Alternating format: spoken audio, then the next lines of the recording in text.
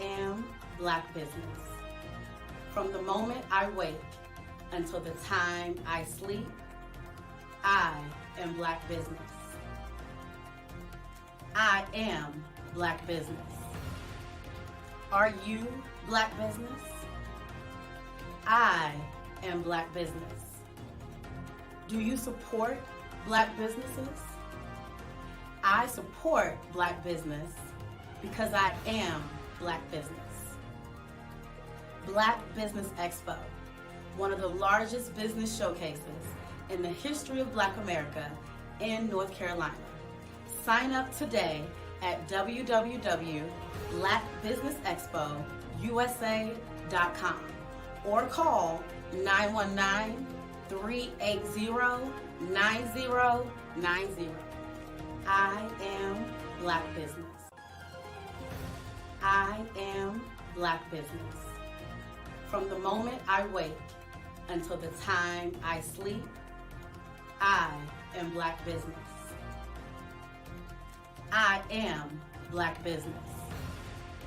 Are you Black business? I am Black business. Do you support Black businesses? I support Black business because I am Black business. Black Business Expo, one of the largest business showcases in the history of Black America in North Carolina. Sign up today at www.blackbusinessexpousa.com or call 919-380-9090. I am Black business. I am Black business. From the moment I wake until the time I sleep, I am Black business.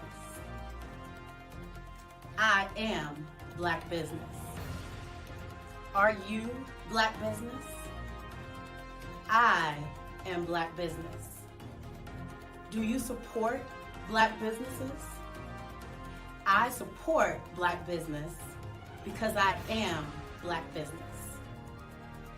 Black Business Expo, one of the largest business showcases in the history of Black America in North Carolina.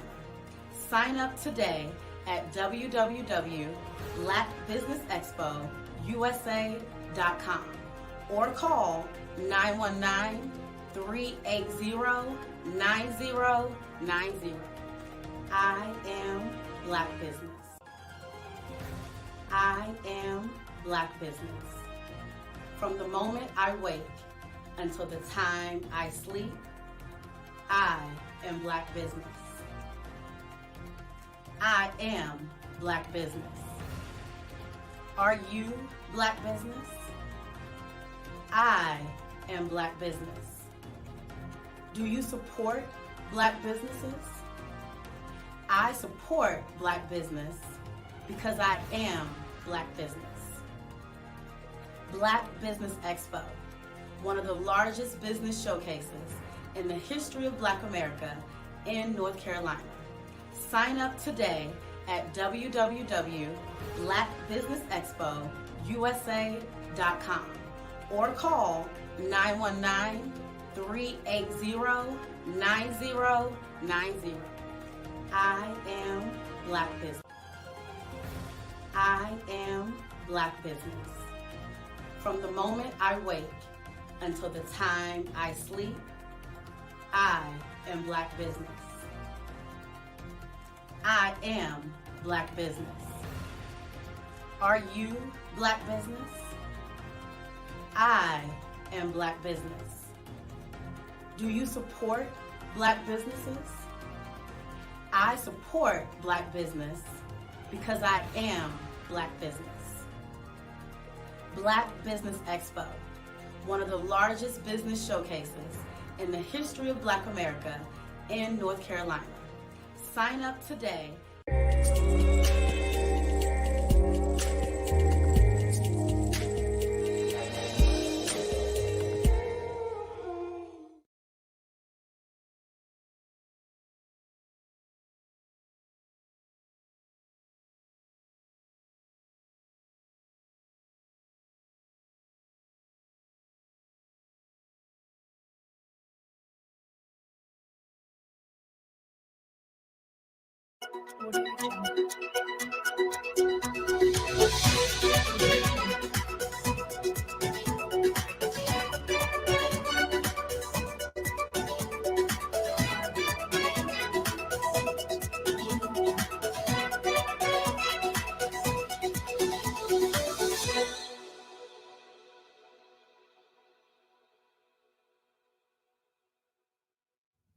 Dr. Lenora Peterson Macklin is presently the official Global Goodwill Ambassador.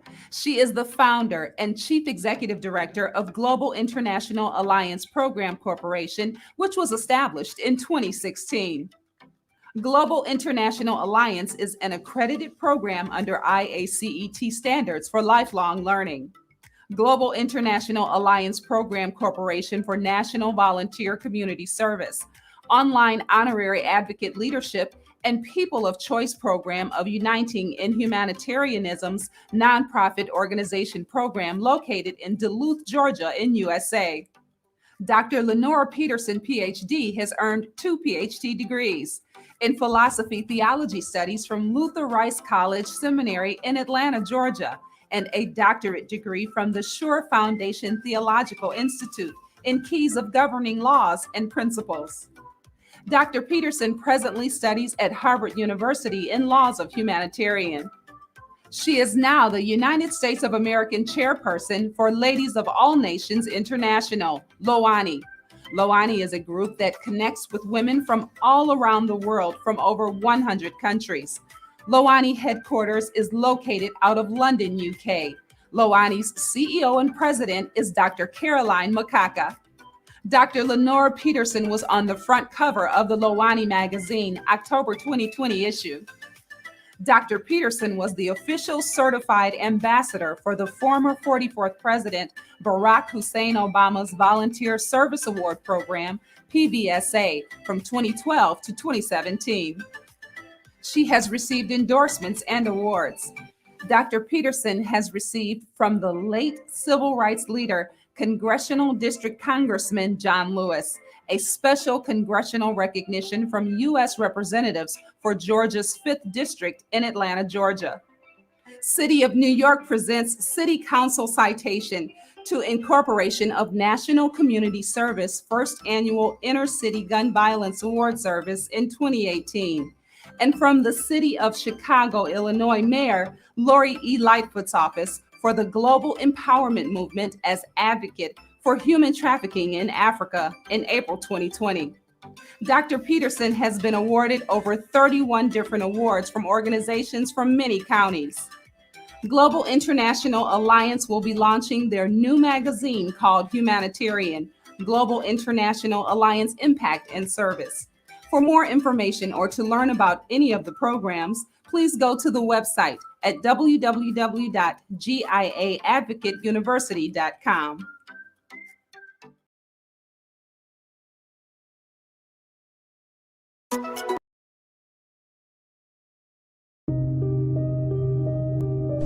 The Black Business Expo is changing my life.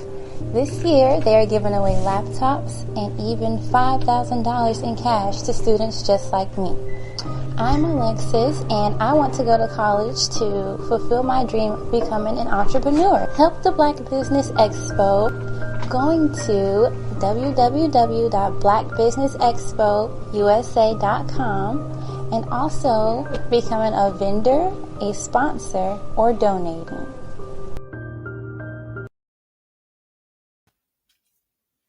Hi, everybody, and welcome back to the Black Business Expo USA. I am your moderator for this session, Sean Mason. I'm the National Marketing Director for one of our sponsors, the Black Mastermind Group. So I am super excited to bring to you our next speaker. You just saw the video. There's not much more I can say, but let's welcome to the stage her topic, Dr. Lenora Peterson Macklin is going to be speaking on leaders of nations. So y'all know this is global. So if you didn't know, you're definitely going to know after this. So Dr. Macklin, out of Atlanta, Dr. Macklin is going to be coming on talking about, again, leaders of nations. And I'm so excited to have her join us to talk about all of her work with Luani, as you saw, and all that she's doing on a global platform. So without further ado, let's go ahead and bring Dr. Macklin on the stage. Hi. Hi, how are you? I'm good. Can you hear me? Yes, we can hear you. You are fabulous. I am going to, again, thank you so much for joining us. And again, love your video. Your video said everything. I just came on here to just say thank you, thank you, thank you, and go ahead and take it away. Okay. Well, I'm so honored to be a part of this celebration. There's always been the founder, I believe, or that runs this program, Dr. Eric Kelly, which is one of our alma maters from Global International. I thank him again for inviting me. And I know that this is the last day for Black history, but like the Bible states, the first shall be last and the last shall be first. So that's the way I feel about it with my schedule and way things are always going for me. Even if I am last, I know in my heart I am still first. I basically want to talk about a combination of things before I go into the international part. And the reason why is that because a lot of people want to know, how did I get where I am today? Well, with that being said, you have to first of all look at yourself in the mirror and say, who am I? Where do I want to go today? Now, there is a factor for all you young people. You are still a challenge in your life, especially with this pandemic going on. And there are things where you may not be doing to help yourself, but you can be doing that. And we're going to get a little bit into that. And with that, a lot of us are much older, so that gives us our years of what we need to be expecting from our health, to acknowledging how blessed we are, because the blessings always comes first. You first give honor to your God, Jesus Christ, or whatever your denomination may be. You give it to the high above. And I want you to just write down some pointers if you have a pencil and paper. This will give you just a quick insight on some things where you may can use in time. You need, like I say, remember one time, I think it was by Michael Jackson, he said, the man in the mirror. Well, this is what I'm saying to you today. You are the person in the mirror. Nothing else around you matters at this point right now because of one thing, COVID. Whoever thought that we will be living more like in a box, and when we leave out of our homes, we have to be covered up, and we're challenging ourselves in the world to not catch this disease that have plagued over us, that out of our control, and we don't know how long it would last. So the second part is our health. My next birthday, I will be 65, and I'm blessed to be at this point in my life because I've been through so many challenges in my health where I really should not even be here. But God, and through strength of prayer, took me through something only imaginable, where we say in the book of Job, when he had all the challenges and the plagues and so forth. So get to know the word as a second portion of your life, to use it as a guideline and as a tool when you are being challenged by other in the world. Business is also a spirituality portion because you run into stress, you run into so many things that can mentally take you away from what your purpose is. And the young people, stay very extra. Do your exercise, get out, in the park, things like that, early in the morning, daily. I wish I could still do a lot of that, but I'm trying to get back there. So, and when I meet people today, they're much younger than me. They be in their 50s, their 40s, and they look older than me. And I say, thank you, Lord, but I have other challenges that I have to work on, but it's okay. So we all have something to work on, so work with your health first. Your mindset is more important to you at this point right now. Then the third thing, after you have gotten your self-esteem, your mindset, and your purpose together, you start focusing on your purpose. With me, I look back of the younger years, because I was born in the 50s. I look back of the younger years when we used to have people's delivering papers, doing people's grass, and things like that to make a way. There is no reason for young people today to be crying broke and living off their parents. You can do it yourself and reverse that and help your parents. And what I'm saying, when I say that, I'm speaking of things I was thinking about, because like I said, I have been so busy working with so many combinations. I deal with over 100 different countries as an executive. And so my mind is always racing. But God brought to my spirit today to tell you, and it's very simple. Today in this world, you got people that's doing DoorDash. You got people that I guess they're doing like Uber. They are also, some people like to bake cakes. Some people like to decorate. And even babysit or offer services to individuals in your community. As a community advocate, you have so much funding in your own community. Clean up your community. Knock on people's doors. Say, if you know that they may not know how to take care of their yards or whatever, offer that service. But do it in the beginning as a compliment. You start it off as a gift. Give by gifting people. Do it as a gift. Then reverse it into a business. This is how I am. I believe in you. As much as you give, God will give back financially. Donation and volunteer is the key to everything.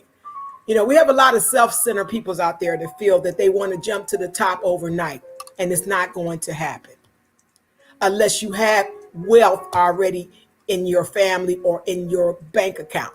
So in order to have a good bank account, you got to build that strategy to get that bank account. You can just network, socialize like we're doing today. This is something free. This is like a workshop that they're doing 24/7. People are bringing you their talents, their ideas, and things that they know that have made them successful. So this is free. They're not charging you. Well, most of the events that's going on now online, there's a fee. So give a donation. I don't care if it's just $5 or $10. Sow into this particular organization. A lot of you out there are about to receive more stimulus money that you never even had, or you're getting your income tax. Take the first fruit, the first seed. When we usually go to church, they say you give your first few. Take a piece of that and give back, and watch how it multiplies back in your life. I'm a witness to that. Don't worry about how much you got. When you start worrying about everything you got, you're not going to be blessed, because there's plenty for all of us in this world if we just believe. If we just believe and have faith of a mustard seed. Keep your faith. If you keep your faith, you're going to be okay. So that's another way of going about it. Get your strategy together of what you want to do. I know young people, I see them now doing, like my daughter, she's a vice principal of a school, but she have a side business and she teach her kids, because I used to teach her the same way. I used to have a balloon service when they were very young. She's a hate to go with me. Mommy, I don't want to go. We decorated different halls and party centers, but in the meantime, I was networking. I was learning, and I was working as a full-time nurse at the hospital and going to school, and had 3 girls, because I had to provide for them to help them go through college. And I didn't worry about if my marriage didn't work out, or if so you have to stand out on faith. Be your own leader in that perspective. Learn how to network with others around you, but keep your circle small because you want to acknowledge what's going on in that circle. Don't bombard yourself with more than you can chew on, because we do that and we fall off. We fall off balance. Secondly, after you have gotten all this together, like the Bible say, write it down and make it plain. You may have the knowledge of writing a book of something special in your life. And I have written a couple of them, and this is what I'm saying, because it's your knowledge that you're feeding back into the community. Also, there's other things that you can do within your life, like there are free courses out there.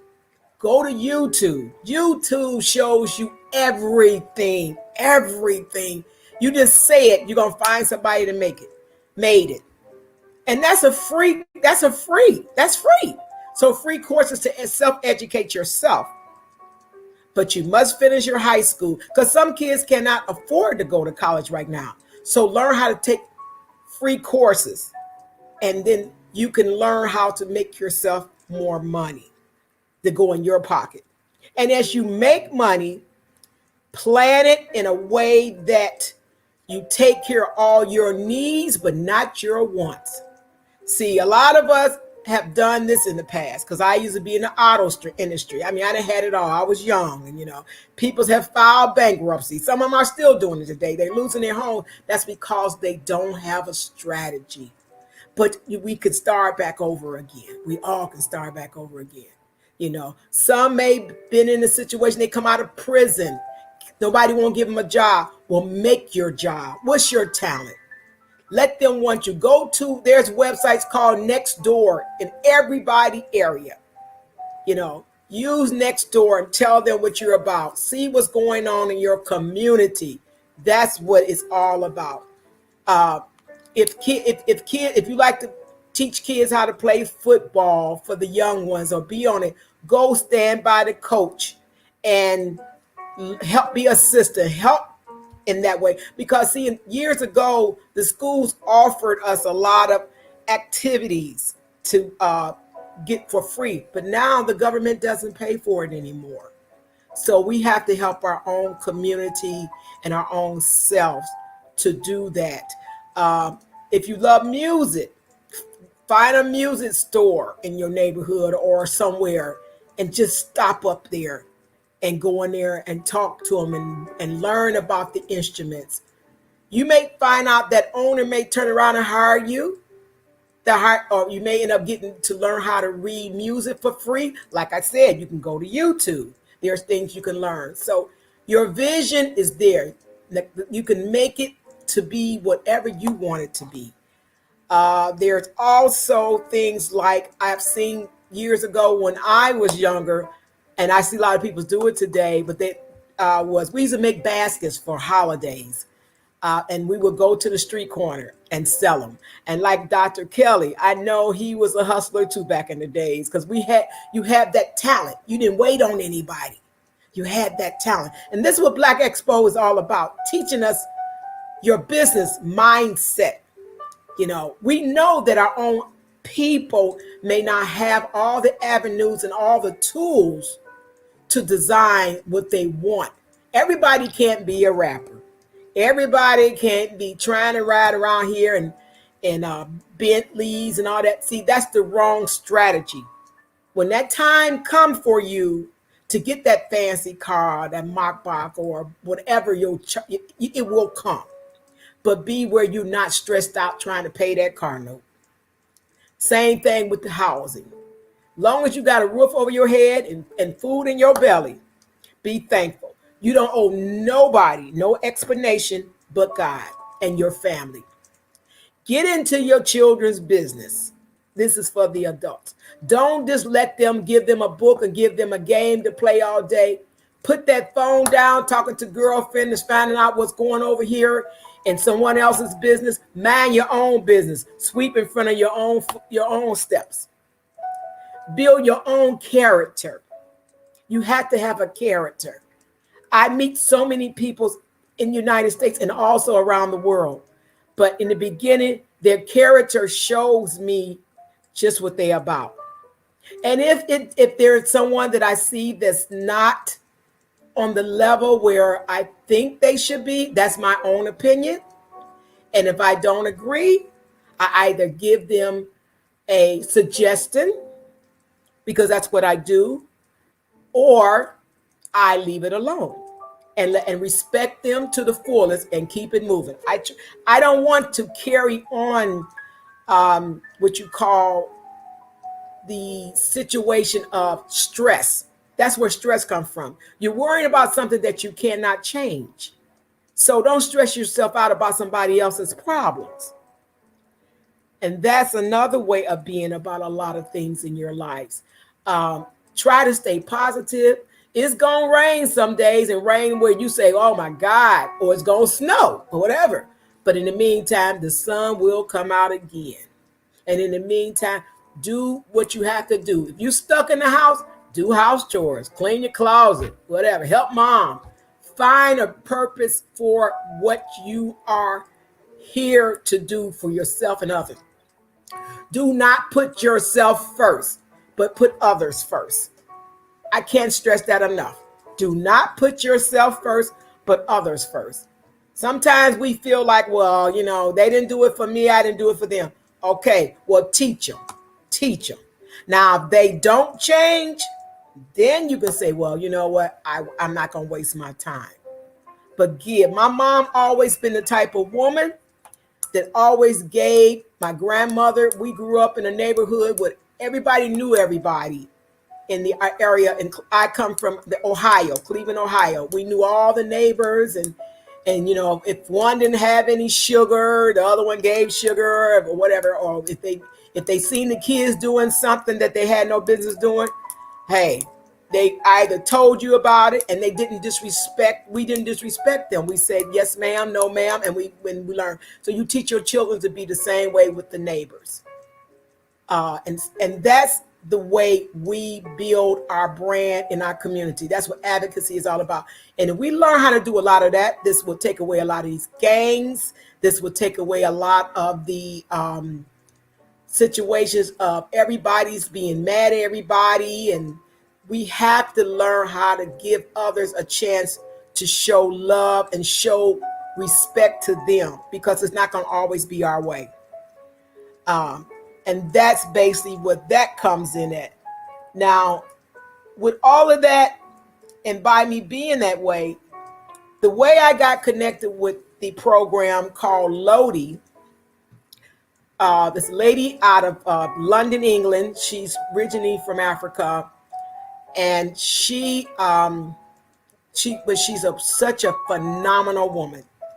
She had been trailing me through social media for over 2 years, watching. You never know who's watching you. My work. Because at one time I was, like my video said, I was the ambassador for Barack Obama's Lifetime Achievement Award program for volunteers. And it blew up. Everybody wanted a Lifetime Achievement Award from Barack, of course. But in my program, you had to deserve it. And that's how our school is now at Global International. If you're not a true advocate to apply for honorary doctorate or any of our programs, we will turn you down. And it doesn't mean that you don't have, it doesn't mean if you've been to prison. We look at what you're doing today and how you're giving back to the community. So we watch you because we need you like you need us. We trying to clean up our country as well as collaborate with other countries. And this is why being connected with the UN embassy makes it better. We're not going to worry about the politicians. We embrace the politicians and support them. And if they're not doing their job and you voted them in, speak your mind.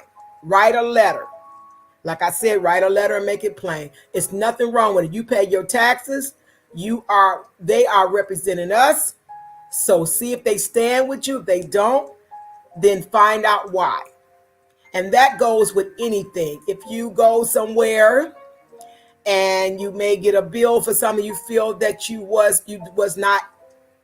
didn't get the service, let them know. You'd be surprised how much they will write it off. But keep your paperwork in line.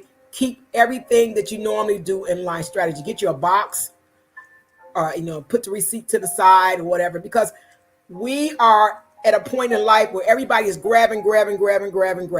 So you got to set your own principles. And like I said, there are going to be some worse times. There are going to be some good times. But try to lean more towards the good times, and then that'll build you at a point where you will actually feel better. So when small things happen, it'll be little to you. But always be your own voice. Be your own voice. If your children's in school, you see girls doing certain things, they're your friends, let them know. Or boys, vice versa, let them know. But do it in a way not to fight. Just make it more of a debate. And you have to be prepared to answer whatever the reason why you're telling them no. Be simple with it. Don't be a high head, and don't be an educated fool, because we got a lot of them out there too, just talking a bunch of humbug. They, like I said, they sitting on the front end, but don't know what's happening in the back end. And I always tell people all the time, when you get these people with these toilet tissue feelings, that's one of my words, because I'm strictly old school. You just tell them, look, swallow your pride and let it go. That's what you have to let people know that. But in the sense, like I said, I'm going to go back to Lodi. The International Leadership Associate is now a part of the United States, and I am the chairperson. We do a lot of collaboration with women from South Africa, India, I think Pakistan. This is a combination, Japan, and it's beautiful because when I'm collaborating with these women, they all have similarly problems than us, and some of them have worse problems. But I embrace it because I have to understand their lifestyle, and the things that we have in America is so special that we don't realize it. I heard a story from one lady at our last Lodi meeting. She's in Kenya. She has an orphan, and she's to tell us how much her husband used to beat her. And then next thing you know, she said that he tried to kill her and her children, where he ended up committing suicide in a long time because, you have a lot of mental health stuff over there. You have a lot of people that also are going through a lot because they don't have the health care insurance or the support of the police department like we do, especially as African American. If any of you understand that or been overseas or understand people that's living in poverty, I mean seriously poverty, they will be thankful to take your place any day. And then she said one thing that really kind of stunned me. I don't know how it got to the point where she said her husband, his head was cut off, and he had gotten cataracts from his head, and they made her sleep with the corpse to prove that she didn't do it. And some of the stories I hear about these ladies, it is horrible. So I try to educate us because we know that this could happen in our country too. A lot of the young kids is being raped. A lot of the girls is being raped, even by their own siblings, having children. A lot of them have been sold into slavery. And like right now, I saw yesterday, there have been over in Nigeria, over 300 girls just kidnapped. So they take them underground and then they probably sell them off or whatever they choose to do with them. So we don't have that type of impact here. They do it to boys too. Basically over in Africa, it's really a very, very down, but it's like there in any foreign country, there's a lot of darkness. We teach that also at our school about humanitarian and stuff like that that's going on. So if you'd like to find out more about it, please reach out to us at, you can find me on Facebook, Dr. Lenora Peterson, GIA Advocate Community Service.com. And we will get you information. But if you type my name in just drlenorapeterson.com, you will find plenty of information on me. It will lead you back to me because I have a lot of material on social media. And I believe in helping people to be educated. But the thing about it, I just want you to truly know that we got to look at things that's going on around us. Once this pandemic let up, this is your new beginning for you once you get back out into the world. Will you do the same things you've been doing, or will you make a change? We have to make a change in our lives, especially when it comes to leaders. If you're truly a leader, be prepared to lead the people that is surrounding you daily. Connect, be honest with one another about what you're going to do, because every day is a blessing. Many of us have lost many loved ones. I know I see a lot of my Lodi sisters and spiritual daughters online. I thank you for joining me. But I know they've been through things in life, but they're still striving to serve a purpose. So what is your purpose? Make a purpose. Be your purpose. Don't sit back and complain. So this is why Lodi loves me so much, because when I speak to these women overseas, I tell them the same thing. I understand what you've been through, but we're going to try to put that behind you. It's like if you've been beaten and beaten and beaten and beaten, but now the whooping have stopped. If you've been a drug dealer, if you've been on crack, whatever, it have stopped. It's up to you. You have to take the first step, and God will do the second. But like I say, stay prayed up. Find your purpose, your vision, because there's opportunities out there. Black Expo is an excellent organization to connect with too, because the women and individuals from all around the world has also been well known for helping others. So support any type of community organizations that are really working, really that's helping you, and you help them. Because if you go to my website, you'll see all the listings that I'm connected with in partnership. And I'm proud to be that particular person that's in partnership with these particular organizations. And at my age, I'm back in school studying law for humanitarian, because I think I need to know where God is leading me. And I say, well, I shouldn't be doing this, 4 or 5 more years, so I'll be 70. But you know what? You as old as you feel. And I want to be able to keep enjoying my grandchildren. And I even got 2 new little great grandchildren. So I want to definitely be able to enjoy them, graduations, weddings. I'm blessed to still have my mom above this earth. And I thank God for that. So we just have to be thankful and be a true giver. Don't apologize if you believe in what you're doing. Make sure you know what you are all about in time. But the most important thing, like I said, educate yourself. I can't stress that enough. Education is the key. And it don't necessarily mean that, like I said, you have to have a college degree. But you got to know what you're talking about and find you exactly a good mentor. Mentors that you have always looked up to. Mentor from your pastor to a dear friend to a mother figure. Hear them. Learn how to listen. Don't be the one that's always giving the answers when you have not been there and done that. Learn how to listen and learn. And as time, it will elevate in your life, and you will be you're gonna get recognized. You're gonna get recognized as you grow. It doesn't matter, because when people start complaining about what they've been through, how they've been through, you notice in this conversation, in this, I have not even went into the details of my past. Why should I? It's behind me.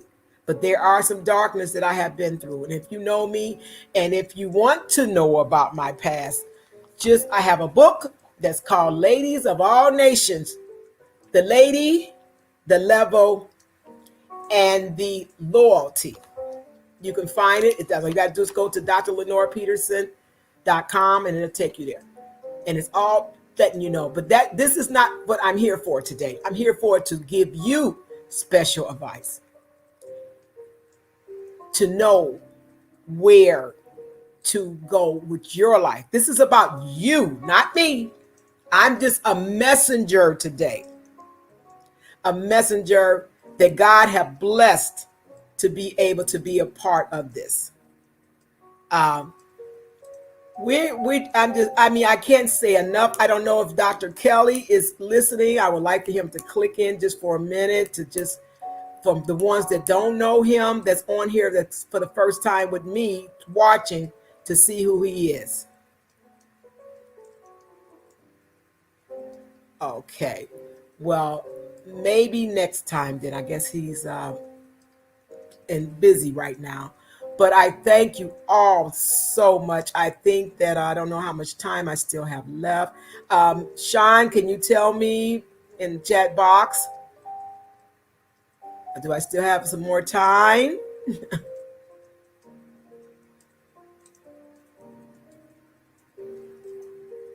Okay, thank you. Well, we just keep on talking. Then I really wish I had just took time out and clicked on, made some videos where you can see a little bit about Lodi, but I didn't prepare myself for that today. We're planning to go to London, if God permit us to go, in September. And it's going to be a big group of us, and we're looking so forward to it, to collaborate with women's and men's from all over the world and celebrate our first annual celebration over there. We also have our quarterly meetings as well, but we want to be able to join in with the Black Expo and become a annual partner. So anyone out of my Lodi group that wants to become a partner, just donate to me a little $25, because I don't ask for a lot. You know your budget. And we will submit it to the organization, because these are kids that striving in the community and trying to do things directly in the way of making a better way for themselves, because that's what Dr. Kelly does. He helps them to get computers.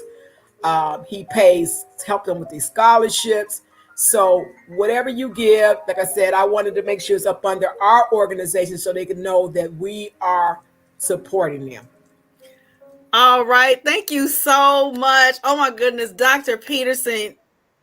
It was just, again, full of information, just you sharing your heart and really what it takes to work with all kinds of people. Yes. Not just certain people with a certain background, not a certain people from a certain area. And so you really talked about leading nations. Yes, ma'am. Because that's really what it's about. And so we are just so, again, honored. And can you do us a favor and let us know again how to get in touch with you? Can you give us your website and your social media handles? Sure. It is, matter of fact, I should have put it in there, but it is GIAadvocateuniversity.com. Let me just put that in there real quick. Hold on. Okay, awesome. So I know that and then, like I said, they can go to the website and just click on each link. You will see we have had graduates like Monica, Palmer William, many celebrities even support us and have been through my school. But the thing about it is, like I said, we have also program just for the community to nominate. You can nominate someone and we give back to them, because so many people are doing stuff around the world that we want to make sure they are acknowledged. They can be one that just cleans the bathrooms. We're not a program where we just looking for leaders all the time. We're looking for servers, mainly servers. And then also on there, if you go to the Lodi link, you can find the link for my book as well. Okay, awesome. Well, again, thank you so much, Dr. Peterson, and we appreciate you for wanting to partner with Black Business Expo. So, again, those of you who have, as you heard Dr. Peterson talking, you can go to blackbusinessexpousa.com and to support our scholarship, because we're going to do it. We're going to do it big this year because you put it out there to the world. And so we are looking to laptops as well as cash scholarships to support students on their way to college this year. So again, thank you so much, Dr. Peterson. We're getting ready to go to our next segment. All right, appreciate you. Again, I really enjoyed it. Thank you. Good. Thank you so much. So I am, again, super excited, everybody. I am Sean Mason. I've been your moderator for this segment of Black Business Expo, and it has been wow. We have had so many incredible speakers, and I thank Dr. Kelly so much for having me. I wanted to just sort of reflect on today. I think Dr. Kelly is coming on here with me as well, so we can talk about all that has happened here on Black Business Reality TV. You know, that's something between me and Sean. Now, you know, one of the things I continue to say that Black Business Network is Black Business Reality TV. You get what you see. Mm-hmm. There's nobody that's going to be tapping you on the shoulder saying, hey, you can't play music in the background. There's nobody going to be telling you that you can't be messing up on your computer. Nobody's going to run in the room and shut it down on you and tell you, I don't like what you're saying. And that is the difference between what we're doing and a lot of other people doing. And it's live. And when we say it's live, it's truly live. But before we go any further, I want to talk a little bit about Sean Mason. Sean, you run a marketing agency. What is marketing, first of all? You know, marketing is a series of activities and processes that drive revenue to your business. Bottom line, one of the things that people get confused about, Dr. Kelly, is that they think that marketing is publicity or just showing off or branding. Mm-hmm. That's part of marketing. But if it's not making you money, it's not making sense. Well, one of the things that I say to people a lot of times, you know, marketing is the gas that drives the car. Mm. You know, PR is when you hear about it and you get all the news and all the flash and all the dash. Advertising is the bells and whistles, the power windows, the power doors, the power you, the power me. Now, you've heard about it. You got all the bells and whistles, but nobody's looking at it because there's an audience that wants the bells and whistles and wants whatever the product or service is. And that's where marketing comes in. You know, on the other day, you talked about demographics and you talked about psychographics. And I'm pretty sure a lot of people still are wondering, what did you mean by psychographics? And for those who don't know, that means, what does your client or customer think? Mm-hmm. That the word psycho is, again, we can break it down, right? This is the English teacher in me, right? Go ahead. It really is. It's the thoughts, the beliefs, the attitudes, and the behaviors of your clients. Like you said, advertising, people can know about you, right? Mm-hmm. Branding, people can see you, can be visually appealing. Mm-hmm. But marketing is the total picture. That's right. It's getting people from knowing you to buying from you. If all of that is just out there, but there's no offer, Dr. Kelly, you're not really speaking to what they want, not just what they need. Mm-hmm. Then all those advertising dollars, what is that for? And that is the thing that a lot of times people don't talk about. You know, they'll talk to you and say, hey, look, let's do a promo package. Hey, let's go here. Let's go there. Okay. I'm getting you exposure. You're being seen. But if your activities are not being converted, if it's not being converted, then all you're doing is just being seen and just being talked about. Sean, talk about what makes your agency so special. Well, our agency has a culture that's really based on connecting consistently and converting. We need to, we want to connect. It's a lot of communication going on. Mm-hmm. But when our copywriters sit down to write copy, they see the ideal client of our customer. They see a specific person. You know, I shared in my talk, and you and I have been laughing about this. There are a lot of times I go to events when the outside was open up, when the outside was open, and people automatically assume because I'm a woman that I like handbags. Mm-hmm. So the assumption is, you know, oh, come over here, come over here. I'm not your person. Mm-mm. Because you don't know, again, the psychographics. You don't know that I actually don't like clutter, and I like simple, right? I don't necessarily like big brands. I want to support handmade products and Black-owned businesses. That's my psychographics. You're looking at my demographics. You're looking at the fact that I'm a woman. You know, I might dress a certain way, and you think right. Age. You might know something about my background, how you see me when I'm out. That's not enough to pull the trigger, especially when there's so much going on, right? So we really get to the heart of who our clients' ideal customers are. And we speak specifically to their pain, because pain makes people move. Here's an example, Dr. Kelly. How many times you sat in a seat and it was uncomfortable? Mm-hmm. You don't stay there that long. Mm-mm. You don't stay there. Now, you needed a seat. Let's say you went to the movie theater. You needed a seat. But if that seat maybe is sticky or there's some whatever, you're uncomfortable, you move. Well, so we look at how our clients move. What makes them buy? What makes them make the purchase? Well, you know, I wanted to kind of cut across you because I think we talk about the numbers here. You know, we looked at our Monday numbers and we did 35,000 people. Wow. We looked at our Tuesday numbers. We did 25,000 people. I'm going to guess, and I looked at some of the numbers with Kim on last night, and we're probably going to do 100,000 people. So you got to ask yourself, now that you're doing the numbers, what do the numbers mean? Mm-hmm. Not we're just doing numbers. Okay. What do the numbers mean? Well, in our estimation, it means that there's a business crowd out there who's interested in our information. And then there are companies and corporations that are interested in getting in front of those people.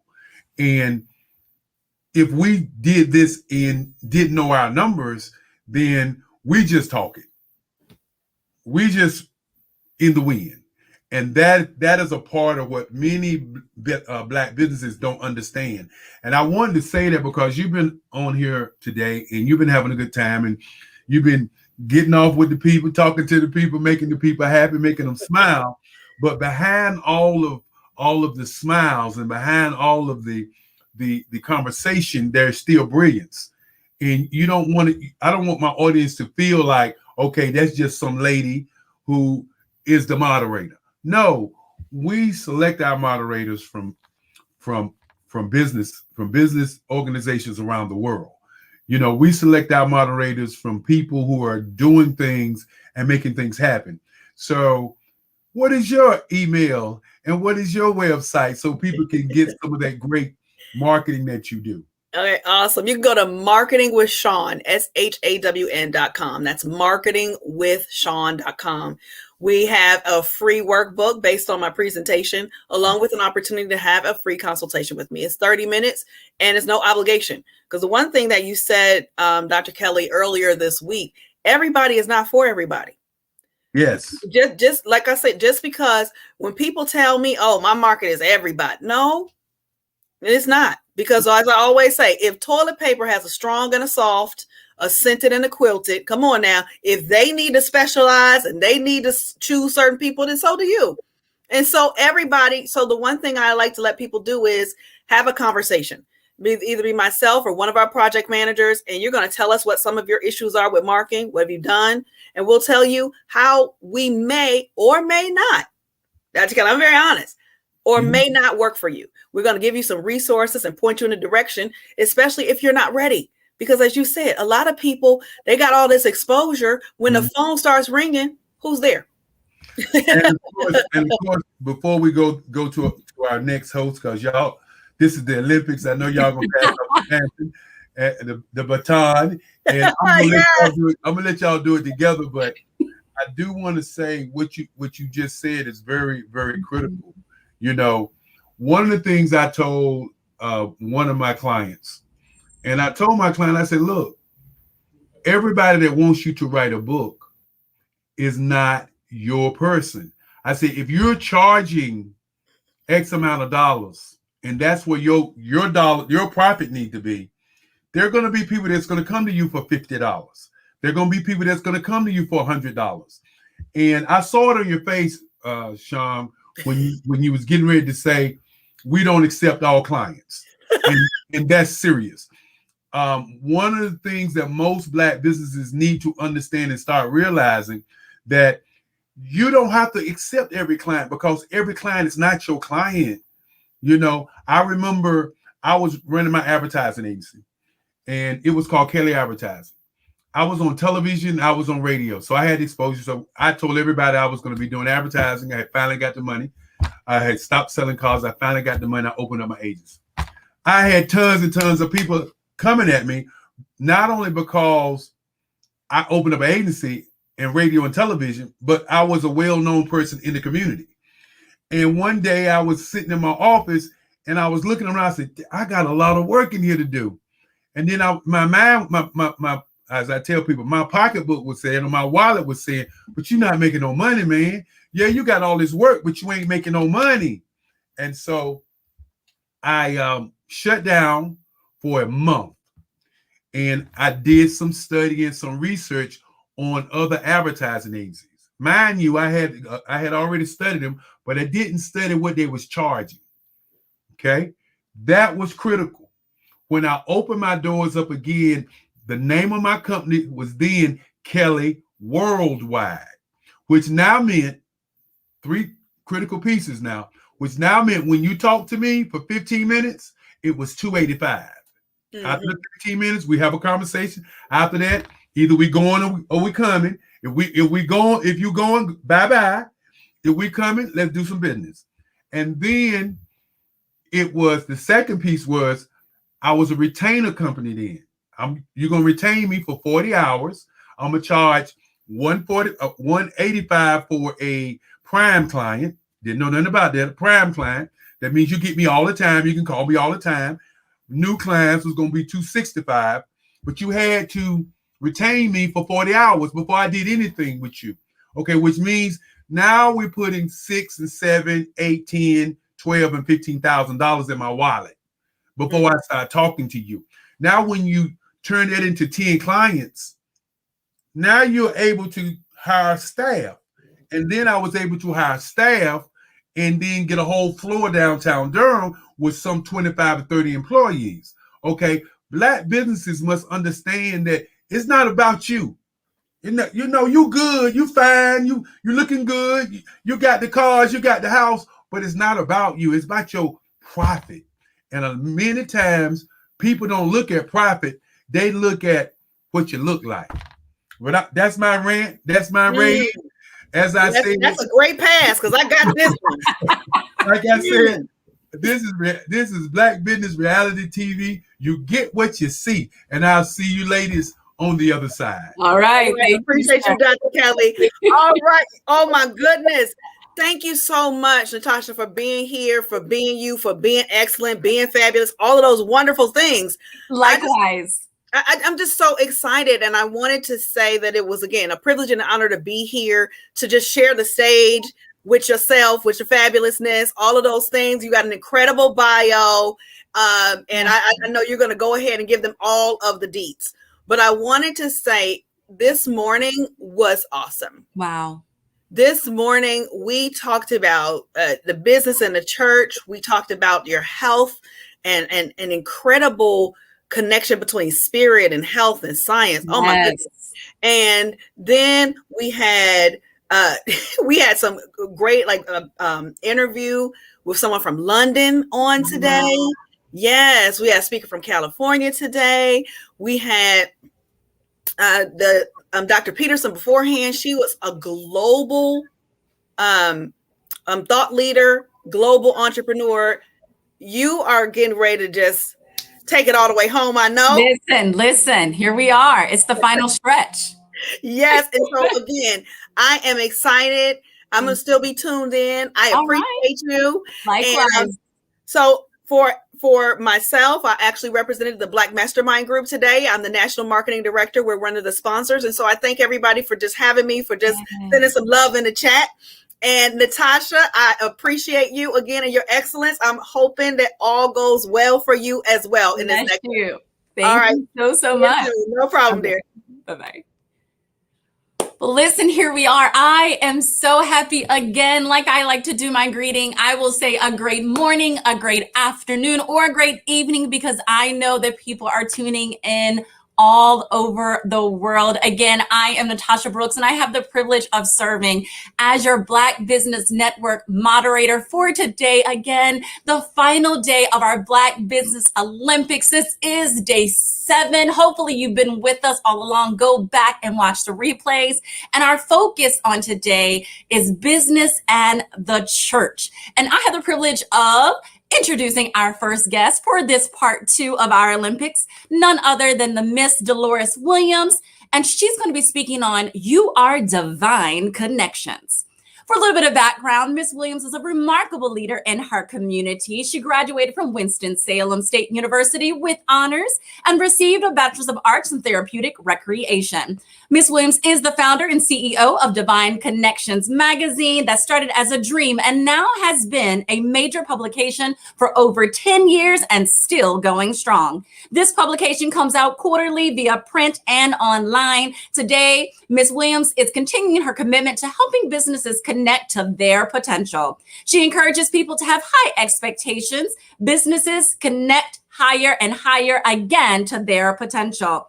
Miss Williams conducts a magazine anniversary gala each and every year, and this annual event includes gospel groups, praise dancers, mimes, and various ministries and entrepreneurs.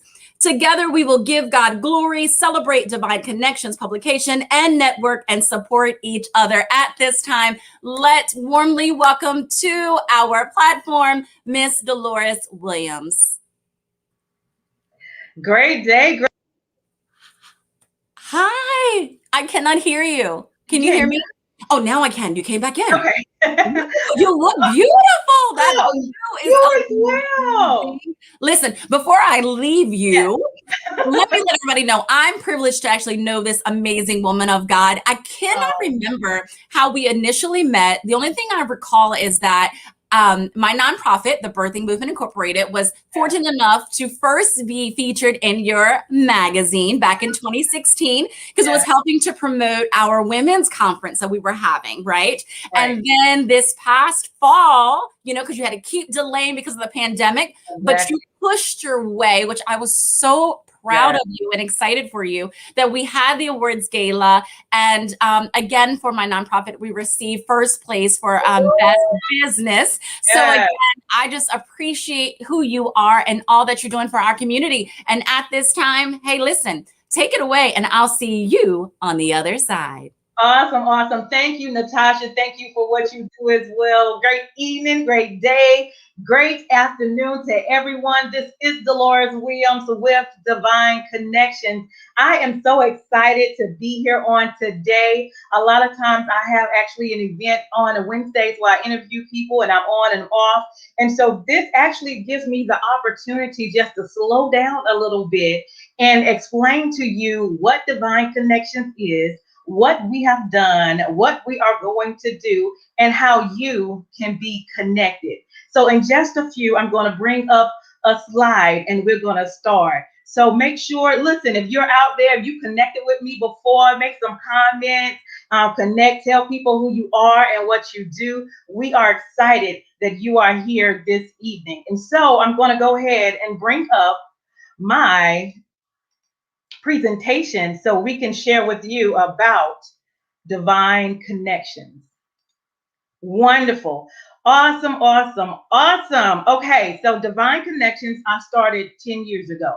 And let me let you know that I am a divine connection. And you are a divine connection because we were created for a reason. We're here for a reason. God has given us things.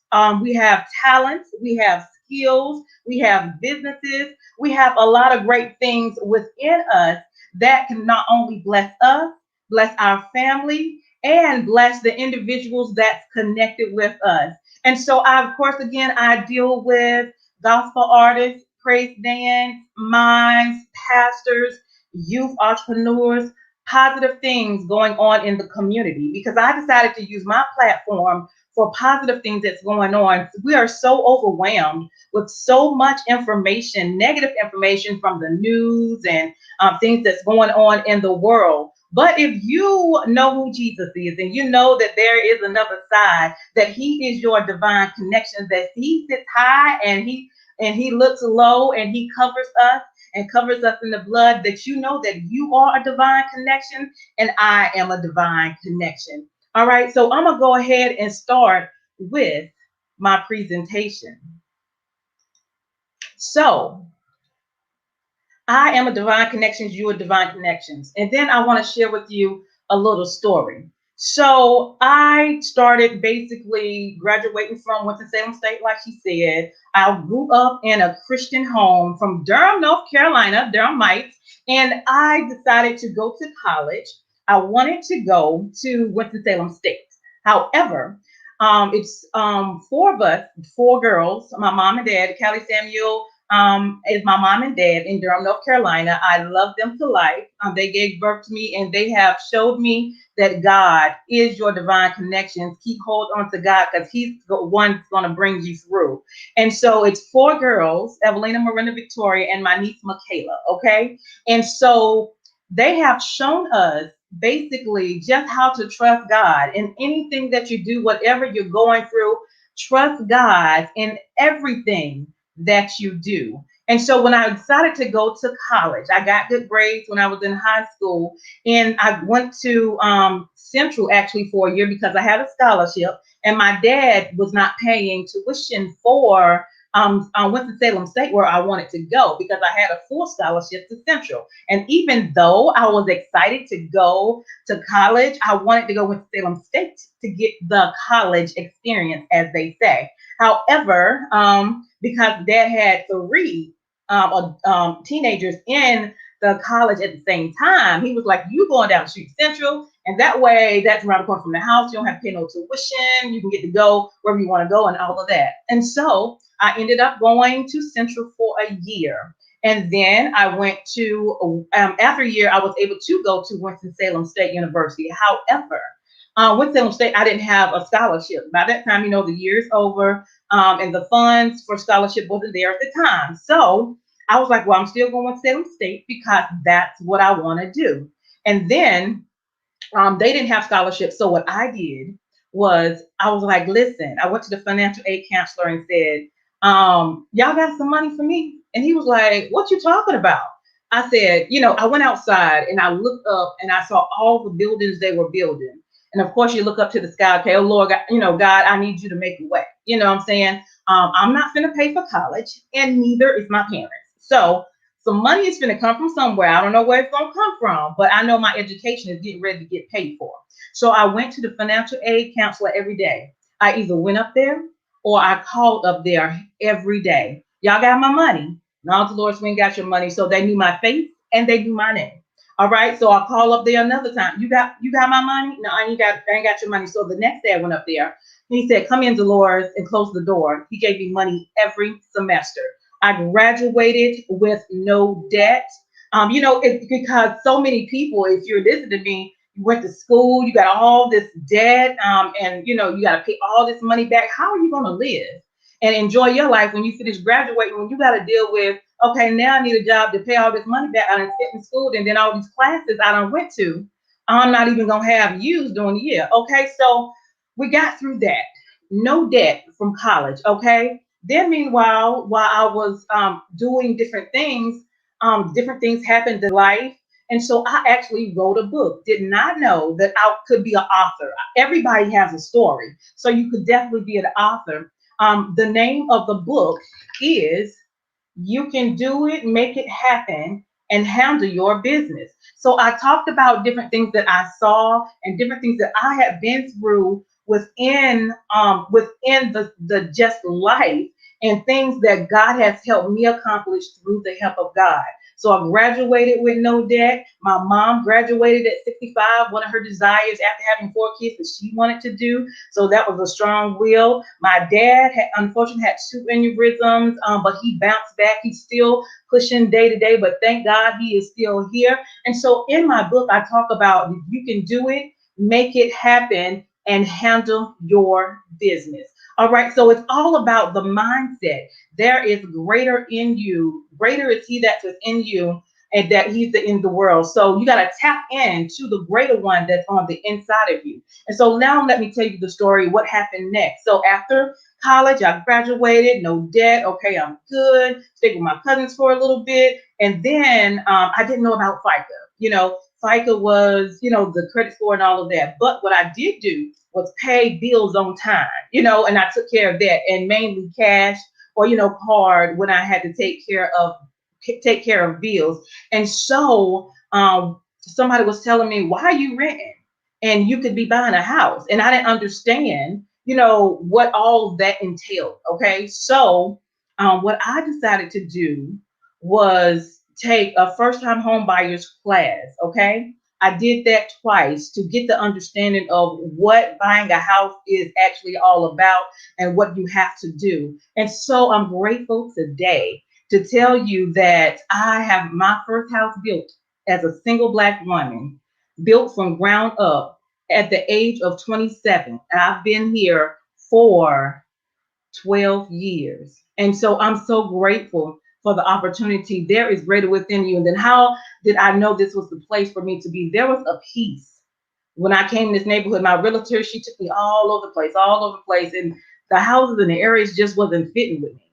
But she took me to one place. She said, it's not here, but I have a place you can check out and you can see if you like it. I rode around the neighborhood several times during the day and the night to check it out, make sure there wasn't nothing going on at night that wasn't going on during the day.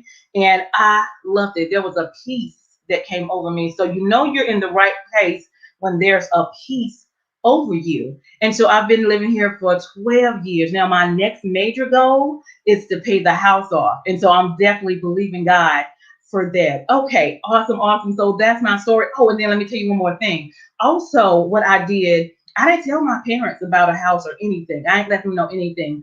They wanted to come up for July 4th for a cookout because we were in Greensboro at the time. And I just said, well, meet me at Stephanie's. There's a restaurant here in Greensboro.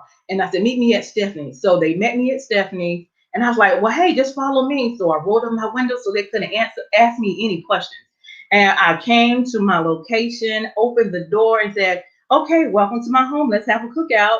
And everybody was like, this ain't your house. And I was like, yeah, it is. Come on in. Let's have a cookout. Because I didn't tell them anything, because I took the responsibility of myself to make it happen and do what I need to do, pay bills on time, keep everything, and my credit was good. And so I didn't have to ask them for anything. I had a relationship with God and I focused on him, as well. So that's an encouragement to these young people that we're going to be connected with, and scholarships and all of that. Make sure you're making wise decisions. Okay. And so that's what happened with my housing and my schooling. Okay, let's move forward. So divine connections. How did divine connections come about?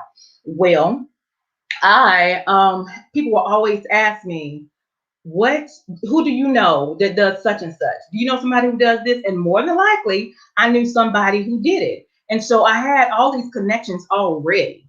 And so I decided a great platform would be a magazine. If one person needed that information, then of course another person needed that information. So I decided to put the platform together with Divine Connections. How did I get the name? I was driving down the street and God just gave it to me. The Holy Spirit just dropped in my spirit of Divine Connections. And so that's what I've been moving forward to. So that you are Divine Connections is on the inside of you. And if you stay connected to the King of Kings, you know that you are Divine Connections. So throughout the years of college and after college and high school, I just been connecting with people, building relationships, which is major. Building relationships is one of the number one things you need to do to get a base of individuals that you can connect with, whether you want them to buy your product or do things or see what they have. Build relationships is number one. And then I utilize systems. I wish I would have started earlier. I was using just regular email, but then I have now CRM and constant contact and landing pages that you can create as well, email blasting and also texting, just to stay connected to the individuals that you have going on. The next thing that I've done was work with my social media platforms as handles, I believe, as they call them now. I have a website that breaks down everything. So my website is divineconnectionsmagazine@gmail.com. If you want to know more about me, go to that website, look all over that website. It's there for you. If you want to subscribe, you can do that too, to get more information or updated information about Divine Connections. And then YouTube. Listen, I need y'all to do this right now. Go to YouTube and subscribe to my YouTube channel and click the notification button, because it keeps you informed of what's going on. So my YouTube channel is The Divine Connections, and it's the DIVINE Connections Magazine @gmail.com. I'm sorry, YouTube is The Divine Connections, just by itself, the DIVINE Connections. All right, so let's move forward. Networking and events. I've been doing it since, God knows when, I know since college, and being invited to different events and getting information on everything that's going on, or connecting with people of different resources. And so I gather that information, and sometimes I'll follow up with people just depending on what I need, or if we connected, and I don't connect with everybody. I will tell you that just because you have a service or product, or, I have to deal with certain people, people of character and integrity, and people that's going to do what they say they're going to do. Y'all know about that, right? So now, of course, with COVID, there is a lot of virtual events. Mostly everything is virtual now. We're starting to go out a little bit, but we're taking our time. So virtual events, they're easy. You're at home, you're on your phone. Technology is wonderful for what you need to do to connect, especially in this timing. And then what did I decide to do? Because it's a mindset thing. Well, if other people can have events, so can I, but I need to direct it towards what I do, of course. So I then created Divine Connections annual event that I have once a year. I bring gospel groups, praise dance, mimes, also vendors, because that's all I do is network with business owners, gospel groups, authors, pastors, entrepreneurs, people that's making it happen. And so I bring that together once a year, and then I celebrate my publication, because it's all about accomplishment through the help of the Lord. He's allowed us to do just that, come together, make connections, and make it happen. And so I do an annual networking and worship event once a year, because I want to give God all the glory and all the honor for what he's done, not only for me, but for others as well. So that's always an awesome event. And I do have my next event coming up September 11th. So if you're interested in that, we'll have more information at the end. I do accept vendor opportunities. I do have vendor opportunities, as well as different groups that's going to be on there. All right. And so let's check this out. All right. So here we have, this is at my last event.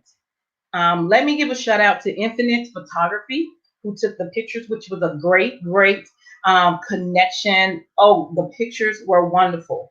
I love them. So as you see here, I deal with young people. A Praise Dance Academy was here. I also gave out awards. I did a nomination, and I'll talk a little bit more about that. I have gospel groups. Renewed of the Carolinas was here. My wonderful sister here on the right side and with the blue, Nanika, my ride or die. Whenever I have to travel, whenever I have an event, she works my table. and she has such a pleasant and calm spirit. You got to be around like-minded people, like-spirited people. You don't want no stress. You don't want no drama. She takes a lot of that off of me, and she does her thing. So a lot of things I don't have to worry about. So thank you, Nanika, for just being there. My parents for the support. And then we have people coming from just everywhere. I had a fashion model there as well. So there was a fashion designer. I wore the dress. That's the pink dress that I have on. And then I also allowed them to come in and model different outfits. Of course, we were connecting, we building relationships, and that's what it's all about. Okay. And so I'm grateful for all of the connections, and I continue to connect with people as well. So the next on the agenda, on Wednesdays, what did I decide to do? Of course, I do my magazine quarterly in print or online. And then I do my annual event each year. But then on Wednesdays, what I've decided to do is do interviews. Just sit down for about a good 20 minutes, talk to the entrepreneurs and the pastors and the youth, and just let them have the floor and share what they do. There's a lot of gospel artists out there, independent gospel artists. We know the famous ones, but what about the ones that's here that is just as good? They need an opportunity and exposure as well. So I network with all of that, and we do interviews on Wednesdays, okay, from 3 to 6. So I'm just go ahead and put it out now if you're interested in doing being interviewed. If you're a gospel artist, praise dance, mom, youth organization, author, gospel group, I would love to interview you. There are good things going on in the community, and I want to share it with the masses. So if you will give me that opportunity, I would love to do this. Now, I will follow up with you. I will check your Facebook page, and if I see something crazy on there, I might say thank you, but it's not available at this time. Okay, because you have to be careful of who you connect with, okay? And you have to make sure they have character and integrity as well. You know, we're in this field, and you know, it's a lot going on. So I'm just going to put it like that. All right, again, who do I connect with? Gospel artists, pastors, authors, entrepreneurs, business owners, and youth entrepreneurs. And basically anybody that's doing something positive in the community. So I told you now the mindset, what I have, if somebody else can do it, I can do it, because I can do all things through Christ that strengthens me. And I can do it in my creative way that God has given me with my creative skills and my creative designs and everything. So give me 1 second. So what did I decide to do? I wear other people's clothes with their logos and different things going on. So why not have your own? If you can wear somebody else's, then you can create your own. They did. Why not you? So as you can see, I have my Divine Connection hoodie on. This is one I did about 3 years ago. And then in the picture, you can see the Divine Connection hoodie. I actually had some hats as well. And then, of course, with COVID coming out, they have masks. Customize your own mask, Divine Connections mask as well. And so as you can see, I have some supporters. I put it out, I think, in January, and I put pre-orders out for people to see if they were open to or would like to have a hoodie.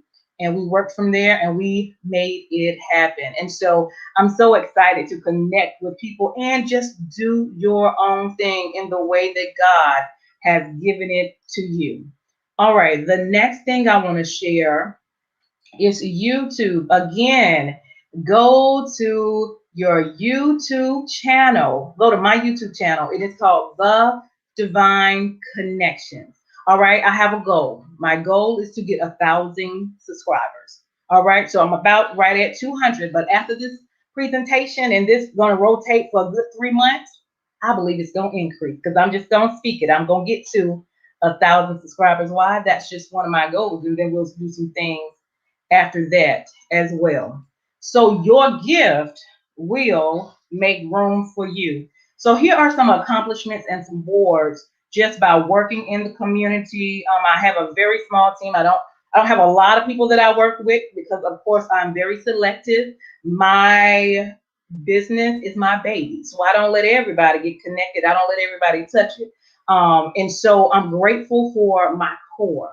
Jesus being number one, my parents and family support, and then of course my fans. See a lot of comments coming out. Thank you guys for watching, and make sure you like and share this broadcast. This is phenomenal. Last year we hit over 30,000 viewers, and I think I heard Eric say on Monday they had about 35,000 in that one day. So it's probably going to exceed 100,000. So make sure you guys like and share this broadcast.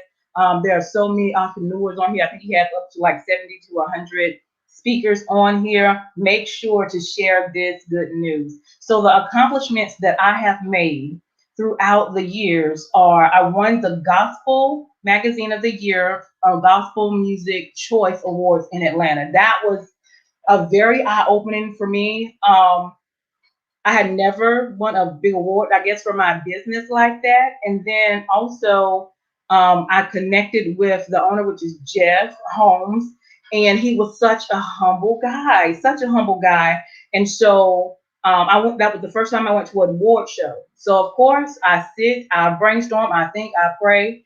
And there were different categories. You make nominations, and then people voted, and then if you won, of course, it was shown. So hopefully at the end I can show you that. And so I was like, man, that's an awesome thought as well. Even though I've heard about it, I just never looked into it to do it myself. But when I went there, because of the person that he was, of character and integrity, we became like brothers and sisters. And so I was like, you know what? I'm going to do a nomination for the next year that I have my event. And I did that. And I think I had over 300 nominees.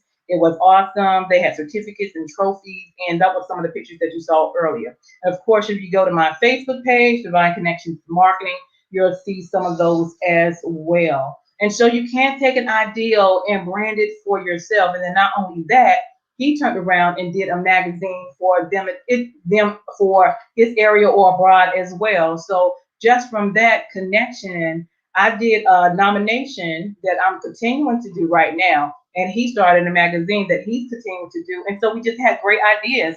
If it works for you, make it work for you. You know what I'm saying? And so I was also recognized as the Magazine of the Year for 3 months under Doc Bradford radio station and his platform. I won the Magazine of the Year for S&M 2019 and 2020. Also just became a sponsor for the River Awards 2021 that will be coming out soon.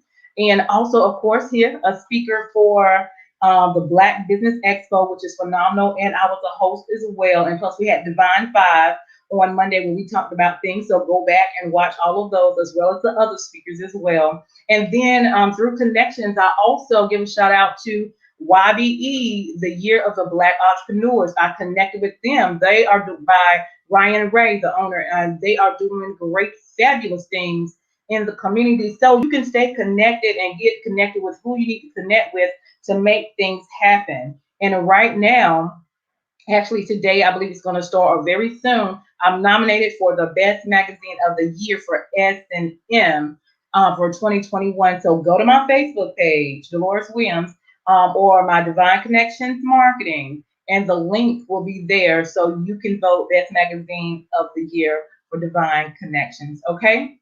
And time is running. Okay, all right. So nominations is going on right now. And then that starts actually today. All right, so go out and vote. All right, so this is my next big thing. What am I doing right now? So I am doing, this is what I need your help with, okay? I am doing a Mother's Day special. I want to honor 100 mothers to let them know that we love them and appreciate them. They'll be in the magazine, they'll get a certificate, and they'll get a Divine Connections mask. And if you have the best mom ever, just go ahead and let me know. Send me an email. That packet is only $50. And then what I'm going to do is I'm going to get 100 sponsors. 100 sponsors. Not only will I list you as in the directory of Divine Connections magazine, but what I will let you do is send also a gift to the mother as well. So they'll be blessed twice. You know what I'm saying? And if you want to be a sponsor, you get to market with Divine Connections as well as send a gift to a mother. We want to honor mothers, and I need 100 sponsors to do that, and that's only $25 to be a sponsor. All right. So let's make it happen. My email is divineconnectionsmagazine@gmail.com. And my number is 338-8903. Okay. And then you'll see this on the website or information. Once you go to my page, you'll know what it's all about, which is we're looking for 100 best mom ever. Is she your Divine Connections? And then if you want to submit her information, and we'll get that packet out to her during Mother's Day, the week of Mother's Day. And then we'll also want 100 sponsors again, just to be a blessing and send an extra gift to them and be marketed in Divine Connections magazine. Okay. As they said before, I have been doing this for 10 years. Okay. I've been connecting with people, entrepreneurs, gospel artists, moms, and making it happen. And I'm going to continue to do that and use my platforms to give God all the honor, all the glory to make it happen. Okay, the next thing that I have going on is my event in September 11th. Preferably if, the vaccine is doing good and COVID is clearing up, it'll be September 11th, Saturday. So I'm looking for 20 vendors. If you'd like to be a vendor, send me an email. Let me know. They do go fast. I only have like 20 spots. That event is going to be in Burlington, North Carolina, or Haw River, North Carolina. And it's going to be Saturday, September 11th. If you're interested in that, please let me know. All right. So the next thing is, again, this nomination we did again this year. So I had about 270 people to be nominated. So there are great things going on. I had about 26 categories, and people have nominated them. So our voting will start July 1st to August 1st. All right. And then you will vote, and then we'll work on the event, and we'll have some winners, but everybody's a winner to me. I go through the process of the award show, but everybody's a winner to me, and we all make it happen. All right. And so the next thing is, if you haven't seen it already, my magazine is quarterly, and it just came out for March quarter. And this is the cover, Limitless, Miss Maxine Phillips in the house. Wonderful, has done a great job, great connection. She's making it happen, encouraging women to make it happen. She does diabetes, she does a lot. She's helping do it a lot, also with the Black Business Expo and the Scholarship Fund. She is excellent with that. So this is honoring her, of course, on Divine Connections magazine, and also on the back is a YBE, because we want you to stay connected to the Year of the Black Entrepreneur as well. So if you're interested in the next quarter, because I already finished this quarter, you got to get in when you can get in. Okay, so I do it quarterly. Send me an email at divineconnectionsmagazine@gmail.com, and we look forward to meeting you there. Now, this is the only thing. How do we stay connected with you all year? I have a special going on that you can stay connected with Divine Connections all year round. You'll get the 4 quarterly magazines, 8 digital newsletters, highlighted in a newsletter if you have a business or something going on, 2 custom items, and a ticket to one of my events. Okay, and that's only one time for the year, $96. And I would love to connect with you and make it happen. Okay. And the last thing, there is my information. I'll keep it up for a few minutes. So we advertise, of course, with the magazine. It is in churches, residents, and businesses. And then, of course, advertisers as well. We do interviews on Wednesdays. We also create flyers. If you need a flyer done, if you need a business card done, it's one of our services as well. We have a 30-second and 60-second commercials as well. And then, of course, that yearly membership. So here is the information. And if you guys are watching this broadcast, at the very bottom, bit.ly to get a free copy. Maybe you haven't seen me before. Maybe you haven't heard of me. And let me just check out the magazine first. Go to the website, of course, but then I'm doing this for you. Just go to bit.ly/free digital DC magazine. So you can actually see a magazine, and it will come to you, and you'll stay connected with Divine Connections. Again, that's free, bit.ly/free digital magazine.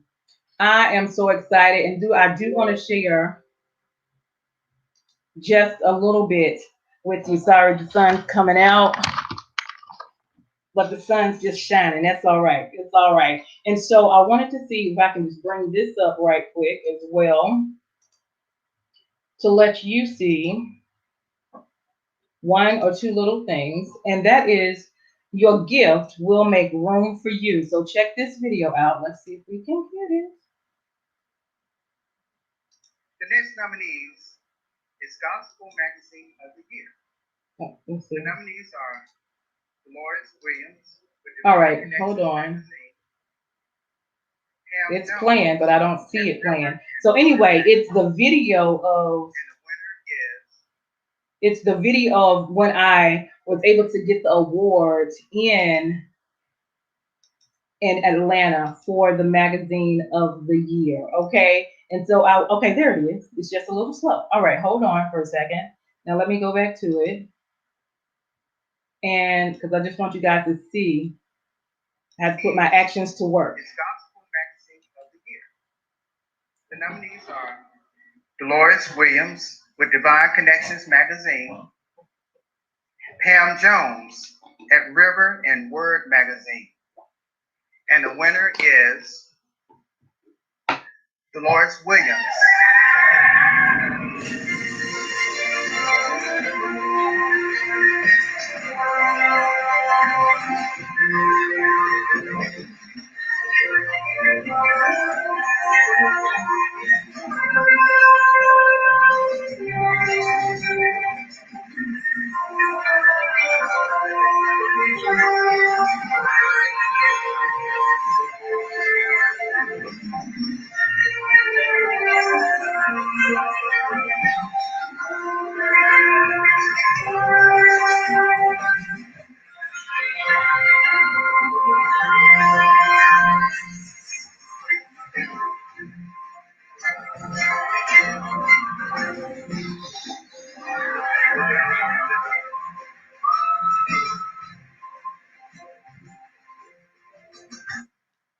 Awesome. So know that your gift will make room for you. And I'm going to show this very last thing just to let you know how, again, to stay connected with me and everything that we do. And I'm going to give it a minute because I think it takes a minute for it to show up.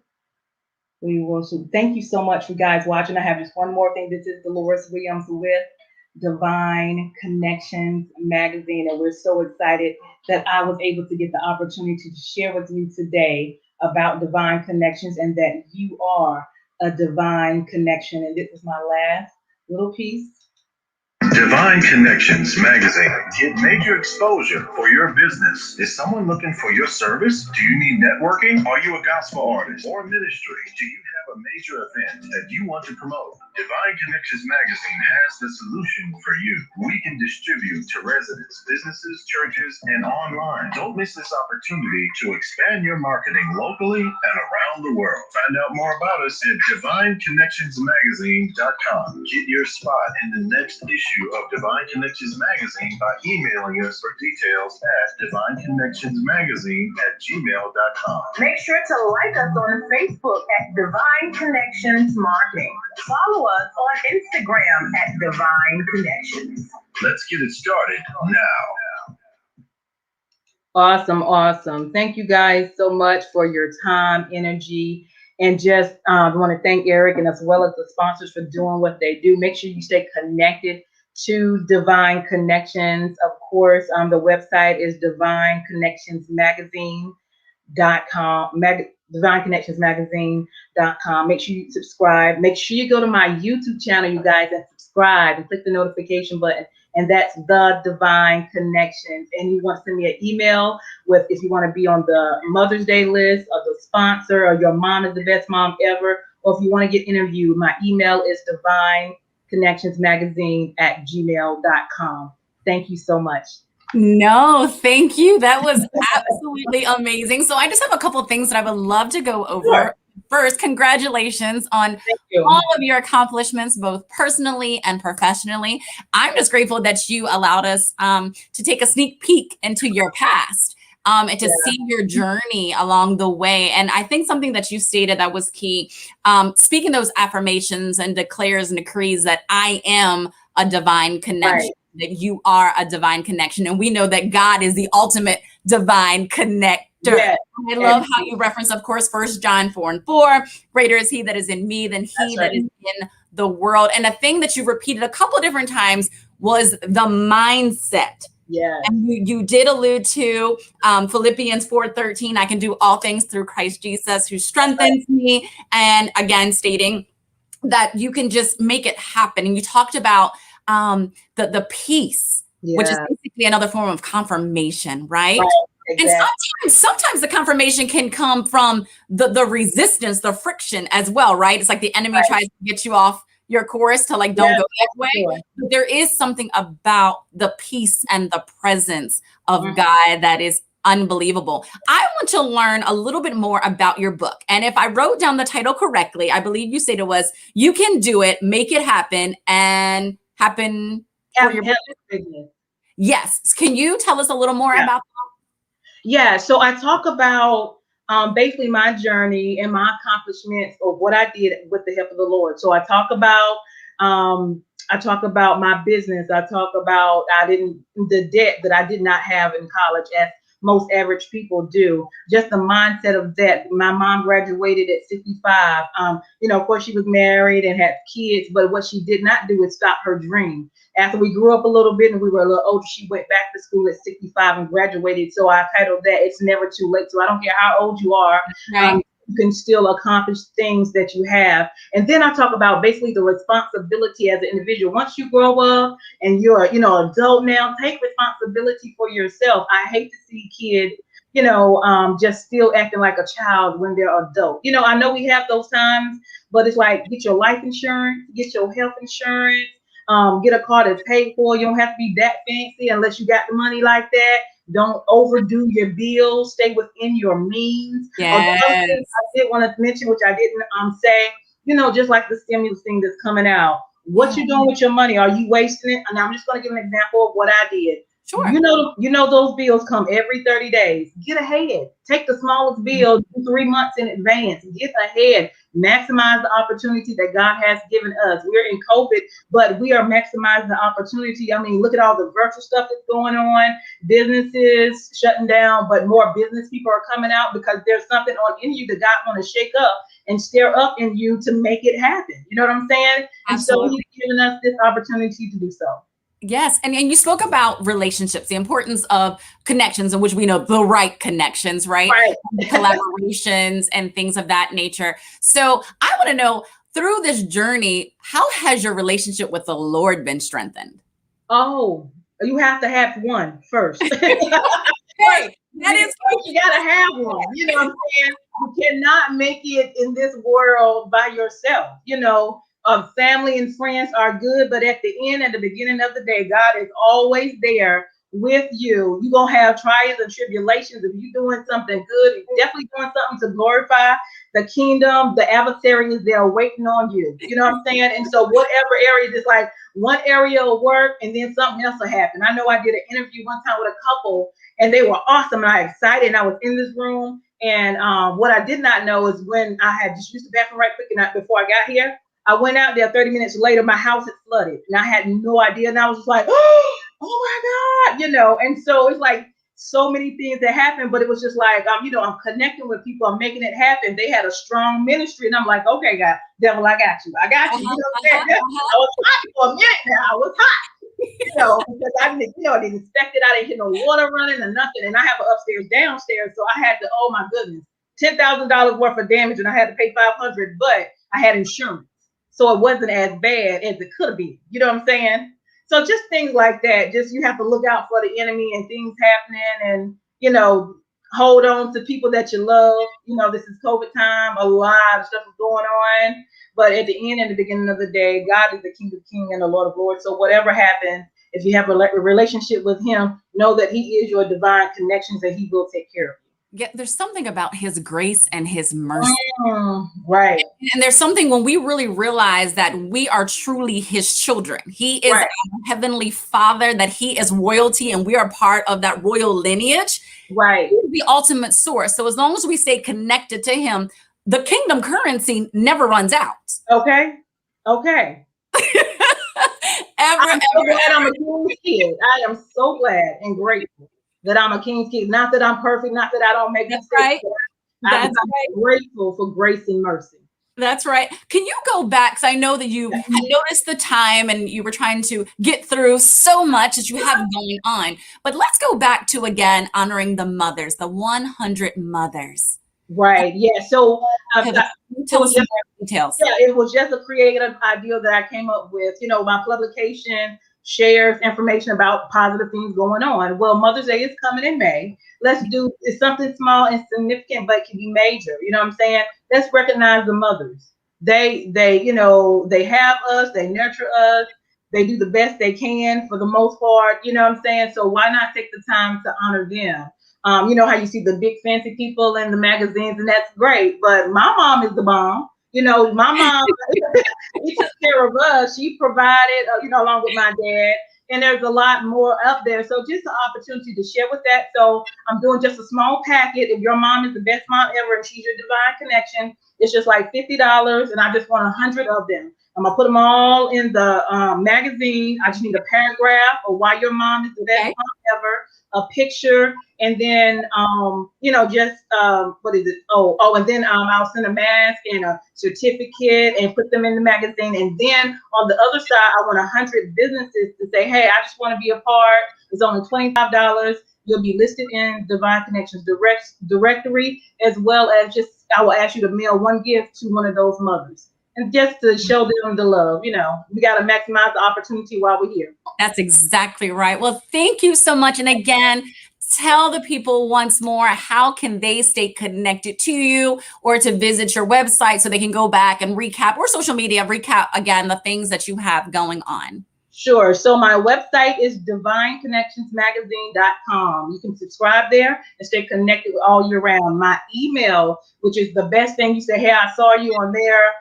What part that you want to be interested in, the vendor, the mothers, the sponsors, DIVINE, yes, at the bottom, DIVINE Connection Magazine at gmail.com. I'm also on Instagram at Divine Connections. Make sure you subscribe to my YouTube channel, The Divine Connections. And my number is 336-338-8903. Yes. Wonderful. Well, listen, I thank God for you. I'm excited about what's next, on the horizon for you. Right. So keep striving, and may God just keep you covered. And yes, thank you again for sharing your time with us on today. Yes, ma'am. And you stay encouraged as well. And thank you for introducing me. I appreciate Absolutely. it. It was a pleasure. You guys have a great one. Soon. Wonderful. God bless her. Listen, we're going to transition shortly, but before we do, please take a moment again here at the Black Business Network. We again want to share the wisdom with you, and look, it's for free for you. However, we want to be a blessing to our community and specifically our youth. So if you have already contributed, we thank you for your donations. If you haven't, please, no donation is too small, and certainly no donation is too large. Please visit www.blackbusinessexpousa.com. Again, www.blackbusinessexpousa.com, because we want to be a blessing to a minimum of 10 students to try to give them at least $5,000 in scholarship and to give them each a laptop. So listen, I'll be back, but for now, I'll see you on the other side. I am Black business. From the moment I wake until the time I sleep, I am Black business.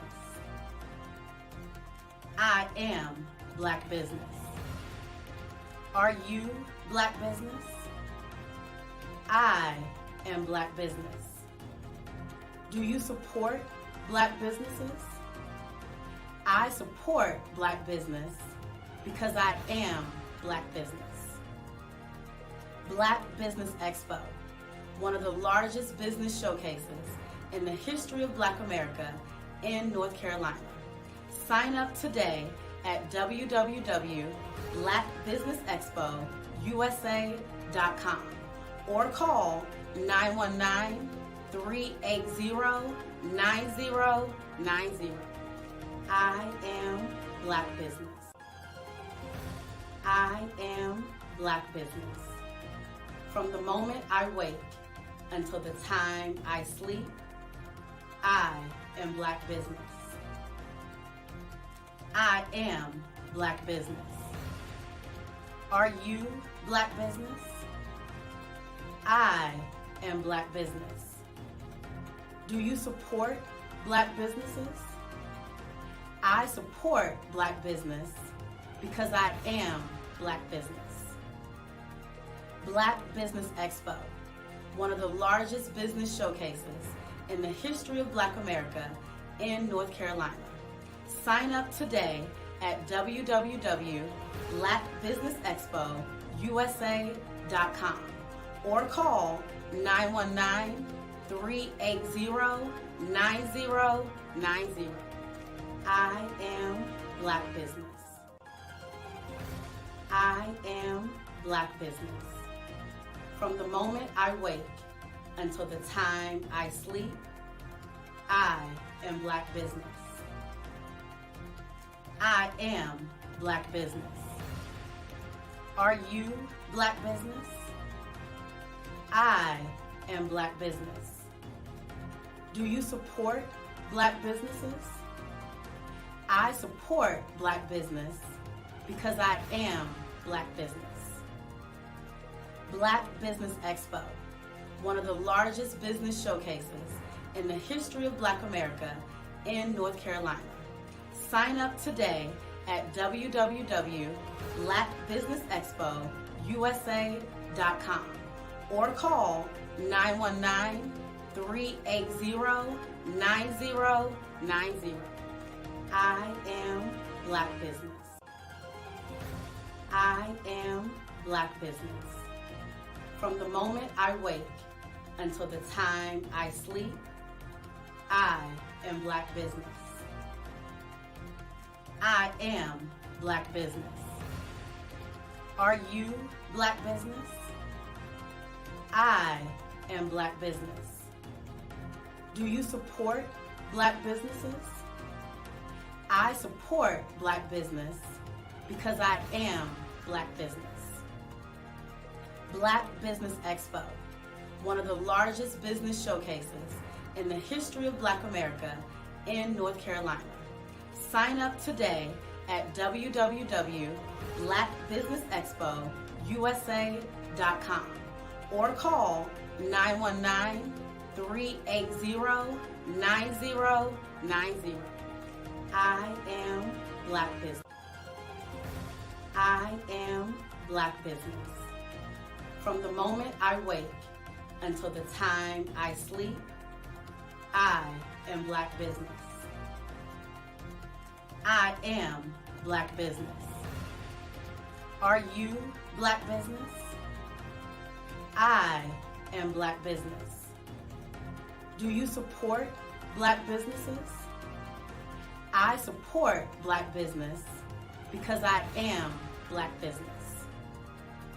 Black Business Expo, one of the largest business showcases in the history of Black America in North Carolina. Sign up today.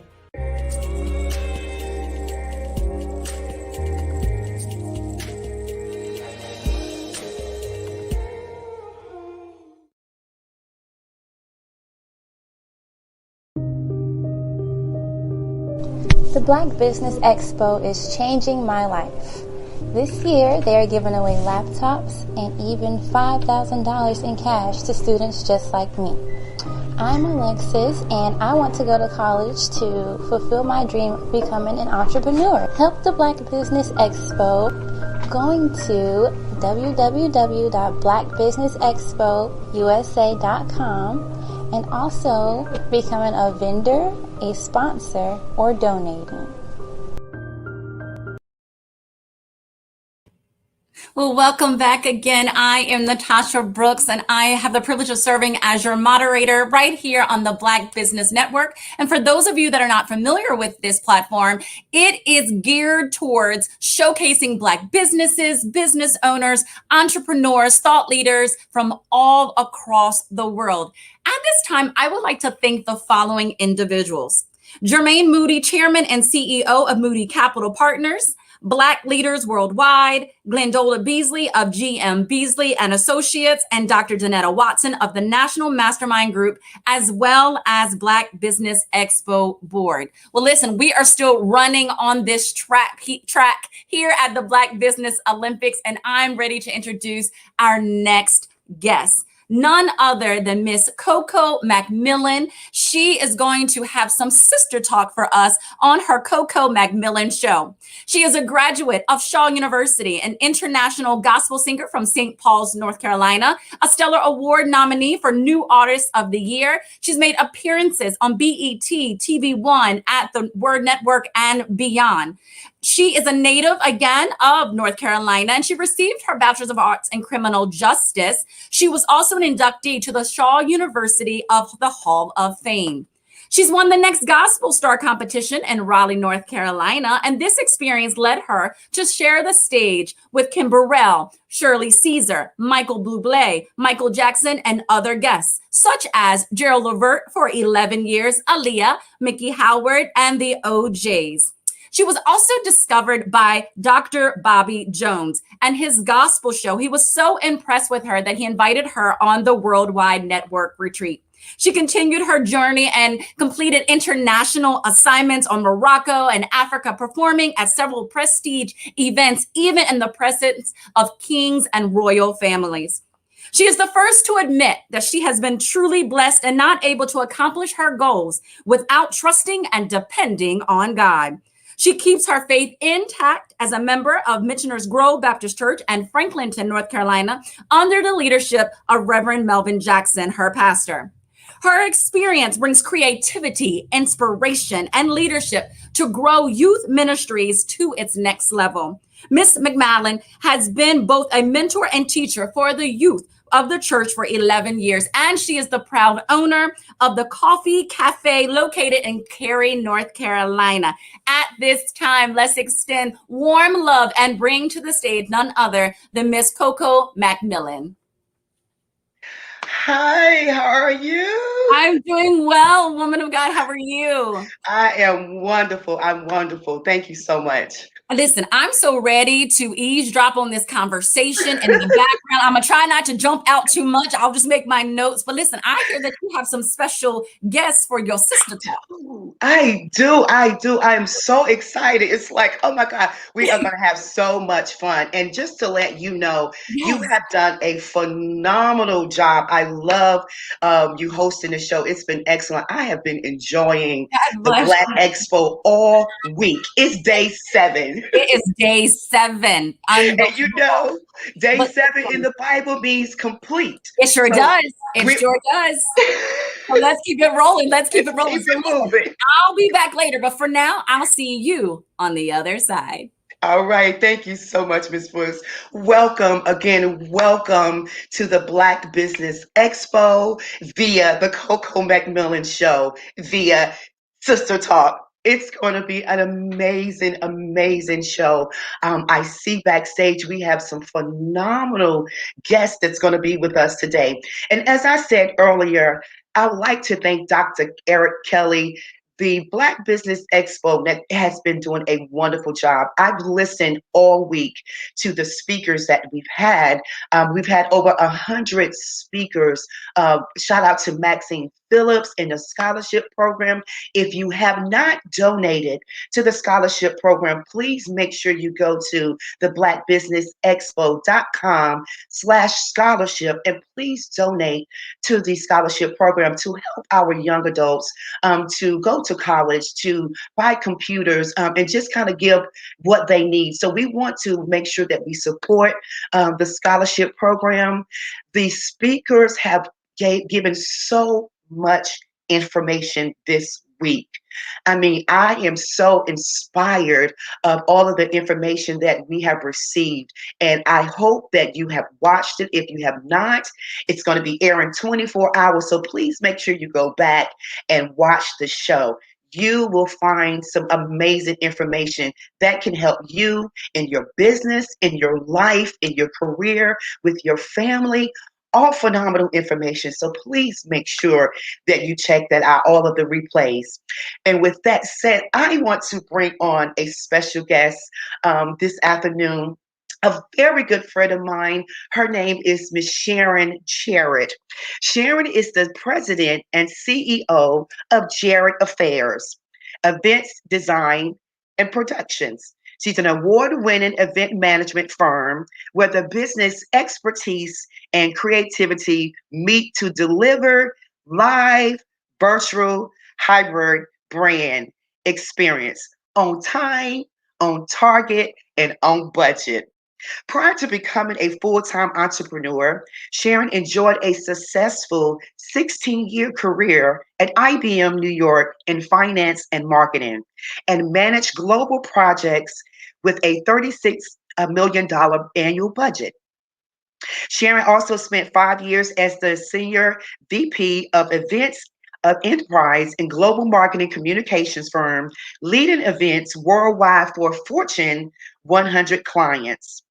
She has produced events for U.S. Ambassador Sharon Johnson Cook of Essence Magazine, Steve Harvey, Judge Hatchett, the NBA, various NBA professionals, National Basketball Wives Association, IBM, Forbes, GE, the Coca-Cola Company, Mercedes-Benz, First Baptist Church, Bethel, Temple Bethel, National Executive Youth Leadership Summit, on Capitol Hill, National Black NBA, and the National Dental Association, and countless ambitious small business owners across the country.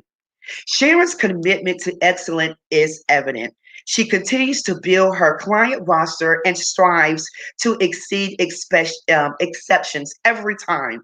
She and her husband, Steve, resides in Charlotte, North Carolina, with 2 teens, Royce and Tori. Let's welcome Miss Sharon Jarrett.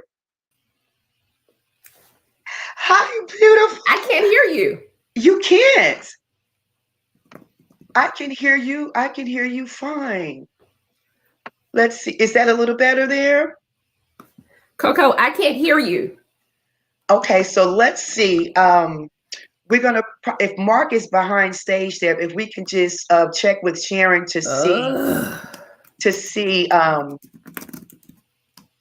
for her technical difficulties. So he'll bring her up, and I do apologize about that. As you can see, she's beautiful and she's trying to get the audio going. And these are some of the things that happen when we're doing technology and virtually. But I'm sure she will be on in just a second there. And I know she's frustrated. I can't hear Coco. I know she's frustrated there. So hopefully Mark can get with her to get the audio going there.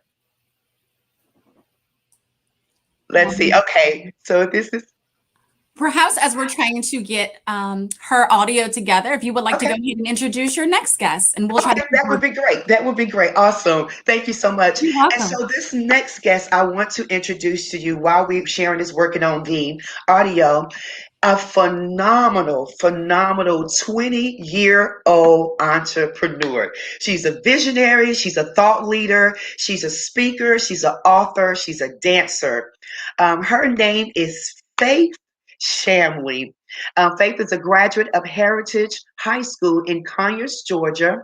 In her childhood and early teenage years, Faith was a pre-professional dance company member of Fusion Center for the Contemporary Arts for 7 years. In 2015, she was awarded the Alvin Alley Experience Scholarship. From ages 15 to 18, she was privileged to teach local studios at the elementary school and teaching and choreography. Faith received an Academy scholarship to attend her dream school in Hampton University in November 2019. Faith attended a church all her life. And in the 10th grade, that's when God gave her a vision to build a group and a business called Reach. Faith is a true believer. She's following the force of God, and she is with us today. I would like to welcome again my special guest, Miss Faith.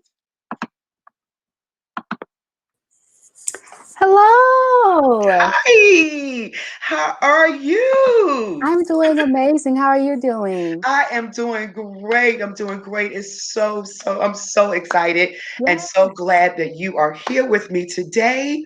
Yeah, this is super exciting. I'm so grateful to be here.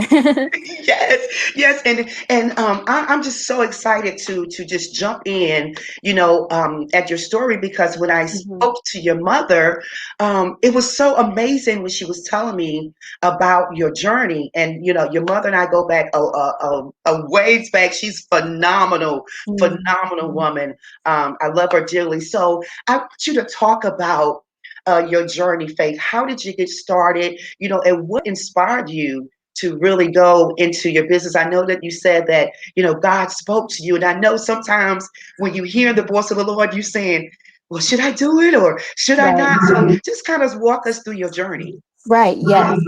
I'm so glad that you asked about the journey because that is where the story of Reach Worldwide lies. Without what I went through, there would be no Reach Worldwide. And so I like to call it saved when I was about like 15 years old, when I Okay. really got serious about my relationship with God.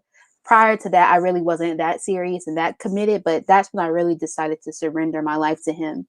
And Yes. so about a year into my journey, God basically calls me to reach the youth who are in my city. And I live in a pretty small city. So it made a lot of sense because we're a close, tight knit community. And so I was like, okay, God, so how are we going to do this? And He just basically showed me the vision of young people gathering to meet at my parents' house on Sunday nights, and we just come and talk about God. I give a message, we study the Bible, just having that really intimate community of young people. And so He gave me the name Reach. And back then, this was in 2017, by the way, I had no idea it would become an organization. I had no idea about nonprofit businesses. Yes. I was just accepting the call of God, and I saw a need that needed to be met, and I was like, we're going to do this. And so Right. that went amazing, and continued on. Even when I went off to college, I passed it down to a young lady that I mentored and got her ready to lead her own Reach group when I went off to college. So that was really amazing. But then when I was in college, it was only during the first semester, actually, towards the end of the first semester of when I was in college, God calls me to leave, drop everything, drop the scholarship, at my dream school, go back home and pursue entrepreneurship full time with Reach Worldwide as a nonprofit now, as an organization, and some other things that He was calling me to do in my own personal business. And so, of course, that was like the scariest leap of faith I've ever taken in my life. Yes. But I guess God chose me because He knew I was crazy enough to say yes. So I said yes, and I did it, and my parents supported me, and I'm so thankful for that. And they have supported on the journey thus far. So it's been an amazing journey up until this point. So yeah, that's my story. Wow, that is so amazing. And just, as you said, God had, spoke to you, you said, okay, well, I guess I need to do it. But did you find that even, at a young age, with your friends and your peers, did you find yourself pulling away from your friends to really focus on the group and your business, the business mindset? Or how did that go with your friends and peers? That's a great question. So I was actually blessed enough to have a circle of friends in a friend group who were other young visionary leaders just like me.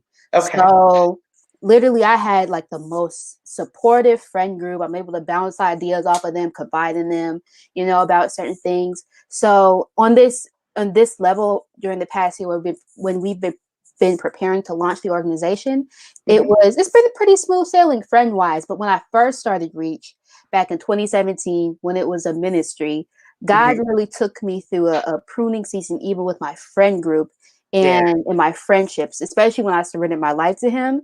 So that was a part of my process at first. And I remember going through a season of my life where I felt really lonely because he was removing a lot of friendships during that time. And so I was like, God, like I need some friends. And that's when he literally blessed me with the most amazing friend group that actually came through Reach. A lot of people who were in my Reach group became close friends in my circle. And so that's been a blessing. And so they've continued to support me up until this point, getting this far. So it's really amazing to have friends like that.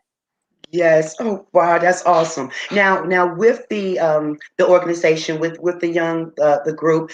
Now, what is the age range that you're targeting with your group? Right. So with our first program, it is going to be targeting that high school to college age when they're really trying to figure out what they want to do in life, figure out their purpose, their mission, that age group. So that's the age range that we're currently targeting. That is awesome. You are a busy young lady. I mean, how do you find time to do your public speaking, your dancing? Because you're a dancer as well. How do you find time to kind of manage everything that you're doing? Right. Before, I did not. I did not find the time. There was not much balance in my life. But lately, I've been learning about prioritizing, right? Prioritizing the things that are in your life, and how when God has put something in you, right? Say, like with me, I'm a dancer, but I also have a business.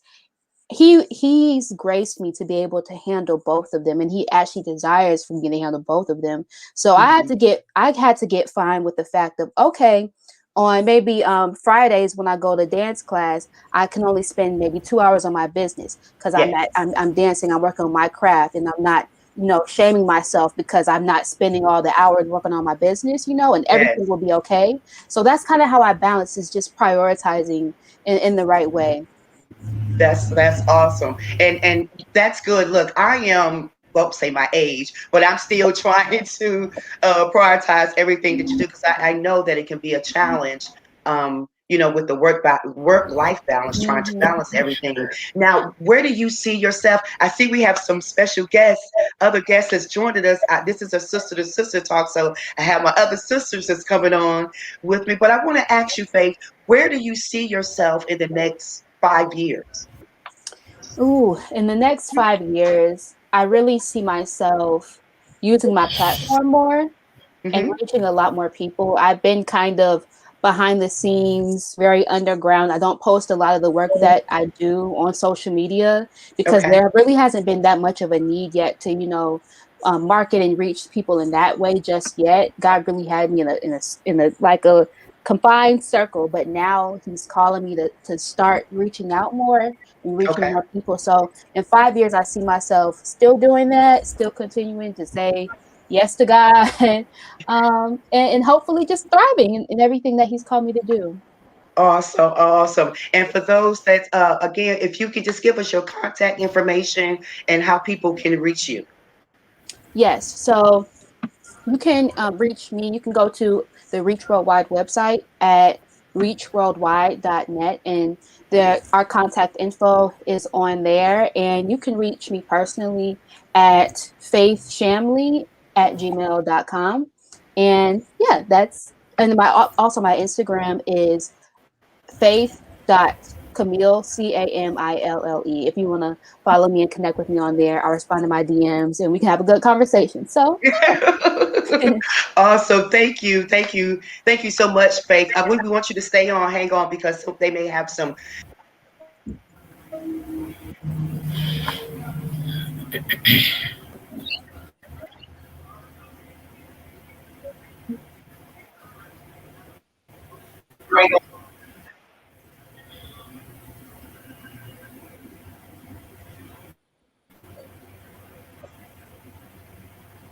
I'm having some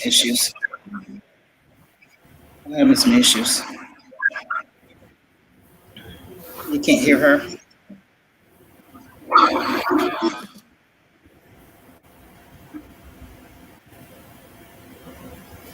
I'm not sure.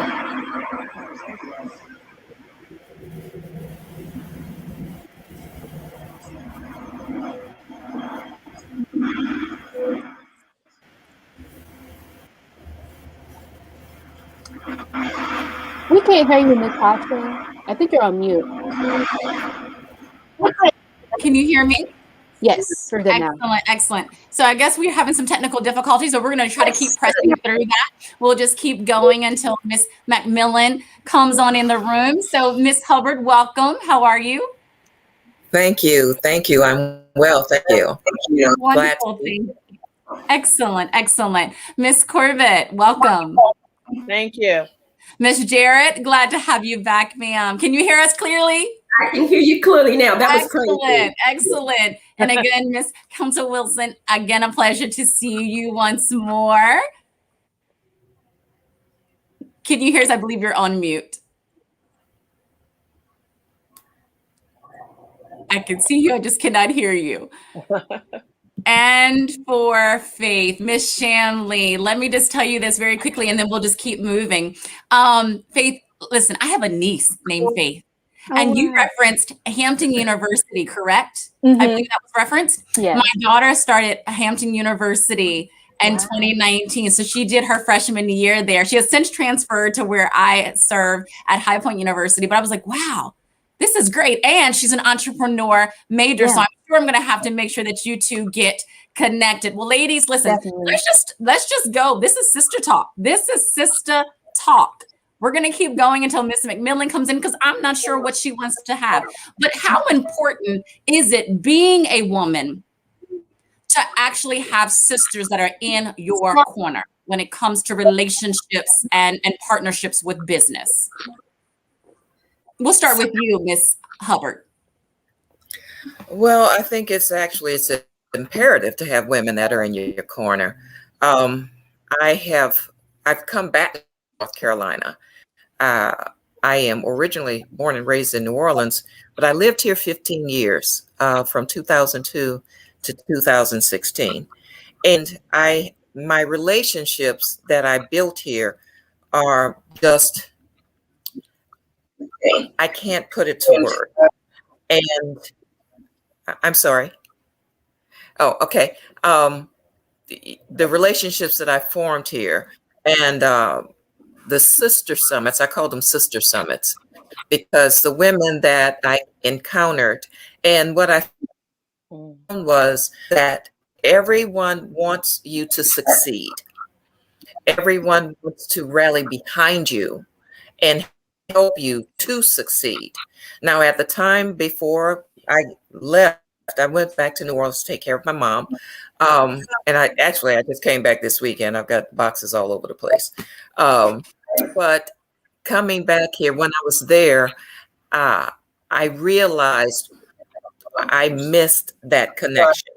I missed the women that God had placed in my life, and me and theirs.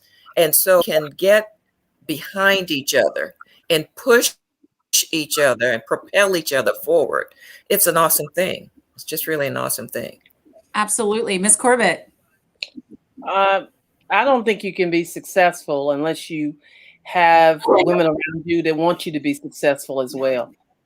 We need each other to be successful. And so I've been truly blessed to have a lot of powerful women around me. I always say, if I'm the smartest person in the group, I need to find a new group.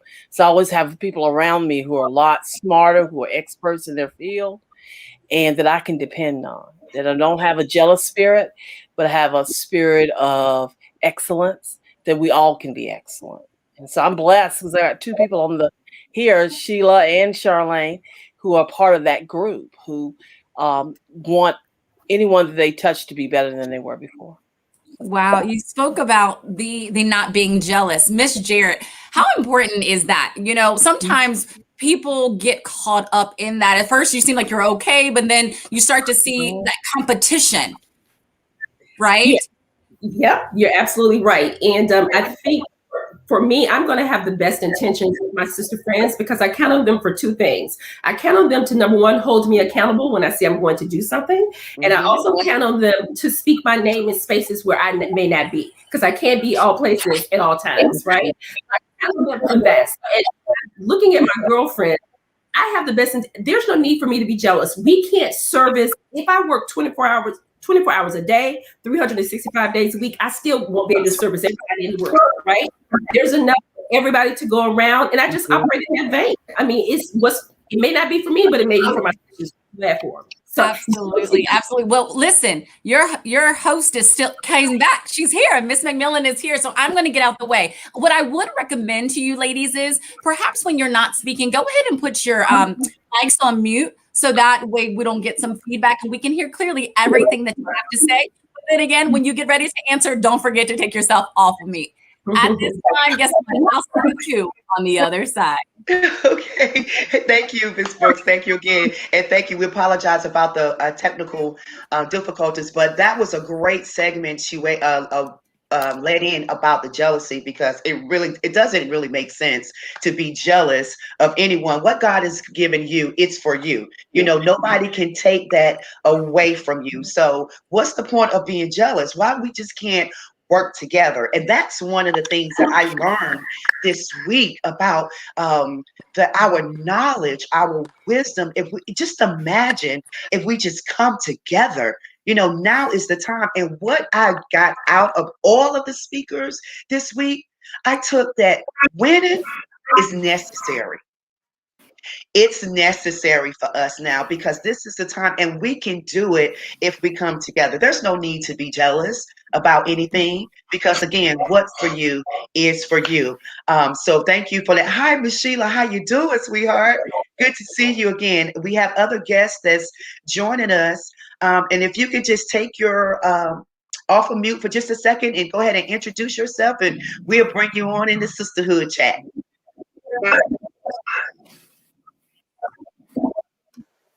Hello, everyone. My name is Charmaine George. I am a fellow woman entrepreneur. I was invited by my aunt, can you hear me? Miss Sheila Council Wilson, and I'm actually excited to be here and chat with you guys. So, awesome. It's good to be here. Awesome. Thank you so much, Charmaine. And next we have, is that Miss Houston?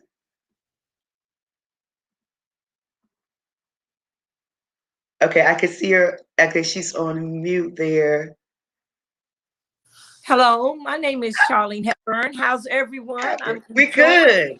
I'm enjoying, and I thank God for the entrepreneur, the original after my mom, Ruth Council, my sister, Council Wilson, has always entrepreneur, and you always have to have a visionary in front of you. And we do know brushes and leaves hit upside your face, but she took it well and she's looking good. Glad to be here. I heard a young lady kept saying, I'm saying yes to God. I'm saying yes to God. And I just thank you all. I'm very proud of what you all are doing. I know one of the things I need to do at this age in my life, although I started pretty early writing songs for Jesus and writing plays, I have to tell people at a certain age who feel like it's time to just get started. My motivation is to tell those people to get off the porch who thinks they're too old or it's too late.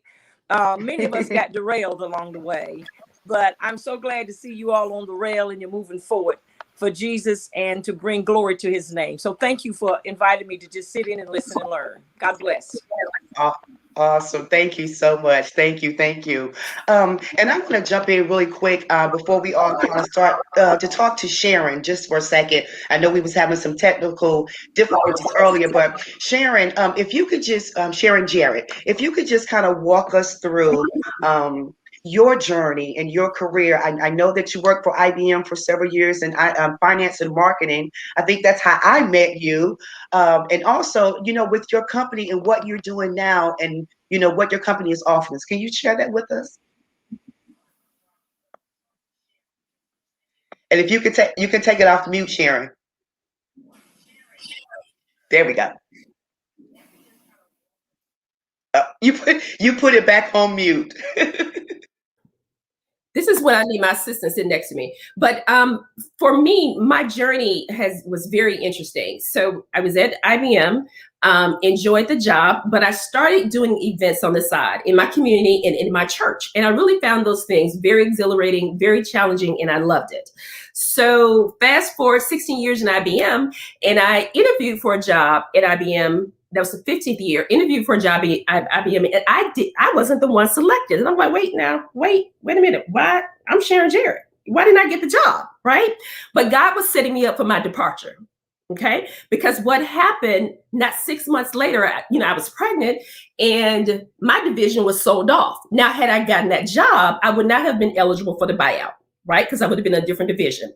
So meanwhile, this entire time I've been doing events in the community, doing events for our city council. And I decided, prayed about it. My husband and I had talked about it. I decided to walk away from IBM, take the money and run. Didn't even go back into the office to get my personal effects. Keep them. I'm good. I'm going to do this event thing. So I left on a Wednesday, and Coco, I will tell you, within 48 hours, I got a big call to say, come to California to help me do this event. Right? I'm in California, I meet someone else. For the first 5 years of my business, I didn't even have a website because I didn't need it. It was strictly word of mouth. But I had planted seeds prior to leaving corporate America to become this event planner, start this event management firm. Now, when I initially started, my biggest regret when I came out of corporate and transitioned into becoming an entrepreneur is that I did not get a business coach. Okay. I did not get a business coach because I thought because I was on top of my game at IBM, those skills in corporate America would lend itself to entrepreneurship. Not the case. A different set of skills were needed. Okay. I didn't work in sales. I knew how to do sales, but that wasn't my forte. That's not what I did. So initially, I wrote proposals that I probably should not have written. Right. I spent time trying to be everybody's event planner when I should have been trying to identify my target audience. Did not do that. But I got smart very quickly. And what I initially did, I had some very high profile clients and it worked very well in my favor, but I had to learn some lessons along the way. So I've been doing event management now on my own for about 15 years. And believe it or not, I've had an amazing opportunity. I think in the bio, you mentioned some of the people that I've worked with, but it's always been guys that experience from corporate America that has put me over the top. Whether it was putting that proposal together, whether it was showing my skills, being able to service the client and understand that it wasn't about me. It was what solution can I provide to the client? Right? I had to get out of that. So once I started doing that, things just started coming to me. God and I tell everybody I'm God's favorite child. So things just started coming to me like you wouldn't believe. There was an opportunity for when I did Chicken Soup for the Soul. They had actually closed the application process when they told me about it. But what I did from my IBM experience, I put together a proposal to say, hey, this is how the organization should look. No, you closed the process, but look at this. They called me the next day and said, do you want the job? We hadn't hired her yet. Look at God. Look at God. Okay.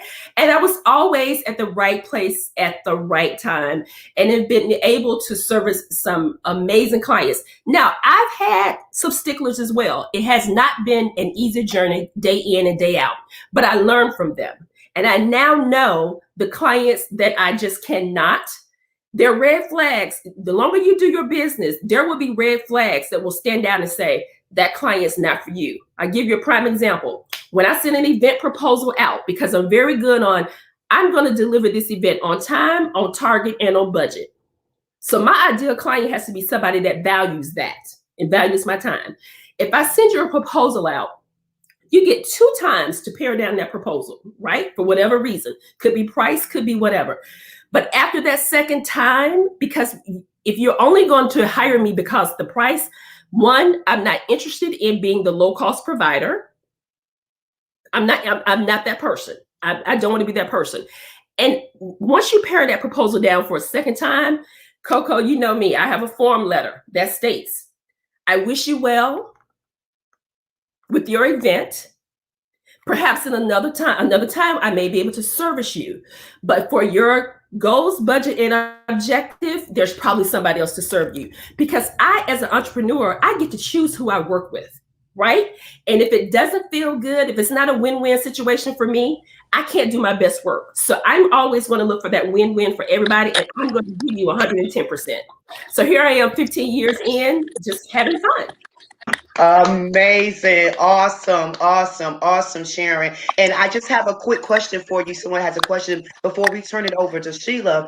They want to know, what is your biggest challenge that you see when you work, that keeps people from working together? Biggest challenge I see that keeps people on my team, or just people in general? People, your clients, people in general, like everybody coming together to work together. Like, what are some of the challenges that you see why we can't come together and work together? Because we want everybody to be on the same level. As long as you're on the same level as I am, I'm okay. But as soon as I go to that next level, either you're going to try to pull me down or do something crazy or throw something into it. I need you to be happy for me as I would be for you. But I think for me, when I started, lost some friends along the way. When God started sending me to my next, I had to be very clear that everybody can't go with me. And because leaving them, and now I can enjoy you. You can come to my event, buy a ticket is what we come. I can enjoy you. I can support you, but you don't get front row in my life. You just can't. You just can't. So the people that I choose to work with are people I want to work with and people that want to work with me. And we have a really, really good time. I will tell you, the weekend before the pandemic, before they closed everything down, Coco, I was headed to Paris for 2 days to do 3 high-profile events. And we got shut down thinking it was only going to be for 6 months. I ain't got to Paris yet. Oh, my goodness. Okay, so yeah, I just think you get to choose who you work with. So if they're not working together, like my dad would say, I'm going to release you to your greater. You're greater. There's a opportunity with you. It's just not with Jared Affairs. Wow, amazing. And don't be afraid to let go. God always has a ram in the bush. Don't be afraid. Don't be afraid to let go. And you and I met at Ashford and Simpson when you were in a competition back in, 2001. Right. Wow. Oh my God. Thank you, Sharon. It was amazing. I think Miss Sheila is going to come in. Sheila, are you there? You on mute? You on mute? How about there now? we go. Can you hear me? Yes. Okay. There we are. Hi, everyone. You're doing an amazing jobs. How's everybody doing? I know you will. Just give me a wave. I know we're trying to keep the background noise out of the back. Coco, as I said, you're doing an amazing job. All the guests that are on, I just want to say thank you. We're in our final day of 7 days of Black business and owners and entrepreneur branding, so many different things. And so thank you to each and every one of you. And I know we got a limited time, so I want to kind of go around the room here and just kind of we want to ask some of the same questions. Tell us what your business is, but tell us, like Sharon was talking about, what is a challenge that you see working in your business? And just, take a couple minutes. As I said, we just want to go around the room. We've heard from the beautiful Faith. I love her story as well. But we want to let's start down with Charmaine, and tell us your business and tell us what the challenge that you feel has been in your business.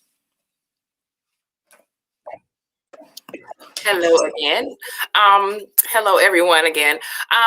I'm actually in real estate. I'm a realtor in the Raleigh area. I'm also working in the Fayetteville area. It seems like I'm a little busier in Fayetteville right now than Raleigh, and it's just based on my clientele. I spend a lot of time in Fayetteville. So, but I would say I'm one of those individuals that have several businesses, but I will focus on real estate at the time. One of the challenges I would say for me is just reminding people in your circles about, your availability. You have to kind of keep yourself visible. And because social media is so popular these days, and that's my weak point, I would say that's a challenge for me. because people are looking at, they want to know more about you than just the business, what you're doing.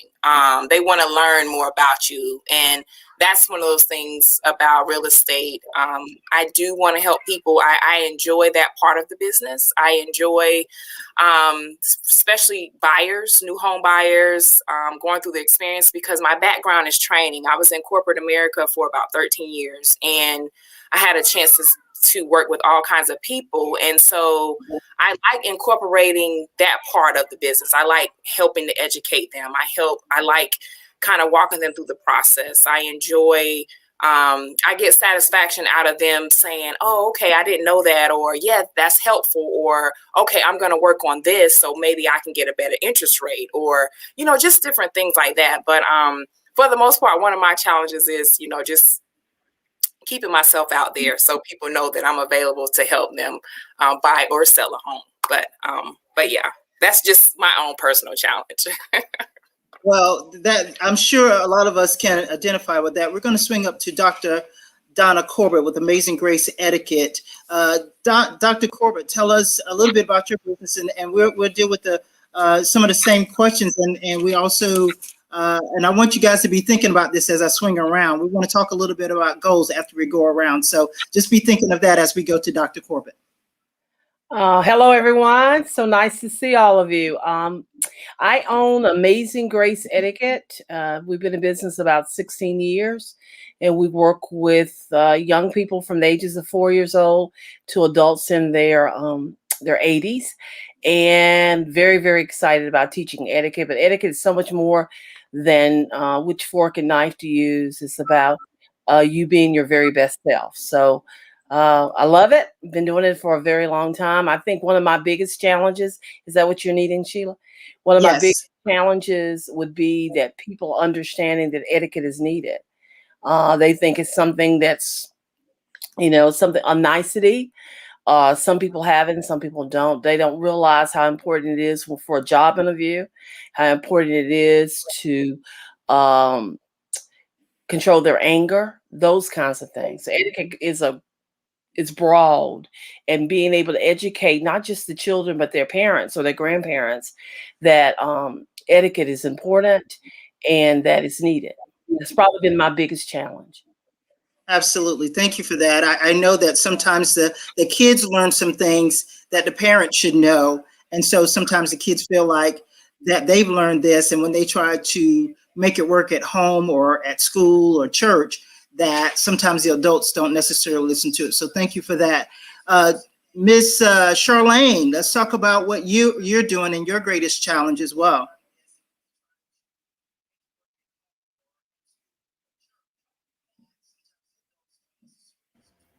Okay, are you had to muted? unmute myself. All right, I was muted. Yes, what I do is I help people in the area of insurance. My biggest thing that I love to do is help people to understand Medicare and Medicaid and those things that are involved in senior products mostly. But my background is in insurance, life insurance, long-term care. Another thing that long-term care that we don't really know a whole lot about, but it can save you and those properties that you have worked all of your life to pay for. And at some point you may need assistance and you don't have a long-term care policy. And so you have to come out of pocket, and then it goes into Medicaid and your assets and putting liens on it and those type of things. So those are the things that I like to inform our community about. Also, Medicare is a monster in itself. We do not know it. My mother was the one that said to me one day, she said, you need to do this, as I was getting her Medicare done. And I wasn't writing Medicare at the time. And so once she passed away, and as I'm sitting and trying to decide if I was going to jump back into the insurance industry again, I heard her speaking to me. I heard her saying, you need to do this. And one of the things that she said in saying, you need to do this, because you will explain it to people where they understand and you won't make them feel foolish.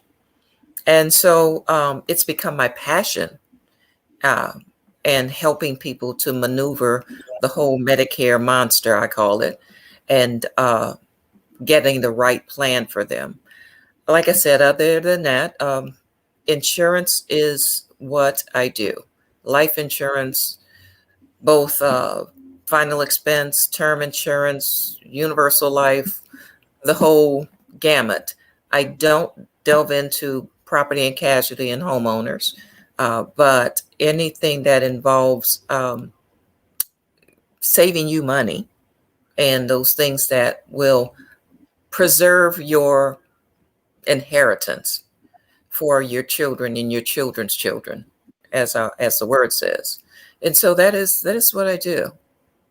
That's what I do. Thank you so much, ladies. It is so important that we continue to do what we're doing today.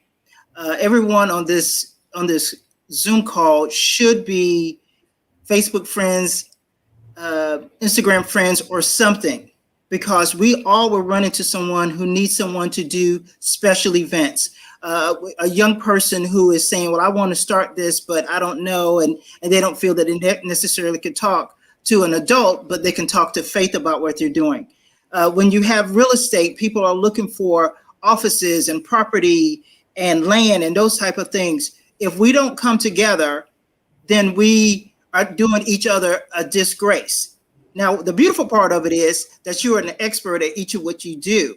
So I want to ask, go around and talk about a question that we kind of skirted around a little bit, and that's having a mentor in your life. Why do you think that Faith is important in your life to have a mentor or a cheerleader is what I like to say. I like to consider myself a cheerleader in individual life. Faith, why do you think that it's important to have that person in your life? I love that question because I know firsthand the power of mentorship, because with starting my business, God provided the opportunity for me to be an executive assistant at another company during the time where I was really getting started with building out things for my nonprofit. And so with my boss at that company, she literally became my mentor. Every single Monday during our executive meetings, she leaves time at the end for me to ask questions about business, ask questions about personal life things, if we need to talk about those type of things. And she literally makes room for me to grow.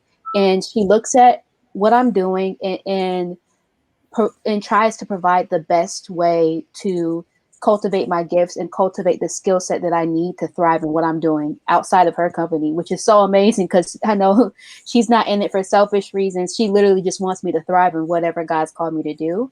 And so the skills that I've learned from my mentor, I've been able to apply to my own business. And it's kind of like having a cheat sheet when you have a mentor, because they've done it before you. And so they pass down like literally like a whole a cheat sheet to the test, you know?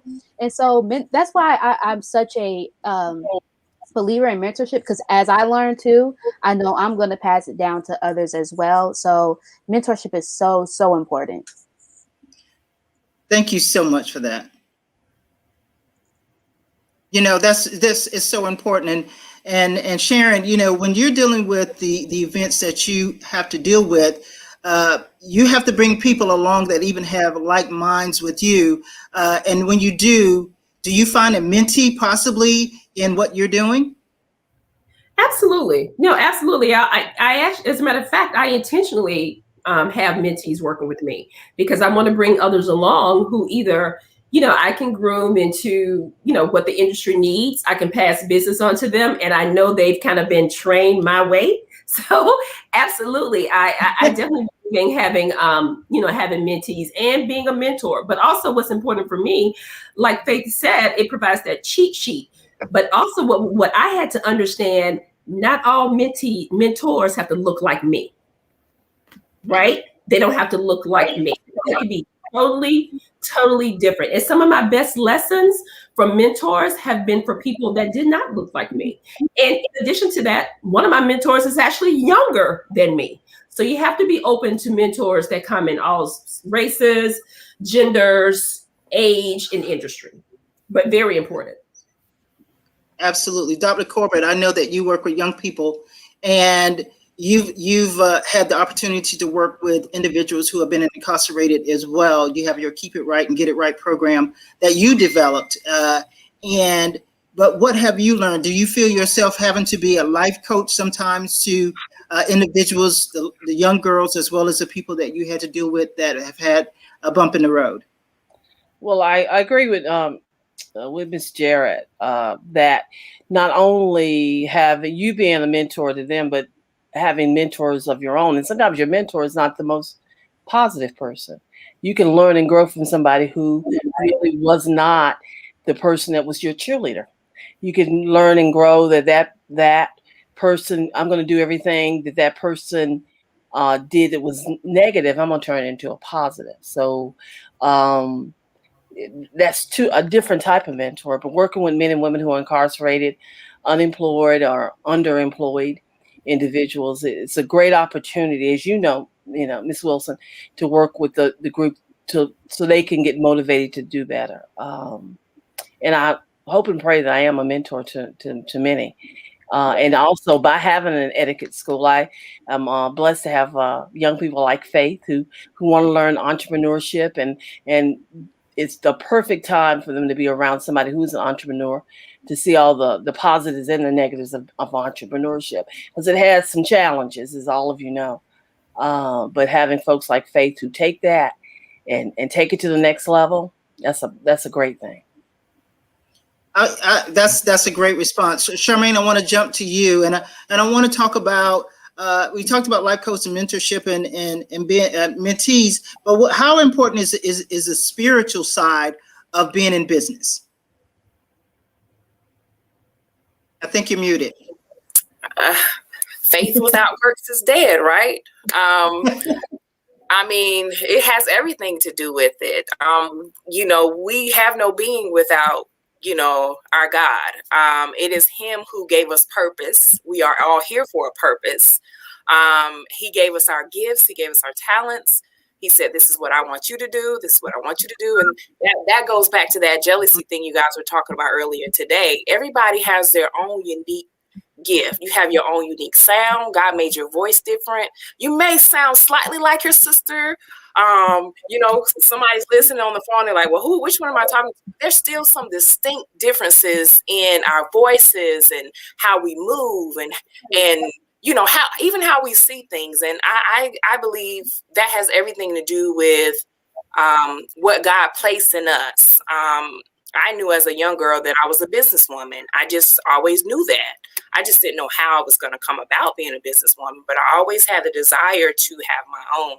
And so I know God placed that there. And so as we seek God and we seek direction, He helps us meet the people that we need to meet. He helps us be in the right place at the right time. He will speak to us and He'll say, well, you might need to go to this school. You might need to take this class, or, go to the grocery store today, because you're going to run into somebody that has some information that you really need to put you on the path that you need to go. So, hey, when it comes to the things of God and spiritual things, and, we can't have success without God. I mean, people have worldly success, but it's not going to be full of all the joy and all of the things that God brings into the mix.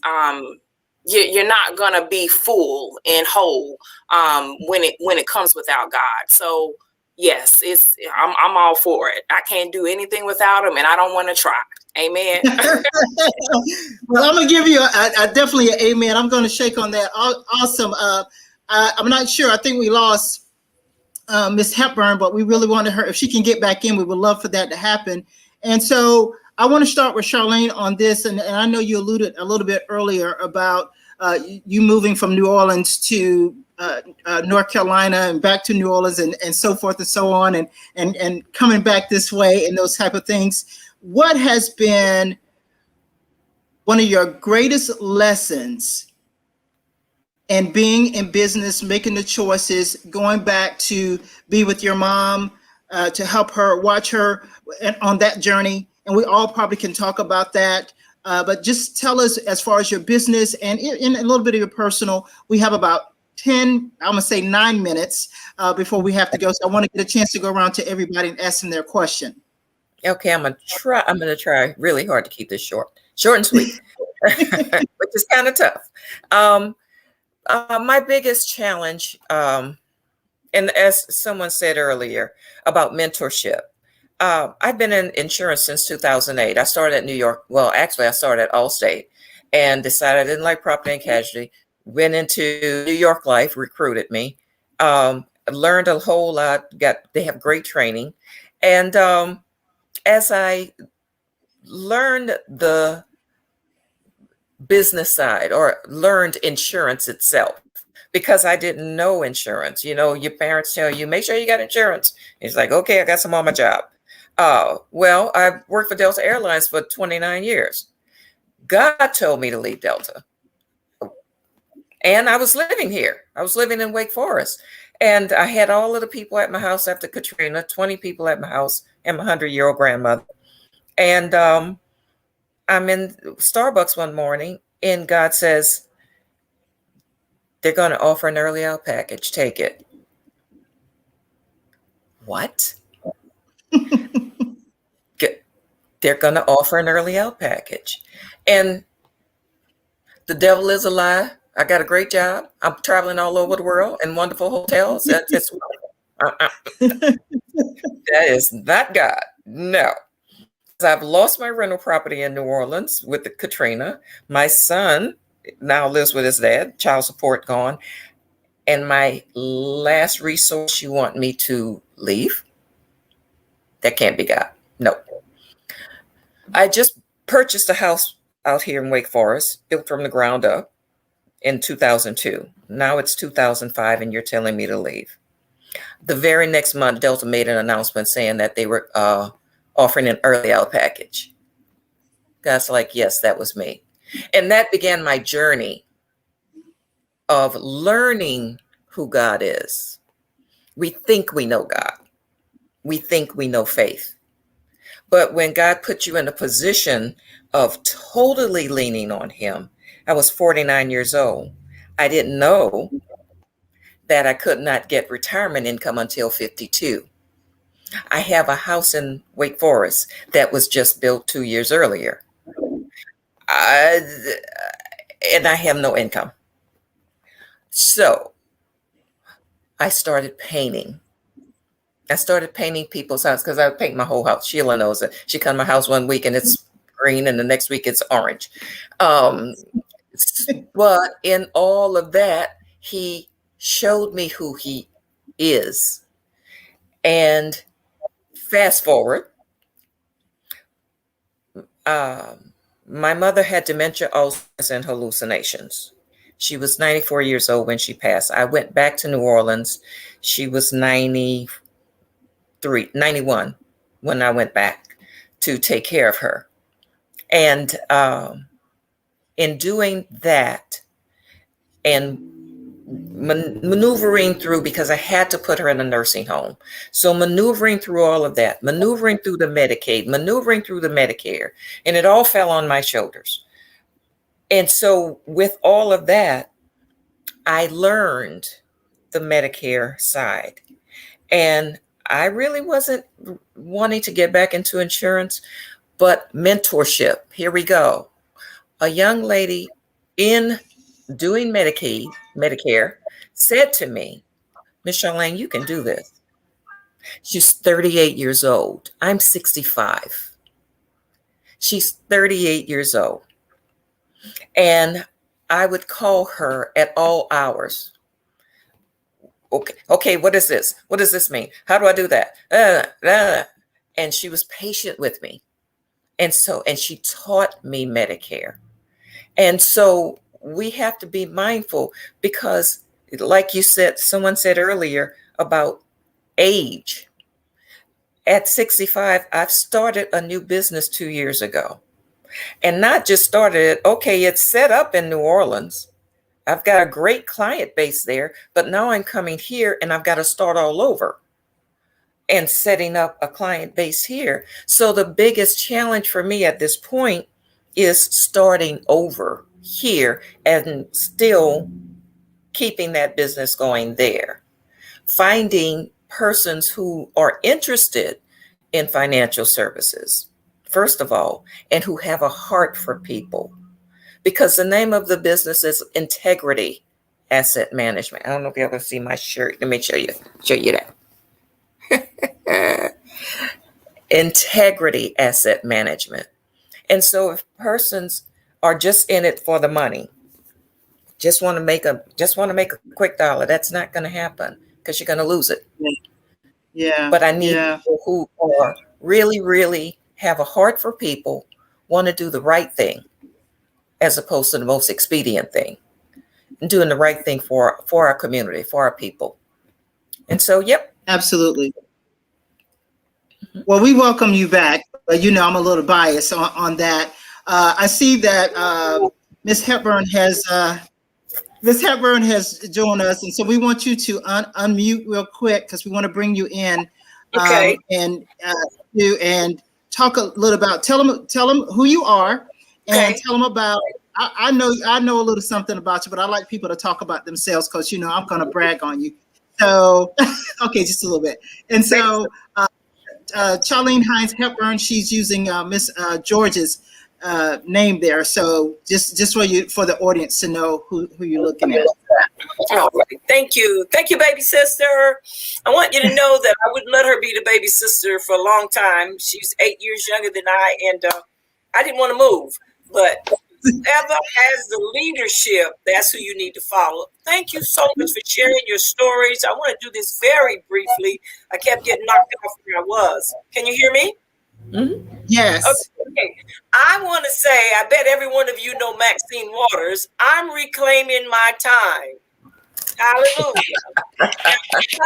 You said you're 65. Yes, I want to talk to you. You can get you some business right here in Fayetteville. Just got Medicare. I'm clueless, and I don't think I like what they're doing, but we'll talk, all right? I got you. I know you do. I'm reclaiming my time. The enemy has deceived, distracted, destroyed, and I take some full blame for working with them. But I've always been a storyteller. I just didn't know anybody wanted to hear the story I was telling. But then I realized it's not my story. It's God's story. And we got to get it out there. I've taught school for many years and loved it. And but I've always written plays. And he gave me a play a few years ago called Still in Love with You. And Sheila, I don't know my time limit, so you have to go cut or whatever. So very briefly, he's always giving me stories. Oh, I'm going to be obedient. Sheila, 2 minutes, 1 minute. The bottom line is I've always written the stories from the Bible, and we did plays and we did Easter. But one day I was listening to a preacher preach on Hosea. That's the man of God in the Bible who was told to marry a prostitute. Now, I'm too holy to write about prostitutes. I guess y'all can tell. That's a joke, y'all laugh. Okay. But I don't think God would let me write a story about, it's in the Bibles, read your Bibles, about a prophet who was told to marry a prostitute. Her name was Gomer. Preacher kept preaching. God said, write that story.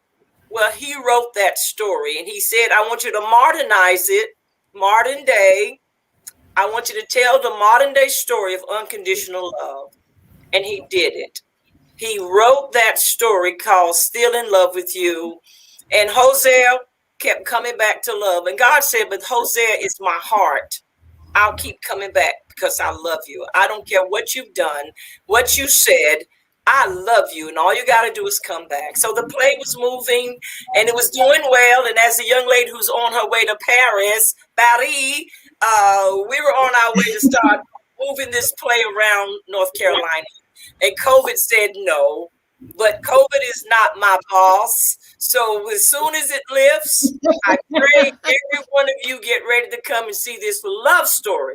It's a love story because we all have been on that side where someone loved us, know how to love them back. And I want to end with this. I'm reclaiming my time. You reclaim yours. Bring in other people. We have a lot of work to do before we see him face to face. He's still in love with you. Keep doing what you're doing, women of God. I'm empowered just to be on this line with you. Thank you, Sheila. Love you. Well, God bless you. Love you to life, and nobody can do anything about it.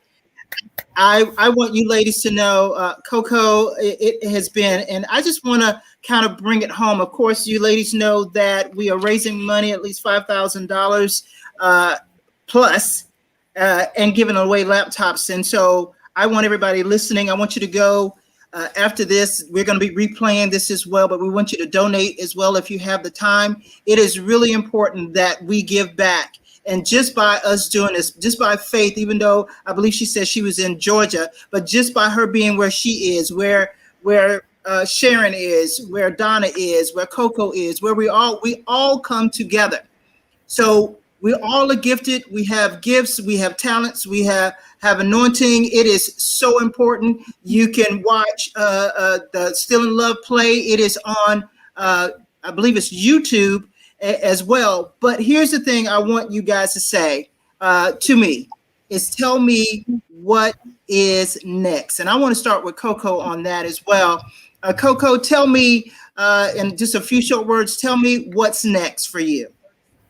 Thank you so much. What's next for me? I'm going to continue to build and to network, kingdom building for the community, to really kind of focus on the youth, bringing them into an environment where they know that they can do multiple things. If they want to be an entertainer, if they want to be an entrepreneur in business, just kind of bringing the young people together to let them know that winning again is necessary. And I want to be that trailblazer to help them do it.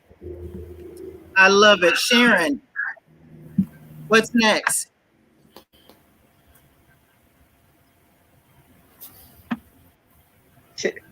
I think she's, there we go.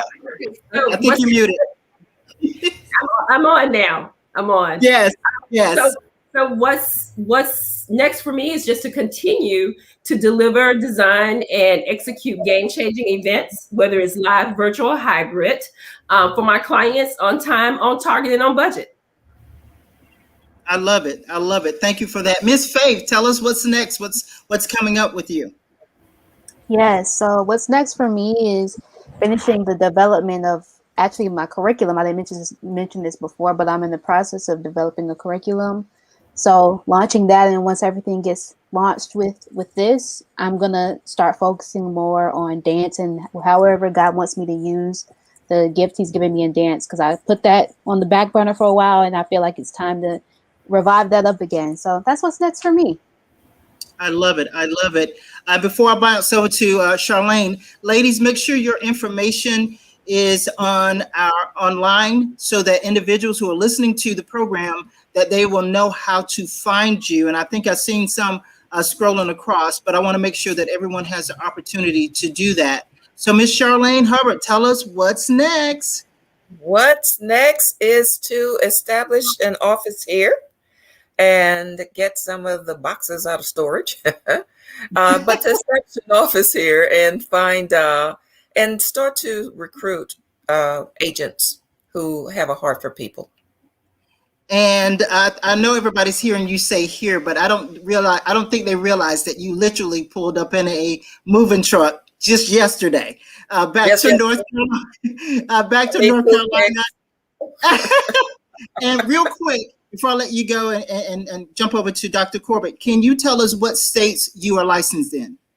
I am licensed in North Carolina, Louisiana, Georgia, Mississippi, Maryland, and Texas. Awesome. Thank you so much. Thank you, Ms. Herbert. And Dr. Corbett, tell us what is next for Amazing Grace and Dr. Corbett. Oh, what is next? To continue to teach small business administration to men and women who are being released from prison so they can start their own companies and pull together a group of wonderful women like all of you to help with that program and that project, and to write another princess book for little girls about etiquette. So that's what's next for me. Well, I am just excited because you ladies, you know, I'm inspired. I have my own business, and it is just so important. And actually, I just got a text, so there's a question I need to ask as well. And it says here, I'm trying to do two things. Most of you know I'm not technology. It says, okay, what does leadership, we kind of touched on it a little bit, but what does leadership look like and what makes it hard? And Miss Jarrett, I think we'll start with you on that.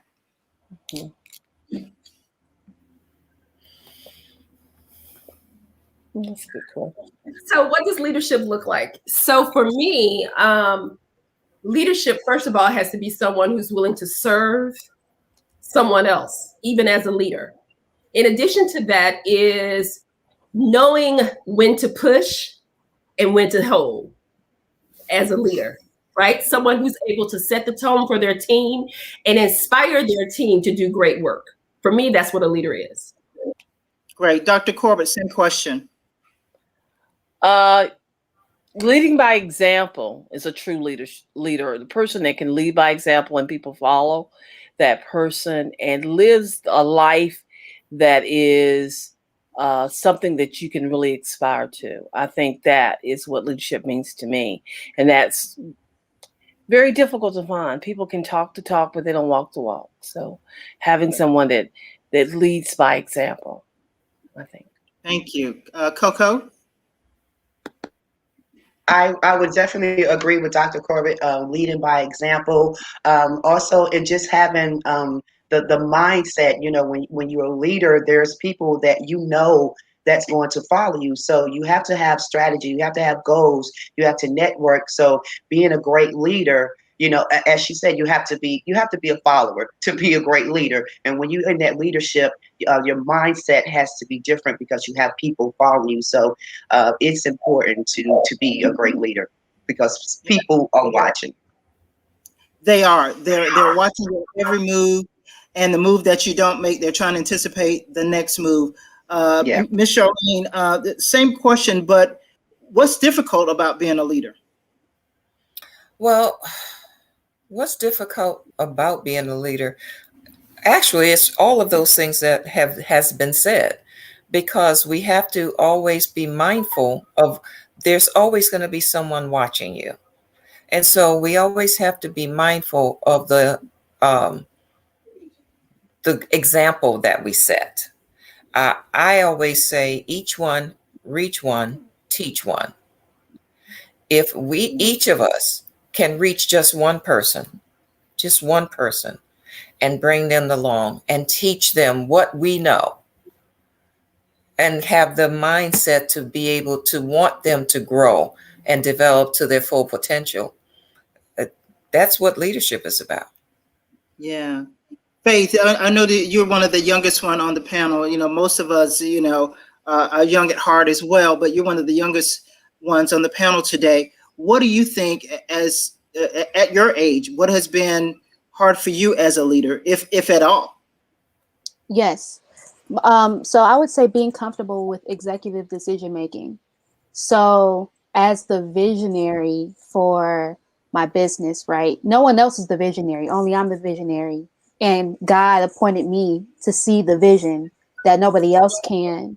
And so making decisions based off of that vision versus what most people can see right now might think is the best thing, being comfortable in just what I can see in the future and making a decision based off of that versus, you know, what everyone else might be saying that seems, you know, feasible. It seems good, but being comfortable in making decisions and being like, you know what? No, I know this is going to make sense 3-5 years from now, you know? So that's I would say that's been the biggest challenge for me. Gotcha. You, ladies, all your answers are good. And Coco, I know there's a question that's burning that you want to ask the panel that we have. So I want to bring you in at this time. Yeah. Thank you. I just have a quick question. I know we're running out of time, but I just have a quick question for the ladies and even yourself, Sheila. If you had one word to describe you, what would it be? And we can start with Faith. Wow. Ooh. What word? Faithful.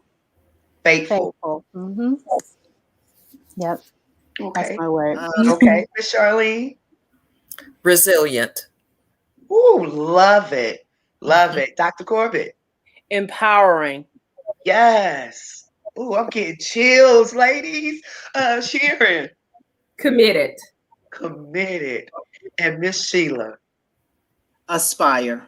Oh, give yourself a hand clap. Those amazing. I just wanted to ask that question, if you had that one word, how you describe you, because everything that you guys said, that's definitely you. So you amazing young ladies. I'm so honored to be a part of this panel. Absolutely. Absolutely. Well, ladies, listen, I want to thank each and every one of you. I think we have Natasha is going to be coming back on, who's been gracious all day long. She has been walking in that, and I want to thank you. Bless you. I want to thank you for your part. It's not easy to put on something like this, a form of such, because there's so many bells and whistles that go along with it, especially with the technology, working out the kinks, forgetting to unmute or mute. Listen, I was there for the first few minutes myself, so I get it. So Natasha, thank you so much. We had the honor of meeting each other, and I feel like we're becoming friends each and every day. So thank you so much. And I just want to say thank you to each and every lady that has been on. I think two had to jump off, and that was, of course, Miss Charlene Hepburn. She has her plays that you can find on YouTube, and we'll have her information if it's not already scrolled across, along with Charmaine George, who is no longer on our screen. But I just want to give a shout out to them and thank them for what they're doing and what they are contributing at this time. So thank you, everyone. Absolutely, absolutely. But stay with me just a little bit longer. I know you've been on here. I almost wish it was like a 2-hour segment, because there's so much richness, and I know there's more that we need to pull out. So hopefully this is not the last time. Oh, look, this is supposed to be sister talk. Yes, you popped in. Sister talk. He just thinks he can come in. It's because it's just that good. But you're muted, Dr. Kelly. I am not going to let you beautiful ladies get away with what y'all just did. Y'all just shared the brilliance and the brightest, and oh my goodness, I couldn't hold myself back. I wanted to come up and tell each and every one of you ladies, thank you, thank you, thank you, thank you. This is what we need. We need a network that allows for people to share their voices and say what they want to say. And that's all I wanted to say, Mark. You can pop me out, because I wanted to make sure. Thank you, sir. I got into sister talk, man. Y'all was taking a brother out, but I wanted to make sure Thank you, sir. And specifically, I mean, I know that there are women and men across the world, different ethnicities and various cultures represented, but I want to speak specifically for people of color, Black women especially. This is what is needed. Representation matters, not only on how we can get on here and collectively get along, laugh, speak. We have different melanin represented, different areas of specialty. And there was no holding back. There was transparency and your willingness to share, which is so needed. So listen, I was trying to take notes as fast as I could, and I know I left some things out, but I want to try to give a recap of some things that were stated. And I also want to note that at one point in time, there were 8 of you up here, and we know 8 means new beginnings. So that I don't forget, I speak God's new beginnings in your life. May he blow your mind. Get ready, get ready, get ready. But also pray and fast, because we know when people speak into your life, what might come with that warfare. I apologize. But nevertheless, great blessings and favor to you. So Ms. Hubbard spoke about the ability to serve others and presenting in a way where people can understand. Ms. George spoke about visibility is key. I'm going to come back to Ms. Council Wilson, because she was kind of hosting. So get some thoughts together, ma'am, please. Ms. Shamley, I want to say to you, you talked about accepting the call of God. And what I want to say to you is, because God was reaching for your hand and you reached back, now both of you in partnership are reaching so many worldwide. So a blessing in that. Miss McMillan, you spoke about winning is necessary. Miss Hepburn, who was on before, said, listen, you got to get off the porch and just get started. Leave that rocking chair alone. Miss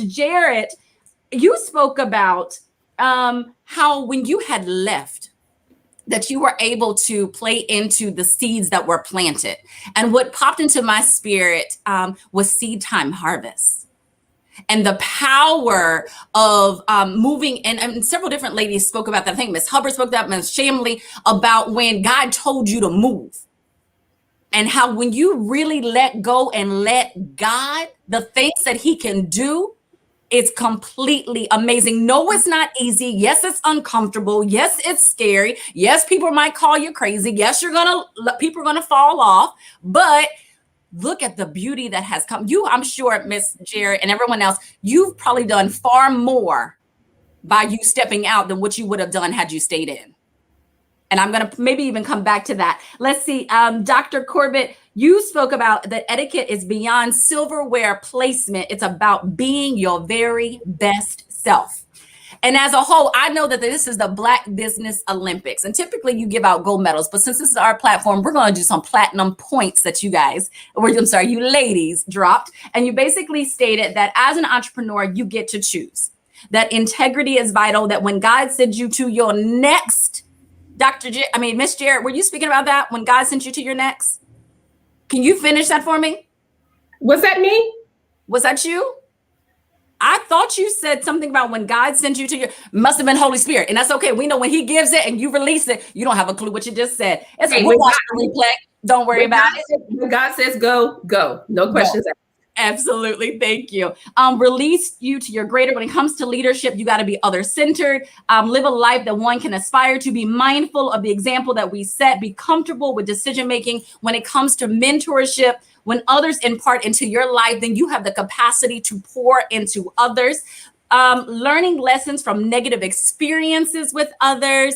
And I saw something by Apostle Ryan Lestrange. I don't know if you're familiar with him, but he actually stated, and I thought was kind of applicable, that sometimes what you lost is the exact reason you started winning. So ladies, I just want to say, God bless you, God bless you, God bless you. And thank you so much for everything. Miss Jarrett, can you leave us with one final word? Wait, I'm going to Miss Wilson. You almost got away from me. Miss Jarrett, can you be thinking of a final word to leave with everyone, please? Miss Council Wilson. Hi, can you hear me still? I can hear you. I can hear you. Okay, I was trying to stay muted because all that was good. You need to send me an email with all of that because it was great. Absolutely. Just give whatever's on your heart. Listen, this is something that I know with having a business. And if we all remember the story of Moses, and people thought he was crazy because, he had a little issue there, right? And they saw him gathering the things. And it hadn't rained at all. But he knew that there was something that was given to him, that was handed to him in his hand. And he says, okay, well, I'm just going to do it. Still, there was no rain in the building, but there was instructions, there was diagrams and notes and different things that they gave to, I'm sorry, I said Moses, I meant Noah. And it is important that when he got all those things and put it together and began to tell his family, I'm sure they were saying, I think daddy's on the juice or something. I don't know if we should listen to him, but he has been pretty good so far. His wife, I'm sure she was like, well, he's my husband. And okay, I'm gonna go with it. And I want to say all that to say this. There are times when we're telling people about what we're going to do, what God has given us. Sometimes we shouldn't tell it all, to be honest. But when God steps in and he begins to move and open those doors, even the ones that you reach for and the ones that you just step on. Mm-hmm. And the next thing we know, it will begin to rain and we will be in position, as Noah was and his family, to do what we've been called, assigned, gifted, skill set, career bound, however it comes to you through the Holy Spirit, that we have to move and do those things. So I'm saying to each of you, as Noah built and as you begin to build what you're doing, know that there's a purpose, there's a reason for it all. That book that person has to write, whether it's 4 books, 5 books, 7 books that she wants to have done by the end of the year. I'm speaking that for somebody. It needs to happen. If there's a door, there's someone you need to knock on. I believe that God would do that. So I'm thanking Dr. Eric Kelly, his entire team, Natasha, for putting this all together, because we probably wouldn't have met under these particular circumstances. And so I'm grateful to every speaker, to every sponsor, to every person who has donated to make this possible for all of us. And I'm so grateful to each and every one of you. Thank you. As Ms. Jarrett is giving us our closing remarks and words, I also want, it just hit my spirit, so I'm going to be obedient like you guys have been. Ms. McMillan, think of at least 1 or 2 lines of a song that you can close us out with. All right, Ms. Jarrett? So everyone on this screen and everyone hearing us in virtual land, we all come to the table with strengths and weaknesses. I challenge you all to stop making your insecurities bigger than your greatness. Wow. Stop it, okay? Be okay with hearing no, because in today's time, no only means next opportunity. Woo! Thank you. My. Wow. Powerful. Woo. Yes. Just this one line. I am grateful for the things that he has done. Yes, I am grateful for the victory he's won. I could go on and on about his word, because I'm grateful, so grateful just to praise you, Lord. Flow it from my heart on the instrument. My heart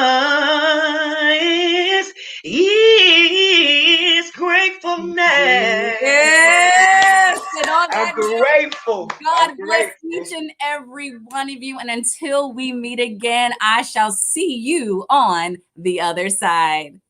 Amazing. Bless you. Wow. We are going to keep rolling. We're going to keep rolling. We're not even going to take a break. We're going to go right into our next guest. I had the privilege of meeting her on yesterday, and she is blessing us by coming back to give us her expertise again. None other than Dr. Veronica Hardy. Yesterday, she presented on entrepreneurship and trauma, and I believe today she's going to speak to us about grief and loss as an entrepreneur. But for those of you that are not familiar with her, allow me to introduce her to you. Dr. Veronica L. Hardy holds a PhD in counselor education and supervision, a Master of Social Work degree, and clinical social work licensure. She has multiple book publications, including The Process of Grief, the underrated form of self-care, which is a workbook for helping professionals. She has academic journal articles focusing on racial equity in schools and child sex trafficking, as well as co-authored grants focusing on schools and trauma. She has served on professional and community boards, including the North Carolina Social Work Certification and Licensure Board. She was vice chair, the United Way of Robeson County. She served as the board and executive committee, and the Journal of Social Work Values and Ethics Board, the board of copy editors. Dr. Hardy is a professional consultant for the anti-human trafficking organization, Doing It for the Kingdom, and a human trafficking service team member for the North Carolina Youth Violence Prevention Center. She is also the recipient of several acknowledgments for her civic contributions and teaching, such as the University of North Carolina at Pembroke, nominee for the Board of Governors James E. Holshouser Jr. Award for Excellence in Public Services, the United Way of Robeson County Volunteer of the Year Award for Distinguished Service, Leadership, and Support to Robeson County, the Civic Excellence Award honoree awarded by my sorority, Alpha Kappa Alpha Sorority Incorporated, with the Sigma Iota Omega chapter, and the University of North Carolina at Pembroke Outstanding Teaching Award. At this time, I present to you none other than Dr. Veronica Hardy. And Ms. Brooks, you are still amazing. feel amazing. God bless you. Welcome back. I'm going to go ahead and move out of your way because I know you have a wealth of information to present to all of the viewers. Great. Thank you so much. You're welcome. And I'll see you on the other side. Absolutely. So I'm just going to take a moment to share my screen, and it's so good to be back tonight with everyone. I appreciate that wonderful introduction, and I wish I could take a moment to meditate on that beautiful singing we just heard. But I'm going to lead into this discussion about grief and loss as an entrepreneur and coping during the pandemic. So our discussion today is going to focus on the different types of grief, the various forms and ways we may experience it, the impact of cumulative losses on self and entrepreneurship, and describing the role of the grieving process as an element of self-care, and then also responding to grief as entrepreneurs. So as always, I want to pause and take action for us to remember the reason why we are here, why we have been here all week at this Black Business Expo. And it's been to support the education of youth who have the aspiration to go on to higher education, college. So right now, I just ask you to take a moment to pause, go to the BlackBusinessExpoUSA.com website, click on the scholarship tab, and please donate to support the education of our youth. So like Ms. Brooks mentioned, there's going to be some quotes from a few of my books throughout this presentation. One is called The Process of Grief, the Underrated Form of Self-Care, which is available on Amazon, and also Becoming Untangled, which is actually going to be released tomorrow, March 1st. So please visit my website to learn more about any and all of my publications at drveronicahardy.com. So as always, I like to start with everyone just taking a moment to type in the chat. Think about what are 2 words that would describe your business during the year 2020. For example, 2 words that describe my business during the year 2020 are resilient and challenged. How about your business? And while you're doing that, I just have a brief reading that I want to share with you. And it says, by the time the pandemic fully swept over New York City this spring in 2020, Electric's employees were already in mourning. On March 18th, days after the tech startup closed its downtown Manhattan offices and asked its 145 workers to start doing their jobs from home, one of their number died suddenly and tragically. Not from the coronavirus, but from an unexpected heart problem. The news of his death was an unexpected gut punch, all the more devastating as their city, their routines, and the rest of their lives were upended.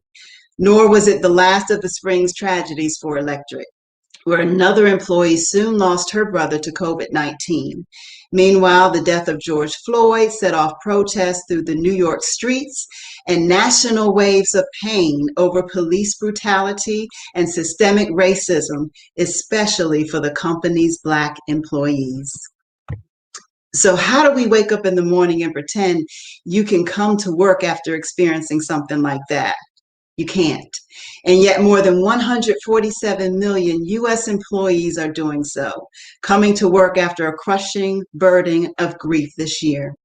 We're mourning the 200,000 people who have now died in the U.S. from COVID-19 and the deathbeds and funerals we've missed during quarantine. Overall, as I read this newspaper clipping, it communicates how there has been an amazing array of loss during 2020, entering into 2021. Now, how is loss defined? Loss is defined as a type of separation from an experience, an idea, an object, or person of significance. And when I think of entrepreneurs and business owners, damage that may have been done to the businesses, loss of employees, loss of finances, loss of budget, having to close, loss of being able to provide for families, loss of dreams, and loss of hopes. That's a separation from something of significance. And these losses have basically rocked our foundation, the basis on which we stand. And it has rocked the foundation for many entrepreneurs and business owners. Their business is their dream. Their business is their hope. Their business is their providing for their family and the families of others. So, in response to loss is a process referred to as grief. And what is grief? Grief is defined as a response to a loss that affects a person across dimensions. And when I say dimensions, I mean our total selves, our emotional selves, physical, biological, mental, behavioral, social, and spiritual aspects of our lives. Loss impacts all of these areas when there is a significant loss in our lives, and grief tends to be our response. So I want you to just take a moment again to type in the chat where it says, what is one challenge you have experienced when navigating your own grieving process, whatever that might look like, from 2020 to today? For example, have you been in a place of avoidance, trying not to grieve, trying to hide it from others? Have you engaged in a sense of self-blame, thinking if I had done this differently with my business, then the outcome would have been different? Or do you walk with a sense of regret? So again, what is one challenge that you have experienced when navigating your own grieving process from 2020 to today, February 28th? So as you think about that, I have another point to consider. Grief and loss are often neglected in the business sector, although it significantly impacts finances as well as professional functioning, especially the functioning of employees. So question for all of the entrepreneurs watching today and those who will even watch the replay of this presentation. As an entrepreneur, how are you addressing grief and loss in your business? Again, how are you addressing grief and loss in your business? And if you have employees who have been teleworking, working from home, what is your reintegration strategy to help them transition back into that work environment? So again, how are you addressing grief and loss in your business? So what are the effects of an inadequate response to grief in business? You heard me mention earlier that grief and loss affects multiple dimensions of ourselves, our mental, our thoughts, our emotions, our spirituality, our social aspects, our interactions with others, our physical and biological beings, what is happening internally. So again, how does all that affect business? It can result in burnout, where someone feels overwhelmed by having to handle their job and handle what is happening in their personal lives. And burnout can result in someone not coming to work or resigning or not being able to function well enough to come back. And burnout results in billions of dollars spent in healthcare costs every year. Impact on mental wellness. In other words, a person's mind can be so distracted with difficulty concentrating because we are in multiple pandemics with COVID-19, with racial oppression. So a focus going towards that, which can lead to a decrease in efficiency and effectiveness, productivity in the workplace. It can also lead to difficulties in the workplace. Someone may be more argumentative, difficult during meetings, but this is just a reaction to what the person is experiencing inside, an expression of hurt and pain that that person may be dealing with in response to what is happening in the world. So it says employee turnover, and a lot of money goes towards hiring practices. So I have another brief reading for you when it comes to grief, quoted from the Process of Grief workbook. And it says, grief does not indicate an inability to fulfill your work-related responsibilities, your entrepreneurial responsibilities, nor does it indicate weakness. On the contrary, grieving is a normal human response to loss. We each have our own unique grieving process. So I challenge you all today to give yourself permission to grieve, and we all grieve differently.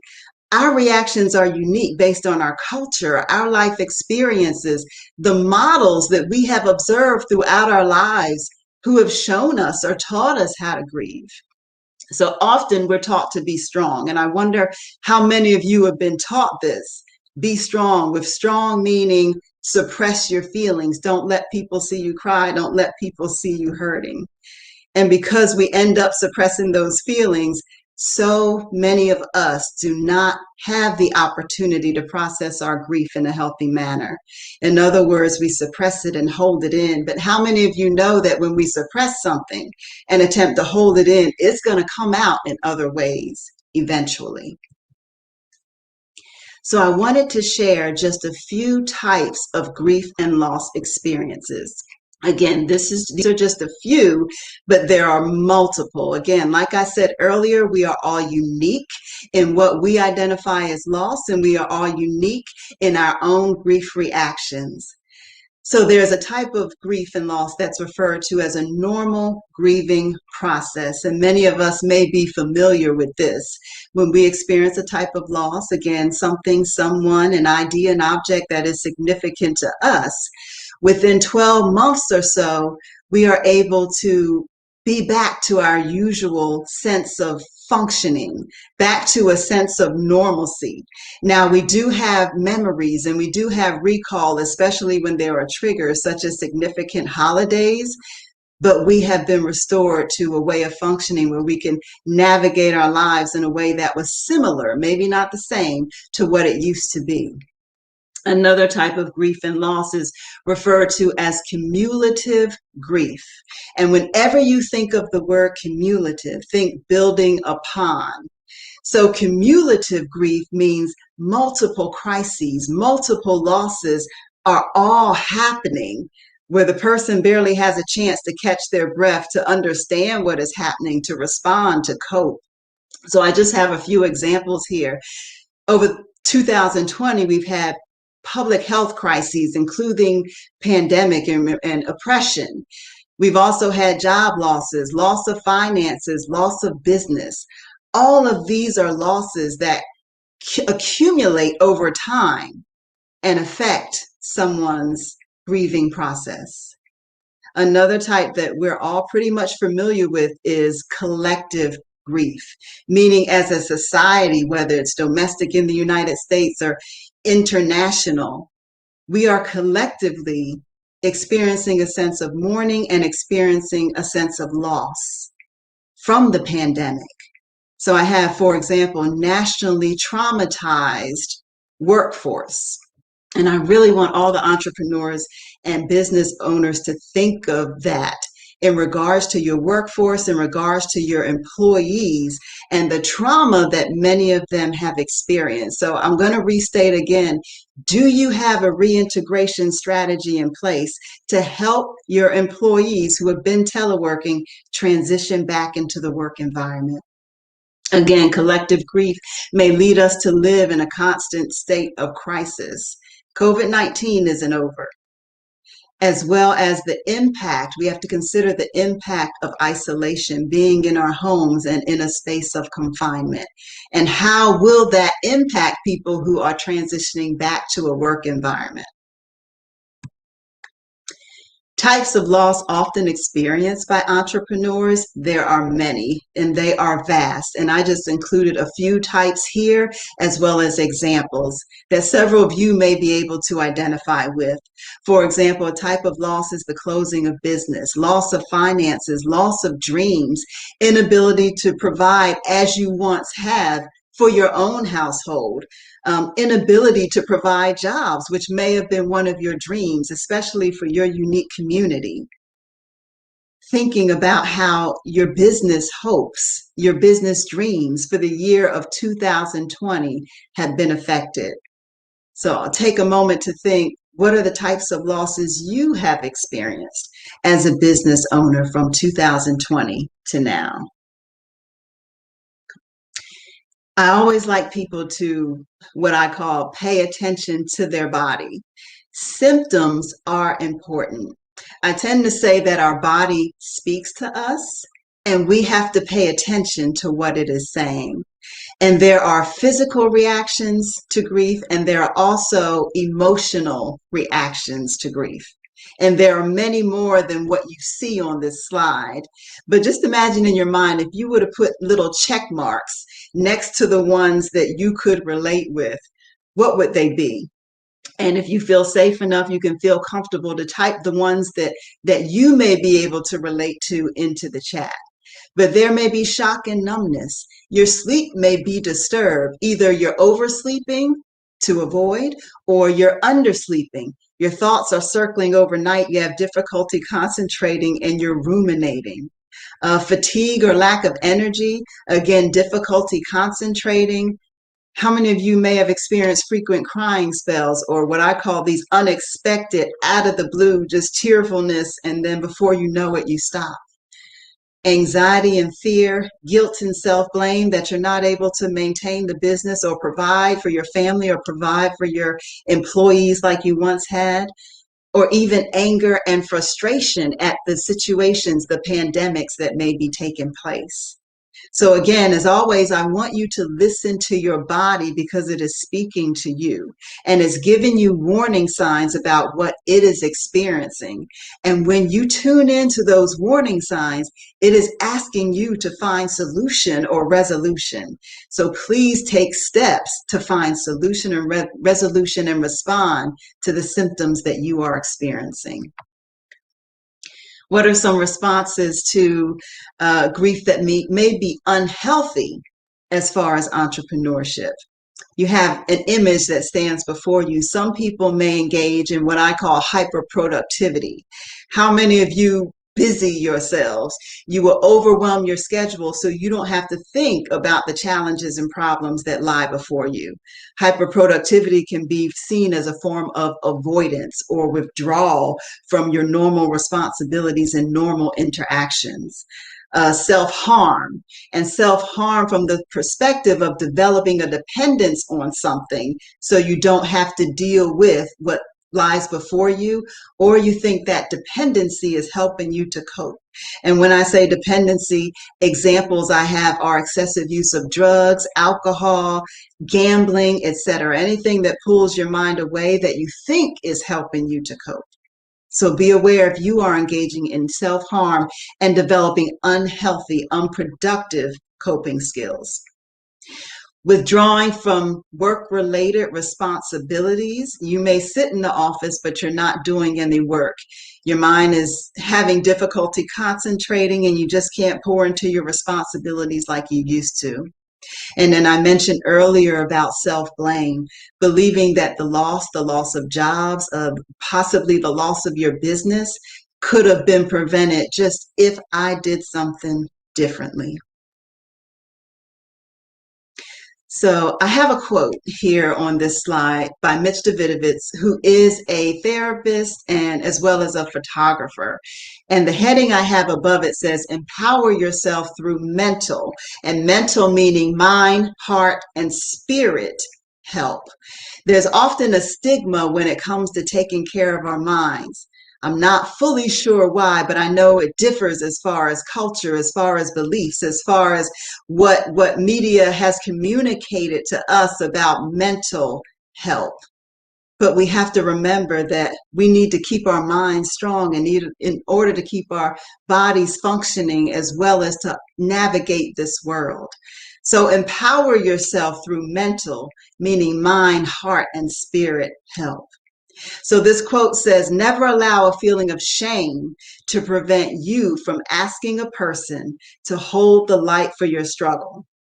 There is great courage and strength in affirming your own vulnerability. It is never about weakness, but always about the wisdom to know that it is time to ask for help. May we each be a torch holder and torch seeker.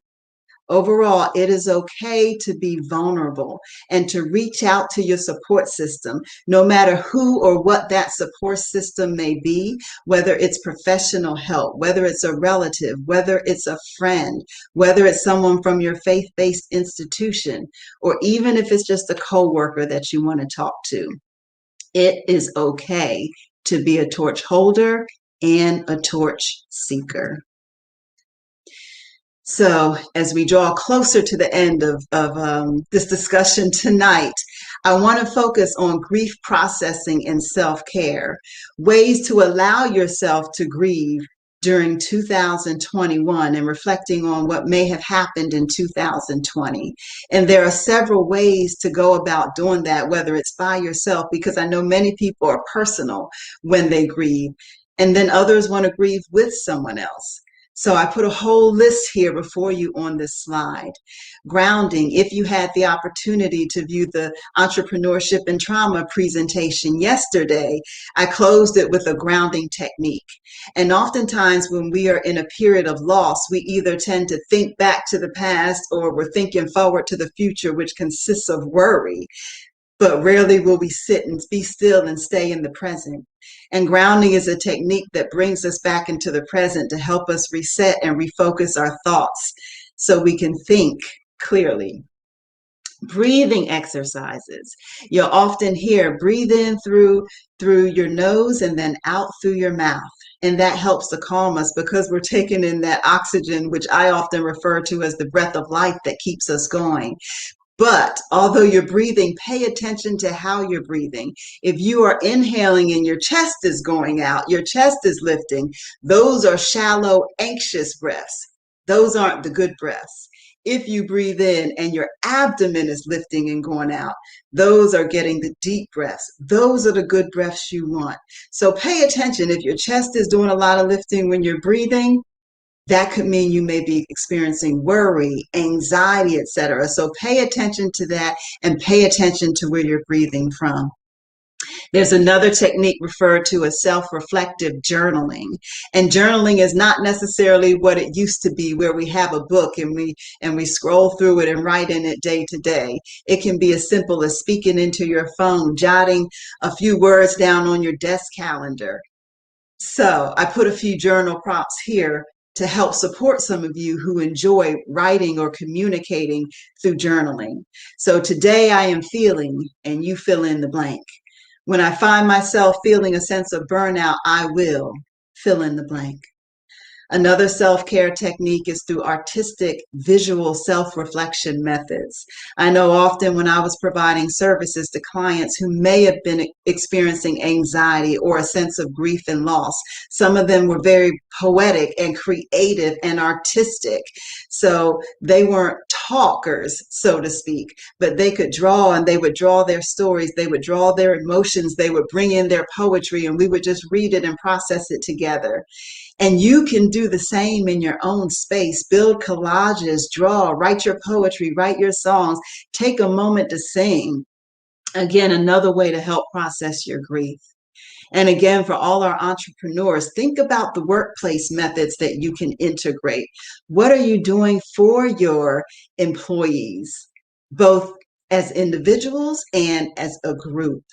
So individuals, I encourage people that oftentimes workplaces will have what's referred to as an employee assistance program, also referred to as EAP, that you can tap into for services. Through your health insurance, there may be a behavioral health, mental health vendor number on that card somewhere that you can contact to schedule your own individual appointments. Or you may want to be more private and find something outside of the workplace, a way to be able to process. And then there are communal ways that can take place in the work environment, which I have coming up on the next slide. Entrepreneurs, these are considerations for your business, something you can do in the workplace, again, to help support your employees who have experienced a significant sense of loss, and also to help them have a reintegration strategy back to the workplace if they have been teleworking. One, integrate ways to promote mental wellness days for all the employees, even those who seem fine. And I put seem fine because you have to remember, all of us process grief differently. Many of us can smile on the outside, but in the inside, we are devastated. Two, develop a team or a method to organize a response to loss. Create an assessment method to determine the impact of the loss upon employees. implement a self-care or grief processing group to occur following the loss. Many people have lost their coworkers during the COVID-19 pandemic. Explore how specific action steps can be integrated into workplace policy in response to loss or other tragic events. There are going to be multiple ripple effects that come out of COVID-19, the multiple pandemics that we are experiencing, and grief is one of those significant ripple effects that we need to start preparing for now. So I ask you, are you ready? I mentioned a few times to develop a reintegration to work plan. Bring professionals in to help you process this and determine what that would look like. Bring in consultants to be able to talk to you about this and organize it. And as a group of colleagues, of coworkers, take a moment collectively to exhale together. You may even need to adjust your goals and your performance targets, but like I addressed earlier, grief comes in waves. So get ready for the long term. So let me transition. There's been grief, there's been loss of business, loss of finances, loss of hopes and dreams, but I want to remind you to reset your vision. I pulled this quote from my upcoming book called Becoming Untangled, and it comes in honor of my grandfather, Reverend Moses Hardy Sr. And it says, we all have a Red Sea to pass through. The Red Sea can be your health, your responsibilities, and even your challenges. You may not pass through the first time due to looking back, but do not give up. No one else can take the journey for you. Learn from each experience. Build fresh treasures of knowledge. So remember, look back over what has happened. And now, how can I reset my vision? How can I learn from it? And how can I apply the new insights that I have gained? As you reset your vision, think about what do you see? And when it comes to vision, it's about this mental image that you hold in your mind that you can see. And now I need to plan and order my steps to move towards and reach that vision. So I want to leave you with these questions as you reset your vision. Asking yourself, are you living in alignment with who you want to be right now? And if not, what would it take in order for that to happen? Next question, do you believe in who you are and what you want to do? Not all is lost. Just take a moment to reset your vision. What is the next step in your strategy? Number 3, are you positioning yourself in the right environment and around the right people to make it happen? Your environment, the people, the places, the things, what you pour into your mind is important. And finally, are you holding your vision within your heart? Hold on to it so you can always remember it and order your steps in the direction of that vision. So in closing, I just want to thank you for your time. And as always, if you wanted to be in contact with me to learn more about me, to learn more about reintegration strategies into the workplace, or even about my publications, feel free to contact me through the social media sites. My website is drveronicahardy.com. I'm also on YouTube. You can just type in Dr. Veronica Hardy, as well as LinkedIn and Facebook. And always remember the why, what brought us here this week and what brought us here today through the Black Business Expo USA to support the education of youth. So I ask you to donate. Go to blackbusinessexpousa.com, click on scholarship, and please make your donation today. So thank you so much, everyone, for your time. That was absolutely amazing, Dr. Hardy. I feel like just your voice is even tranquil within itself. You know, it's just a calming, like, okay, what is she saying? Let's listen. Let's listen. I would say also, you know, on behalf of Dr. Kelly and you know, the Black Business Expo, thank you for your moments of actually taking that pause Yes. and having that call to action to contribute for this greater cause of really sewing into the youth, to the students, so that they have the opportunity to attend college and to receive those laptops that we're trying to bless them with. So thank you for that. To get back to some of the points that you stated, again, we cannot say enough of how important it is for people to give themselves permission to grieve. Why do you think that's such a difficult thing for people to do? I think it's so difficult because many of us did not grow up with grief models of grieving. Just like anything else, we look for mentors, right? And I believe there was a great discussion about that earlier today. We even need those models and mentors for grief.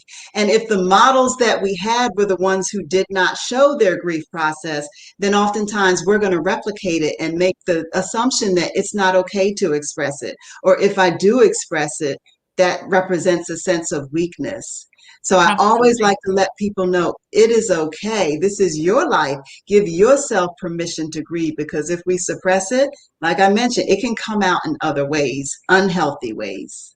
Of which you spoke about when it comes to the dimensions of us, which is the totality of who we are. It's not just one set area. It's everything that, encompasses us, which is definitely is key. I think oftentimes, yes, I think it's easy to see when people are crying, or if people have slipped into even depression, or completely withdrawing. But you brought out the hyper productivity. And I think that that's something that kind of goes under the radar, because people will pile up their calendars and become busy. And we all know that busyness doesn't necessarily equate to fruitfulness, but it also can be an avoidance tactic. Yes. Do you see this often yourself? Yes, and I'll make myself vulnerable right now. I am one of them. Thank you for your transparency. Yes, that is one of my coping skills. And I often say it's a stress reliever. So at times for me, I'll run around the house if I'm stressed. After I finish cleaning, I'm okay.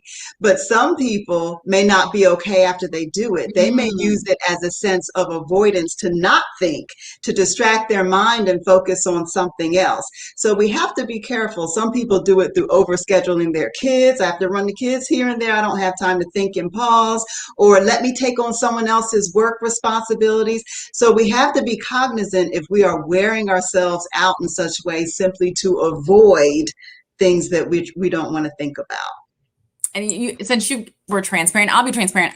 I don't think that I always listen to my body, or I'll make excuses like, well, I feel this way because of something else, without really stopping to actually listen to my body and maybe doing something about it. Yes, we have to pay attention to ourselves, because just like if you were to tune into whoever your closest friend is, or your partner or spouse, you check in on them if their facial expression changes, if they're panting heavily and they don't usually breathe like that, or they're sleeping excessively, you tune into that.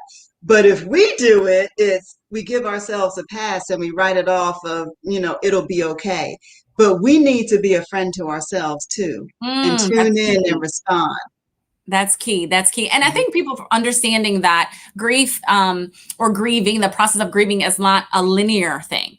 Like one moment you think, hey, I'm fine, I've moved past it. And the next time it's right back up in your face again. And I believe you spoke about that, how it's it's a journey, how it is a process through life. Sometimes there are triggers.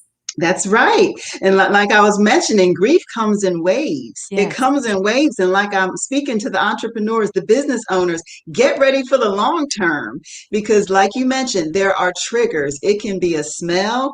It can be returning to the workplace, especially if you lost a coworker and seeing that person's death, remembering the joy that they may have brought to the office.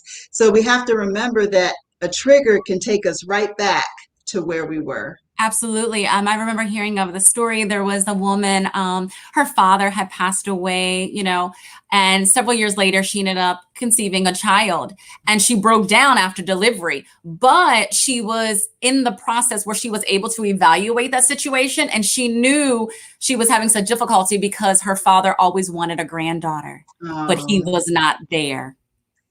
But she said that she made a pivotal point, which was she was grateful that she was healed enough and aware enough to distinguish that, because had she not, then she could have, I guess, released negativity onto her daughter. Yes. And that goes back to how we have to pay attention to ourselves. And even in our discussion yesterday about trauma. Yes. What are our symptoms telling us? And what need are our coping skills responding to? So we have to remember the need in the moment. So her need was her father. Her father's hope was fulfilled, but he wasn't there to see it, unfortunately.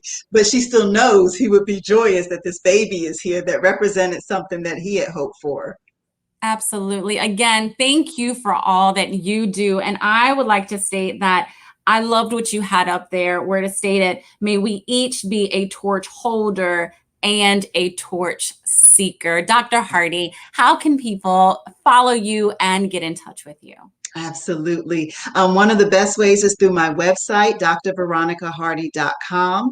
Also, my email address is dr.veronicahardy@gmail.com. I am also on LinkedIn and Facebook. Wonderful. Thank you so very much. And hopefully I'll get to see you again soon, somewhere. And you're fantastic as always, and take care. You. Bless you, bless you, bless you. Well, listen, we're going to take this moment again to please extend the ask for you to visit www.blackbusinessexpousa.com to make your contributions. This is our final night of the Black Business Olympics. However, even beyond this night, you'll have the replays, but also share the word for those to invest in our community at large, but specifically our children. Don't go anywhere. If you want to get something to drink, go ahead if you haven't already, but don't change from this site, because we still have some more wonderful guest speakers coming up. But until then, I'll see you on the other side. I am Black business. From the moment I wake until the time I sleep, I am Black business. I am Black business. Are you Black business? I am Black business. Do you support Black businesses? I support Black business because I am Black business. Black Business Expo, one of the largest business showcases in the history of Black America in North Carolina. Sign up today at www.blackbusinessexpousa.com or call 919-380-9090. I am Black business. I am Black business. From the moment I wake until the time I sleep, I am Black business. I am Black business. Are you Black business? I am Black business. Do you support Black businesses? I support Black business because I am Black business. Black Business Expo, one of the largest business showcases in the history of Black America in North Carolina. Sign up today at www.blackbusinessexpousa.com or call 919-380-9090. I am Black business. I am Black business. From the moment I wake until the time I sleep, I am Black business. I am Black business. Are you Black business? I am Black business. Do you support Black businesses? I support Black business because I am Black business.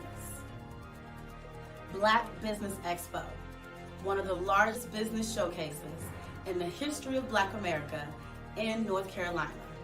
Sign up today at www.blackbusinessexpousa.com or call 919-380-9090. I am Black Business. I am Black Business. From the moment I wake until the time I sleep, I am Black Business. I am Black Business. Are you Black Business? I am Black Business. Do you support Black businesses? I support Black business because I am Black Business. Black Business Expo, one of the largest business showcases in the history of Black America in North Carolina.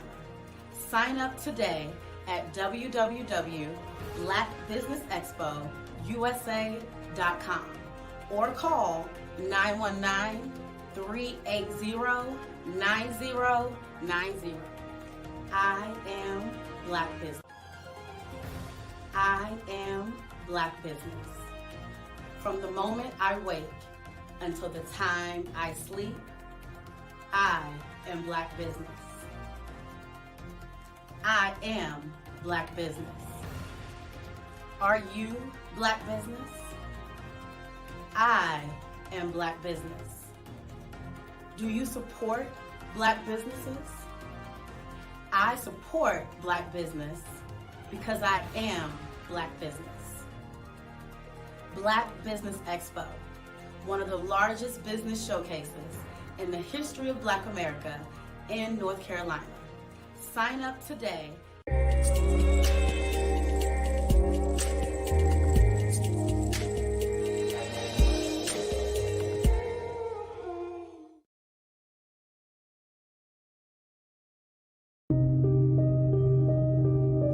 The Black Business Expo is changing my life. This year, they are giving away laptops and even $5,000 in cash to students just like me. I'm Alexis, and I want to go to college to fulfill my dream of becoming an entrepreneur. Help the Black Business Expo going to www.blackbusinessexpousa.com and also becoming a vendor, a sponsor, or donating.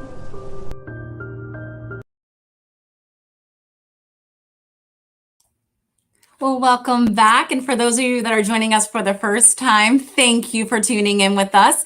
This is the Black Business Olympics. This is the final day, day 7, part 2. Our focus has been on business and the church. I am Natasha Brooks, and I've had the privilege of serving as the Black Business Network moderator on this evening. So I would like to take this moment to thank the following individuals: Mr. Jermaine Moody, Chairman and CEO of Moody Capital Partners, Black Leaders Worldwide, Glendola Beasley of GM Beasley and Associates, and Dr. Danetta Watson of the National Mastermind Group, as well as the Black Business Expo Board.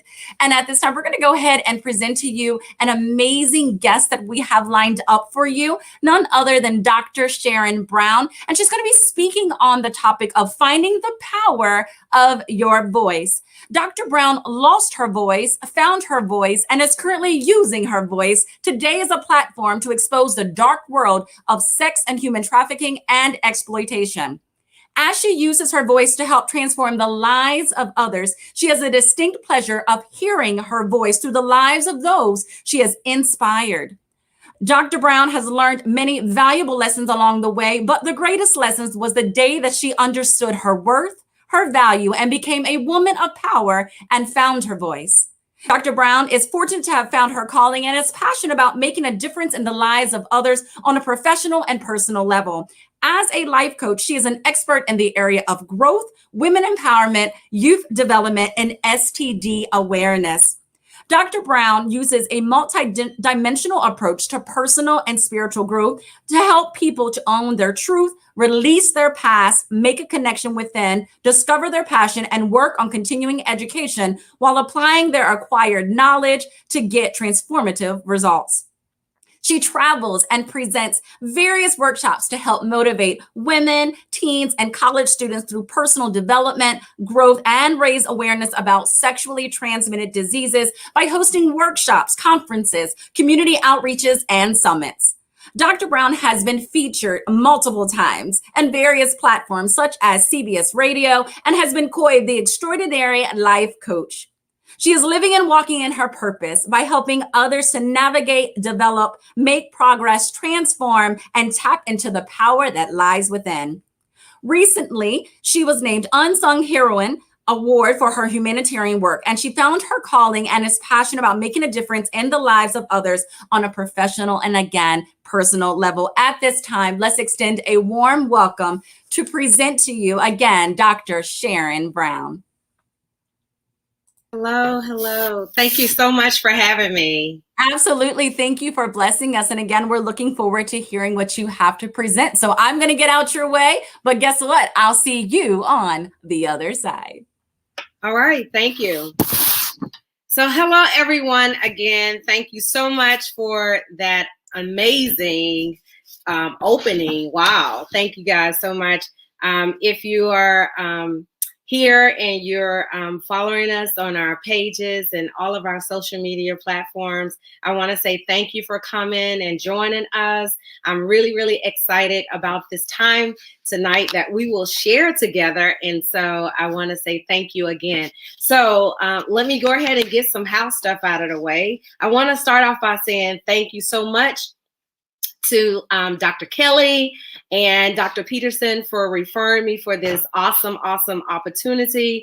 And also thank you guys to the whole family for the Black Business Expo team.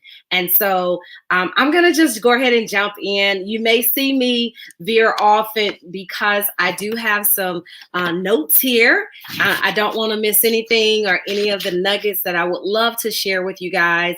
And so again, thank you so much for having me.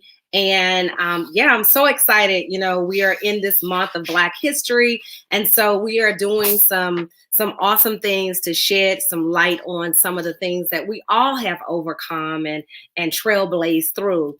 So today, I want to start off with just sharing with you, our topic today is going to be talking about finding the power of your voice.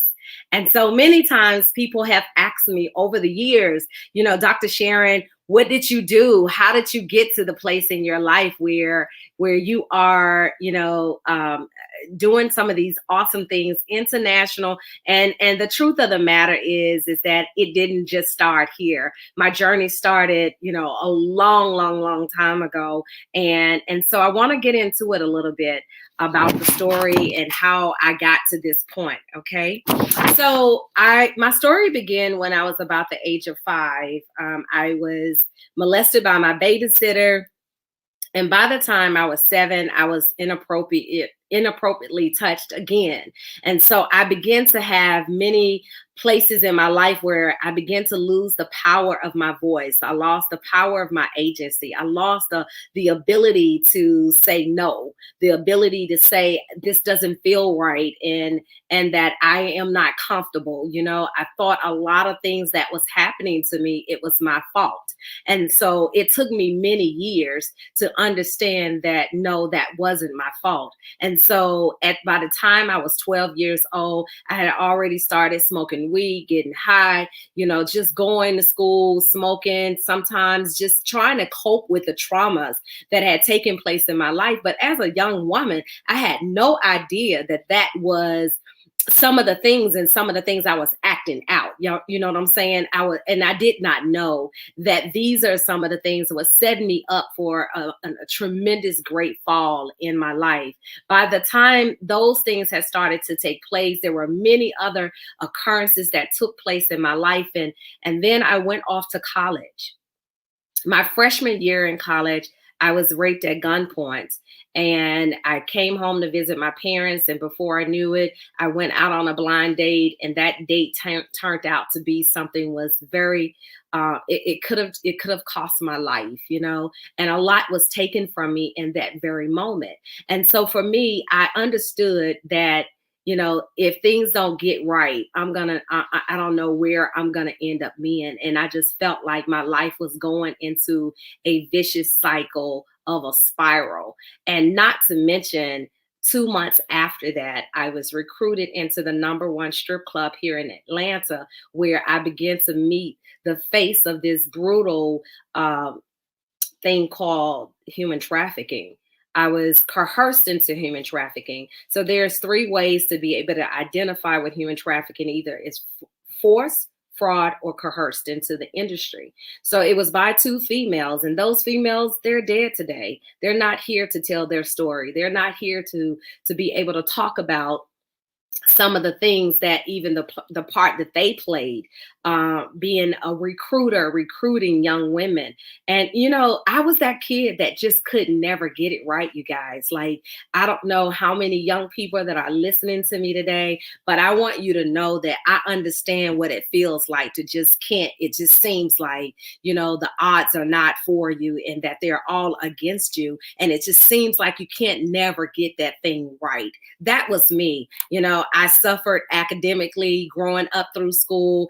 I was dyslexic. And so I had a major issue that allowed me to feel defeated, you know. So I felt defeated academically. I was in special education again. And so here I am today going from special education, and now I am Dr. Ambassador Sharon J. Brown. And so I'm coming to serve notice on anyone that feels like that the devil has had you. And yes, I'm gonna use the devil today, okay? That somebody needs to hear this, that anybody that feel like that it is just impossible and that you cannot do what you dream. So we're coming after those things today. We're going to set a fire tonight, and we're going after those people, those naysayers, those voices that we hear in our head, even when we speak back to ourselves to tell us sometimes that we cannot be the things that we dream about.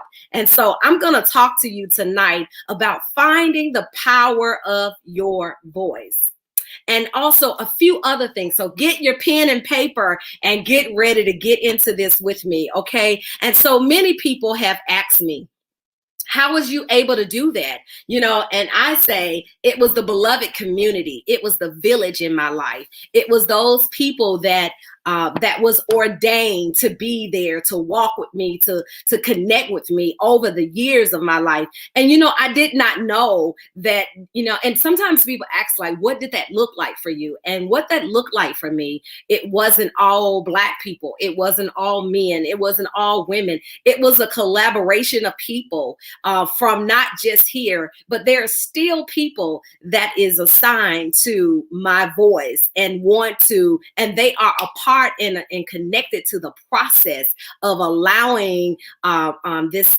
thing called, you know, purpose to come forward.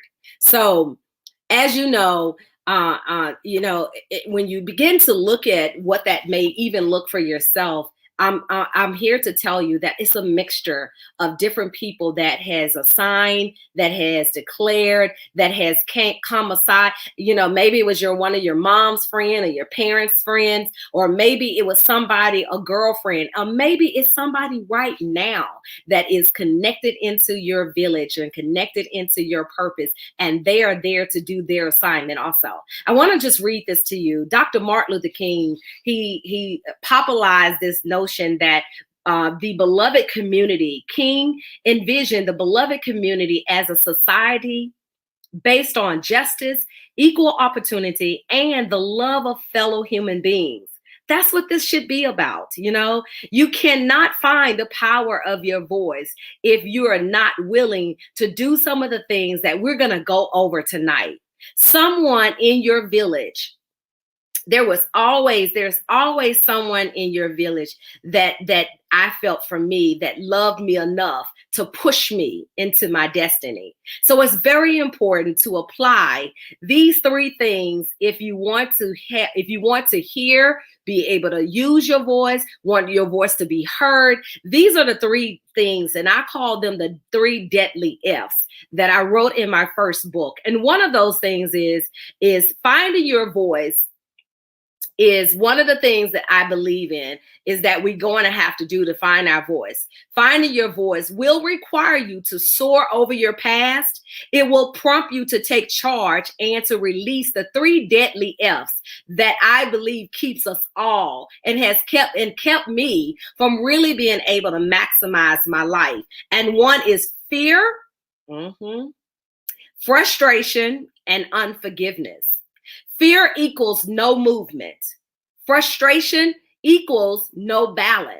Because if you're frustrated all the time, there's no balance going on in your life. You're emotional. You're having a lot of things going on. And then the other one is unforgiveness. Unforgiveness equal no blaming. Like we have to get to a point where we begin to absorb some of this stuff, flush it out the way we need to, so that we can gain the power of our voice.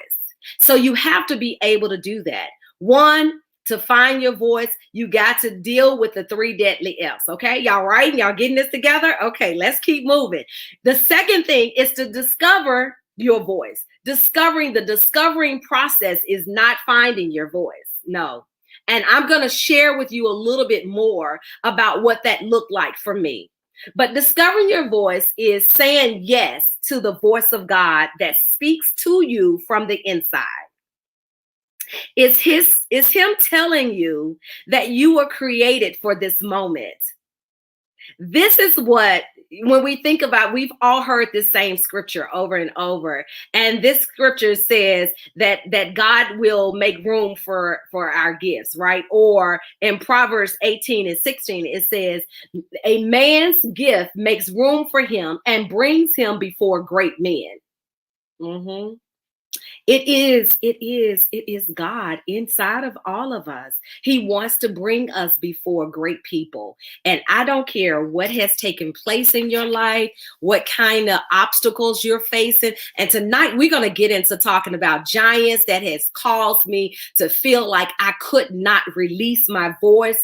And listen, you guys, it is possible. I am a living witness that all things, not some things, but all things are working together for the good of them that love God and that are called according to his purpose. Y'all done called a preacher to come out on me tonight. Okay, number 3, walking in the power of your voice is a whole nother level. And at this point, you are not wondering if you're an eagle. You know you're an eagle. And you have been given the voice of an eagle to bring about change. When you get to this level, there is no stopping you. There is no stopping. And the process in all of this is necessary to get us where we need to be. And remember, each one of these, there is a process to these phases. There is a journey to get us there. This don't just happen overnight. And so I kind of like to tell stories. I'm a storyteller. I love to sharing stories, and I'm more of a visual kind of person. So I want to tell you a little story about a little boy named David. Many of us have heard this story, but I think it's relevant for tonight. I think it's important tonight for us to hear this because somebody is listening tonight. They need to know that they have the ability in them, no matter where you are. This message is for you. David, there's a little boy named David that was chosen to be king. He did not even know that he would be the one that will save a whole entire kingdom by killing a giant. That's you, by slaying the giants. Whatever that could be giants that has been dealing with your family for generational. There could be giants that is causing you to be in a place of fear where you can't begin to soar. There could be giants of unforgiveness in your life. There could be giants that will cause you to feel like that there is nothing that you have done ever right and you can't never get it right. Oh, it's plenty of giants. We all got giants. And just because you slay one, don't mean that you're not going to slay another one. Okay, it just helps you to remind you that you did it before, and surely you can do it again. All right. So y'all walking with me. Okay. So here we are. David, and he has killed and slayed the giant for not just for a family, but a whole entire kingdom. Okay. So I can't go into the whole story. Y'all got to go and get your word and, kind of get into it because it is a good story. So you see, he was told by people around him that he was too young to be king. And that it was impossible, for someone that young to be able. And David wasn't a part of the royal family. He wasn't a part of the lineage of royalty. You understand? So God can pull us out. He can choose you no matter where you come from, no matter what you have done, no matter where your life has taken you, and choose you for a time such as this. All right? So this is not just my moment. This is your moment too. He understood after killing a bear and a lion that he could do anything.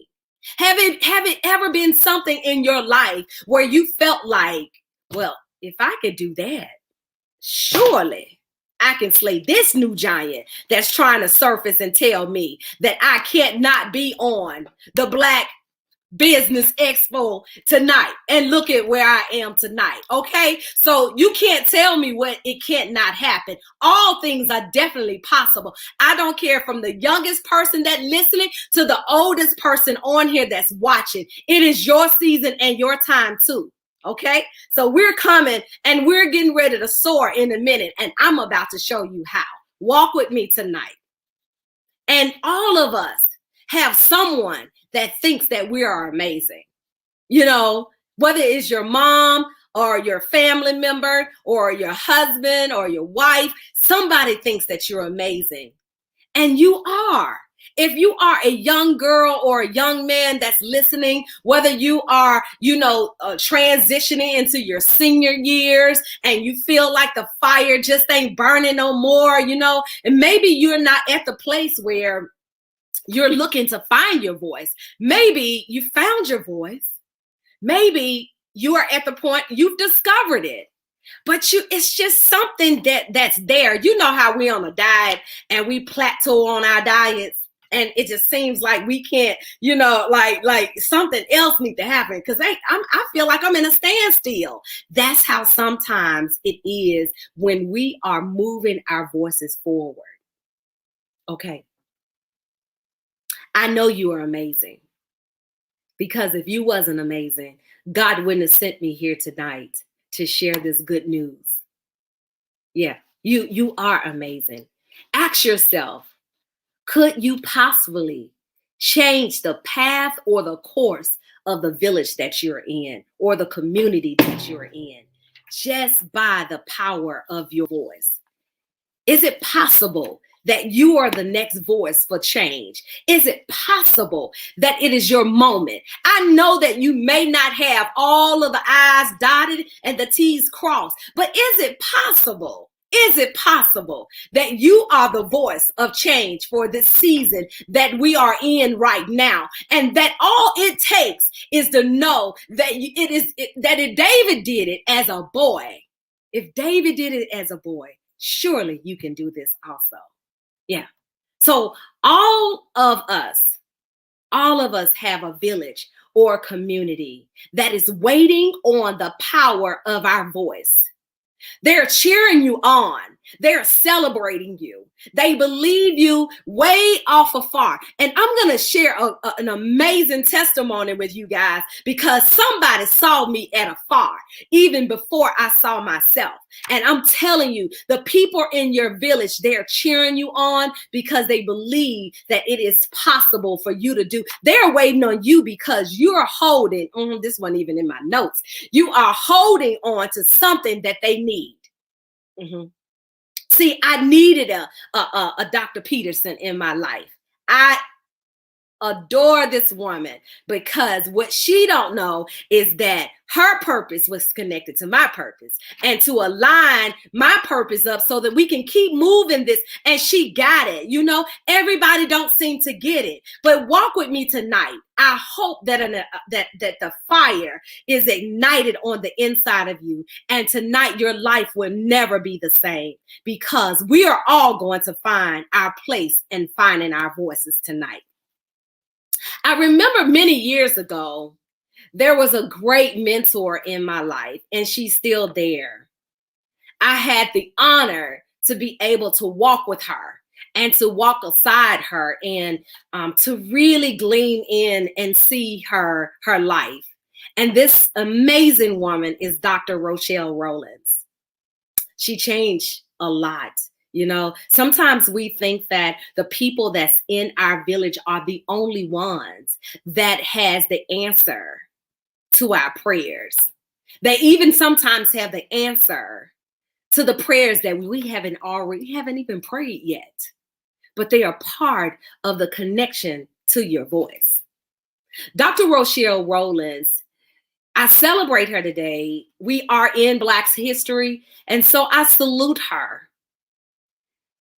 I salute her as my Rosa Parks, as my Sojourner Truth, as my Harriet Tubman. She came in my life at the right time, right when I needed her the most. When I was still in the place of finding my voice, you guys, I was finding my voice. I was just in the early phases of finding my voice, but she didn't have to find me not doing nothing. Okay, so that's a pause break right there, because some of us are not doing anything, and we expect for our voices to be found. We expect that somebody is going to stumble up on us. Listen, a couple of weeks ago, guess who stumbled up on my voice? TD Jakes. I'm just telling you, you just never know who is going, and he wasn't somebody lifted up for me. He was a symbol that God was right there, and God was paying attention to what he had promised me. Okay, let me keep moving, y'all, before they shut me down up in here. Okay, so here we are, this amazing woman, Dr. Rochelle Rollins. She came in my life at the right time. And when I met her, it was one of my first few speaking engagements. I got invited to go to Spelman College to speak. And, at the time I was really insecure, and I was, still not sure of my voice. And I was, still being reminded of all that I'm not going to ever be, still being reminded of my first grade teacher telling me and mocking me because I could not get it together. And I was in special ed, and she was talking to me, honey, you just always going to just be a pretty face, honey. Little did she know. And so, and here I am, at the speaking engagement, and didn't have much money at all at this time. And, that's the very thing. This is for somebody too, that's saying, I don't have enough. I ain't got this, and I ain't got the right clothes, Dr. Sharon, and I don't have this. And that is when your voice will call you forward. Like a trumpet, honey, it will call you forward to do the things that you never thought that it was possible for you to do. And so I remember telling my girlfriend, Audra, we were talking, and I was like, girl, I found this dress on the internet. And so I got the dress. I saw myself before I even went to the speaking engagement, what it was that I was supposed to look like, right? And I remember someone told me that, the dress is cute, but you're a little overdressed, I think you're just a tad bit overdressed. And so after I finished speaking, but Rochelle, Dr. Rochelle, came looking for me. And she said to me, oh, you're the lady with the pretty dress. And she did not think it was over the top at all. She actually thought it was beautiful, and it was memorable, and it was something that stood out. And guess what? We became the best of friends. She was like a mother, a friend, and she was a mentor to me.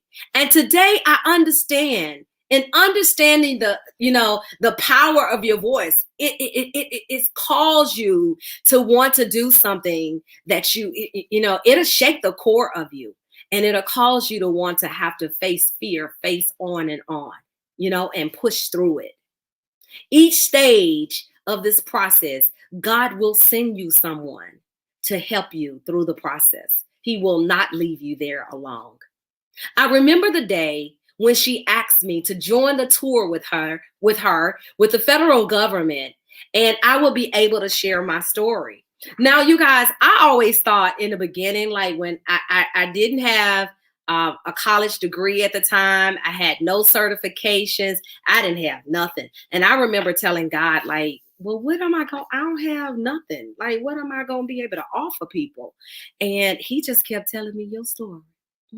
Honey, this story right here is still opening up doors. That's all I got is me. And some of you that's listening to me today, you saying, I ain't got this, I ain't got that. All you got is you. God did not make a mistake when he created us, and he formed the power of your voice. This very tour was where I discovered, we're at the discovery part now, where I discovered the power of my voice. She believed in me day one. She always saw me in my future, in places I never saw myself at times.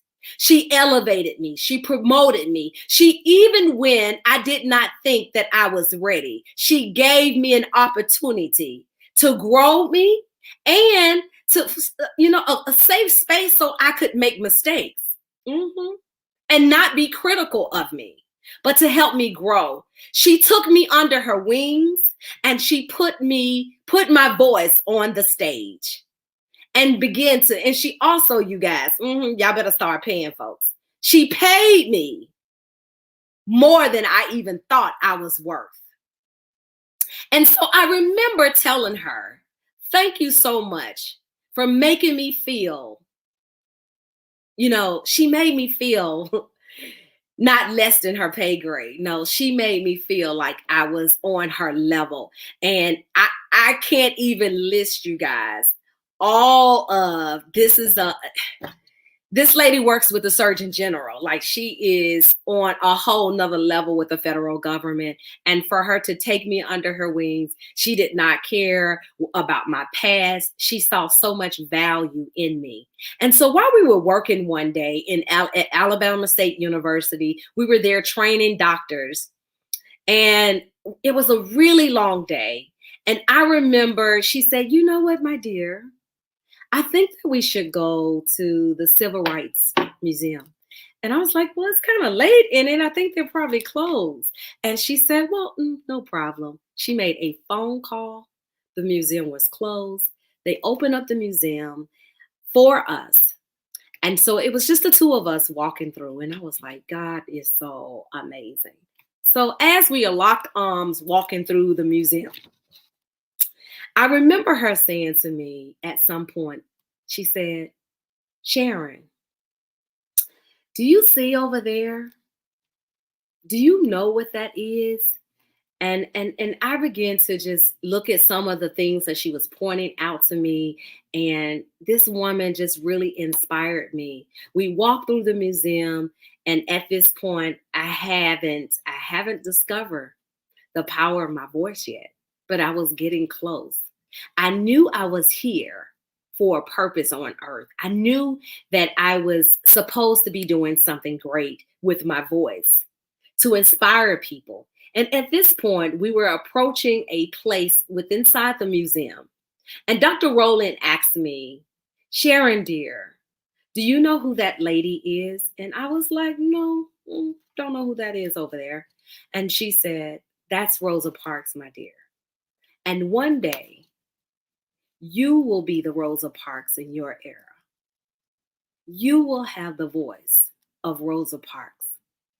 And so a little country girl from Memphis, that comes from very small beginnings. I was really humbled, and I was like, wow, this statue of a woman, to see me and to see my voice in such a powerful place, than I ever could have saw for myself was just amazing for me. That's when I discovered the power of my voice. That's when I discovered it. That's when I began to understand that is not just me, that's you also. Most people will see you before you see yourself. That is the truth. So let's pause for a second here, and think about your community, where your voices shows up in your community, in your village, that helps you find, discover, and to walk in the power of your voice.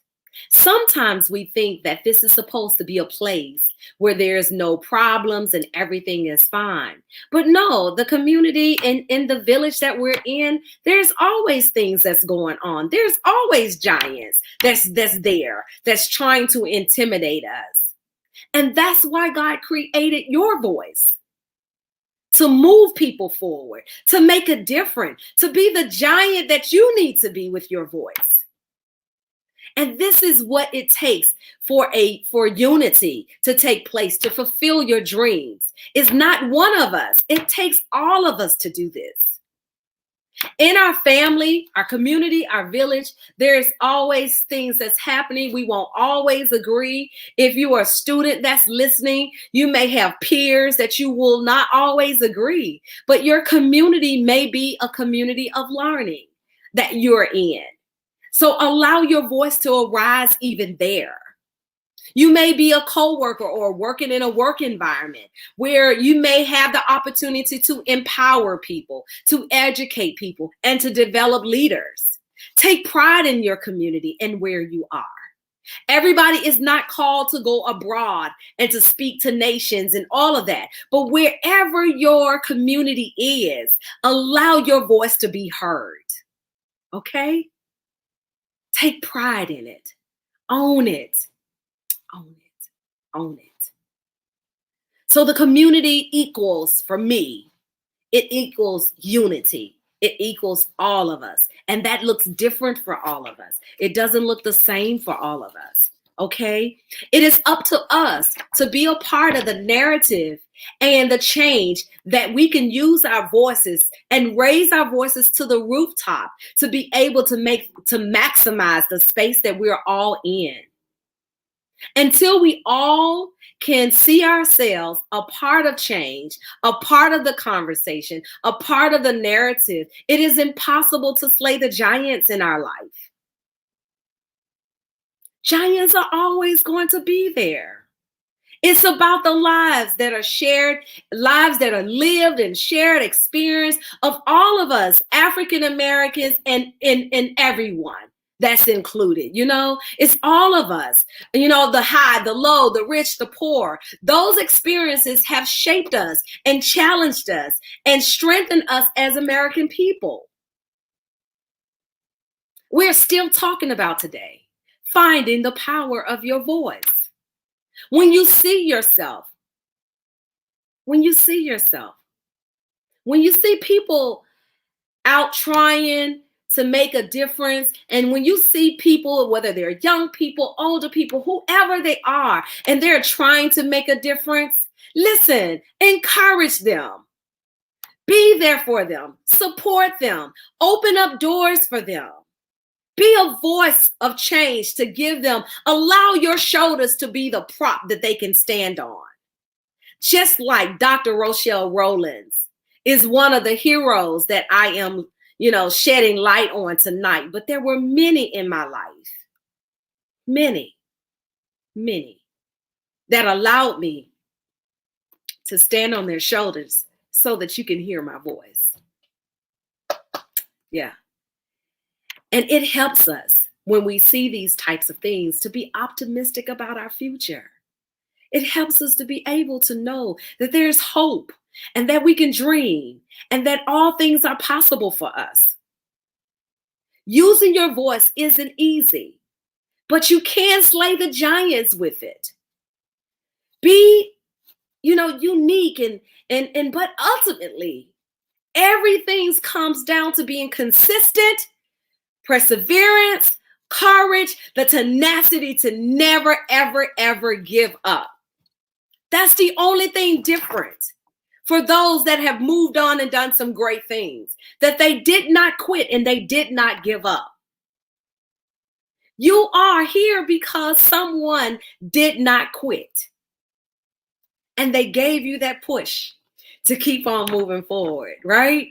I believe that there are ordinary men and women and young people that has found the courage to stand up and to use the power of their voices today. Like you and I, like your neighbor, like the people that are watching and listening today.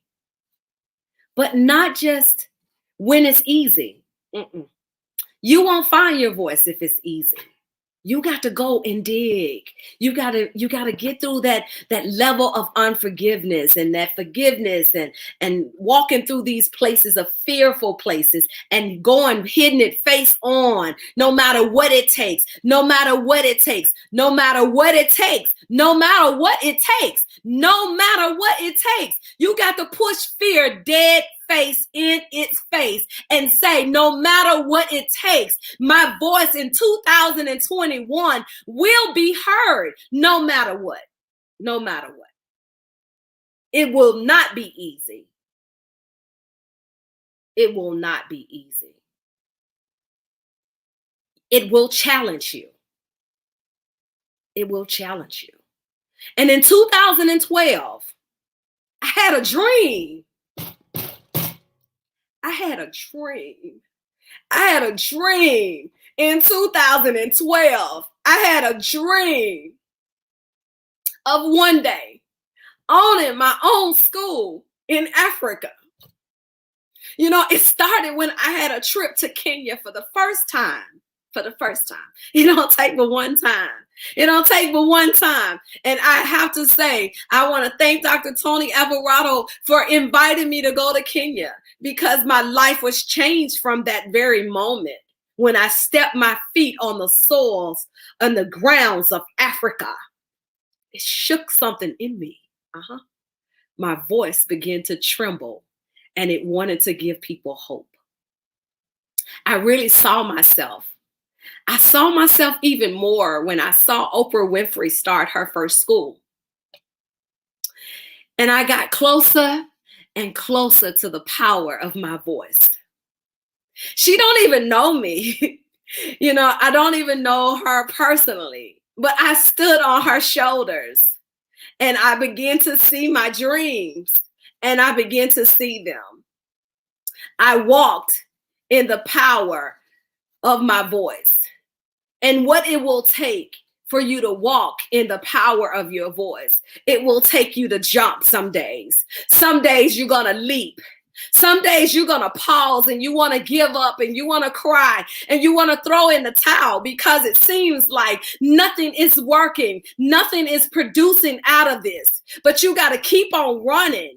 And you got to get to the point where every giant that comes in your way, that you're willing to slay the giant. I don't care how afraid you are, to allow the giants to get out of your way so that you can make it to the stage that God has created for you. God has already has the right people waiting on you in your village. Listen, he brought a man all the way from Rwanda just to validate his voice inside of me, to ignite the power of my voice. I met a man named Pastor Ronald. He was waiting here. He was here visiting here in America. God brought him all the way here. He was here visiting in America. And he was waiting on me to show up for me, for my voice. He was waiting on me to show up so that he can give me the pieces to the puzzle that was a part of my life that was missing. He had the piece of the puzzle and he was all the way in Africa. Woo, Jesus. All the way in Africa.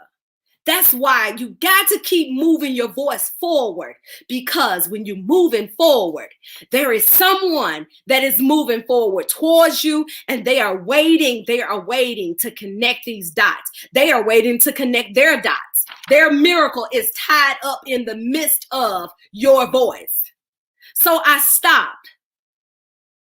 I began to just pause for a moment, and I said, okay, I'm going to jump. I'm going to win. I'm going to do this. And if I got to do this by myself, I'm going to do this. So I went and I started the Dr. Sharon J. Brown Restoration and Hope Center for Women and Girls in Rwanda in 2019. And there is where I began to really find the power to walk in my voice. I've been to over 54 different countries using this voice. I've been on this journey, and, you know, it has been very trying for me, but it has been the most rewarding space because I said yes to my voice. I thought I had nothing to offer. I thought I had nothing to give. Nothing to give. But I just kept pushing. I learned that I was a champion. Someone who is listening to my voice today want to be a part of the narrative of change in your village. All it takes is a decision. There were so many people who walked together and decided to lend their voices to change. You are the voice of a champion. All of us are called to do something amazing. Let me remind you that the voice is a powerful sound. And I'm not going to go into this too much, but just give you a little bit about the word sound that comes out of a voice. It is in the simplified form. Sounds are waves and vibrations that ripples through the air and provide human beings with one of the most effective ways of communicating. Sounds is a great way of healing and so much more. It's power in the sound of your voice. It's power. So I want to tell you, as we're getting ready to bring this thing to a close in a little, I want to share with you about this farmer. I told y'all I love stories.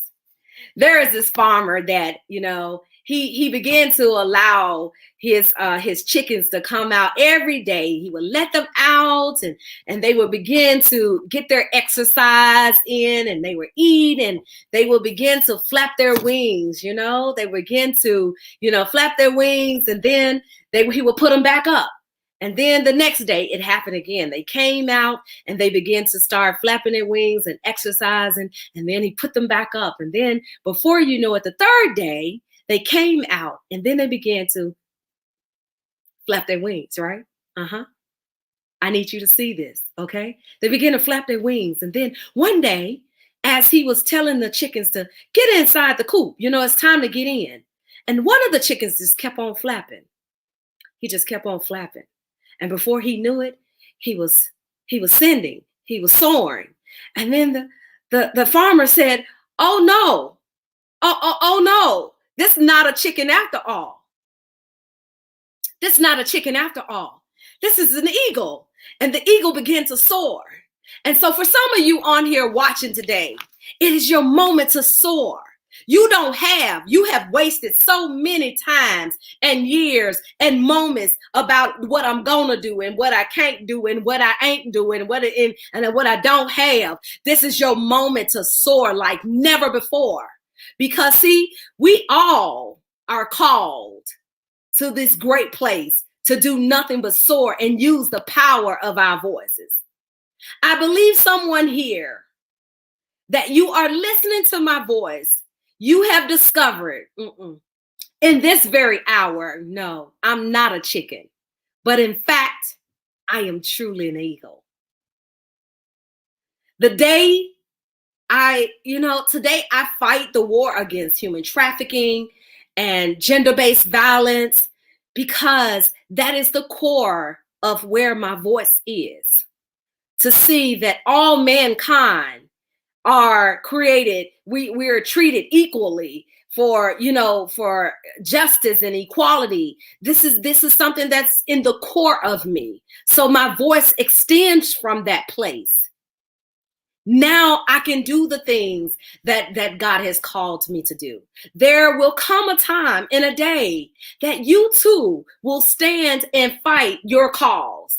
There will be a day that you will march for your cause. There will be a day that there will be nothing that will silence your voice because of the cause and the giants that you know at this point that you're called to fight. You may be called to fight the giant of poverty, the giant of mental illness and hungriness and disability and poverty, and the list goes on and on. All of these are giants. And the pain that we all feel from them are real. I don't want you to ever feel that we don't think that they're real. They're real. But giants do come down and they do fall. It is not easy to use your voice, but you can do it.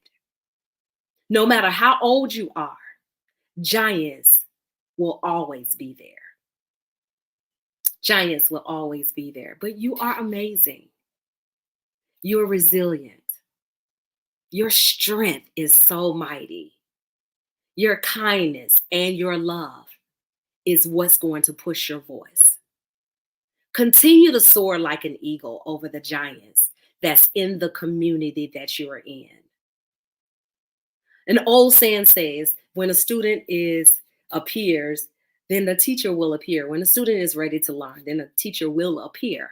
And so many of you that are listening to my voice today will be a part of the world that's around you and ready to change.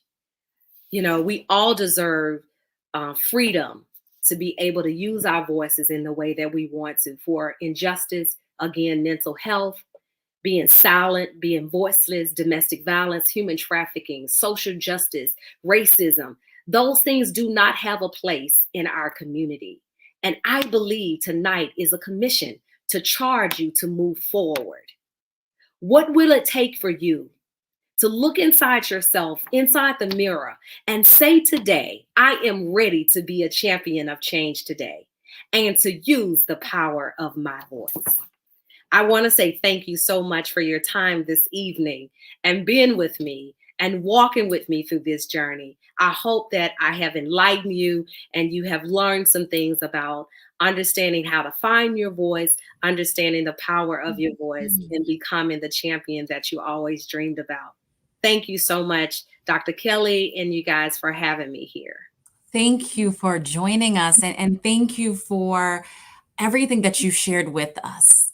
I would state that when you talk about the power of your voice, someone that comes to mind is Dr. Maya Angelou, because we know that at the age of 8, she became a mute because she had been raped by her mother's boyfriend. He had been convicted. She testified against him. He was convicted, went to jail, came out. But when he came out 4 days later, he was found murdered. And, it's believed that maybe her uncles or some others might have done it. And she held that.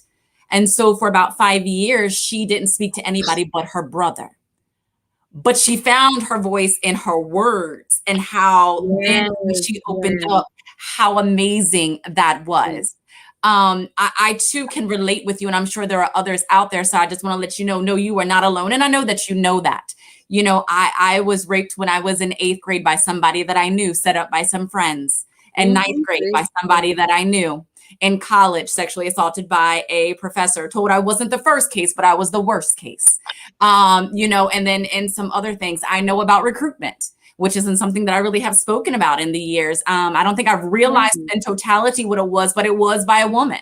And she tried to get me to, why don't you come to the hotel with me? I'm going to be engaged with this gentleman. He just wants you to pack his bag. And I knew that didn't sound right. And thankfully I didn't go.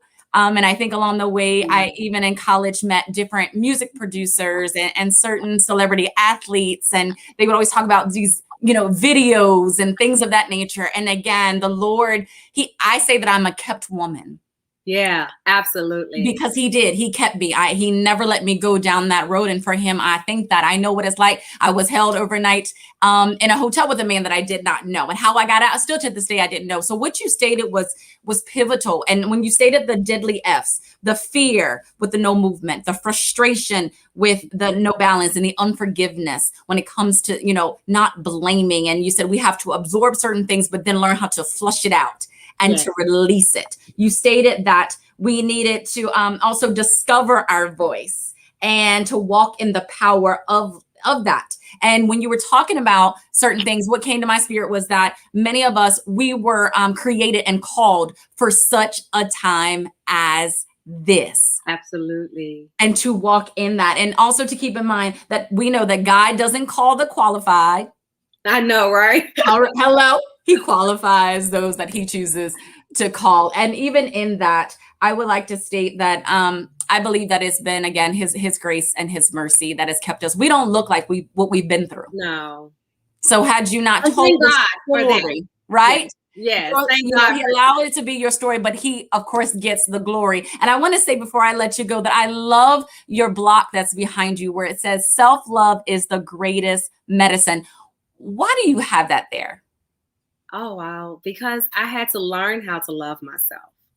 When you've gone through so much trauma and abuse and stuff like that, and feeling like you're not worthy. And it took me so long to get to this space. And so I paused for a moment, many days, and I stopped to make sure that I am okay. And I think that is so important. And so that reminds me, family is there. That saying is there. So I have those because it reminds me that it is okay now for me to do that for myself, because I used to didn't do that. Absolutely. And, and I will say this, I was a special education teacher for the North Carolina public school system for 12 years. And I used to always advocate for my students because people would be like, oh, he is this, he is that. No, my students, and neither were you weren't dyslexic, you had dyslexia. So you weren't disabled, you had a disability. You know what I mean? And I think people have to understand that word choice there and the damage that can do to somebody, no different than somebody that might have high blood pressure or anything, that's not who they are. It's just something that they are experiencing. And even in that, you stated about the community, knowing that people are waiting on what you have. And I believe that while it is about the head positioning and having that renewed and transformative mind, it's also about the heart posture. And when God examines your heart and he knows that he can trust you, there is no limit to the favor that he's going to pour onto you. So what I would love for you to do, Dr. Brown, for anybody that is out there that has not found their voice, could you pray into them that it would be opened up?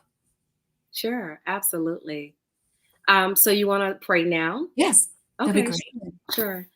So Father God, I thank you for this time that you've given us the ability to pause for a second to lend our hearts towards those that really are in need, God, that are trapped, that may feel that there is no one that is advocating for them, that no one that is there to believe or to give them that extra push that they need.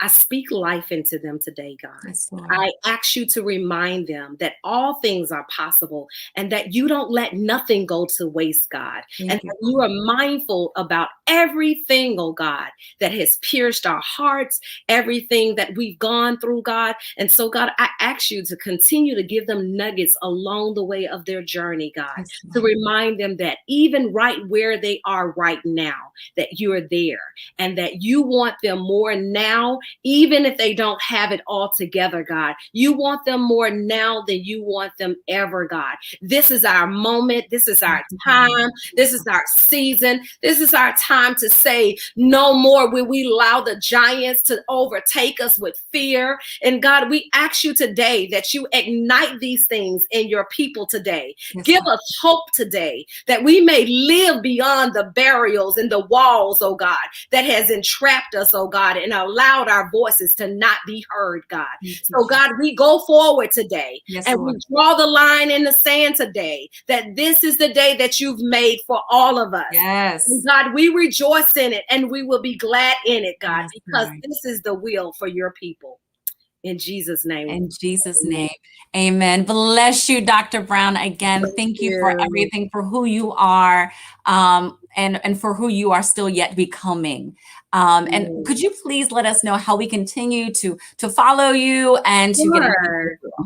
Sure. Hey, ladies, how y'all doing? How y'all doing? How y'all doing? How y'all doing?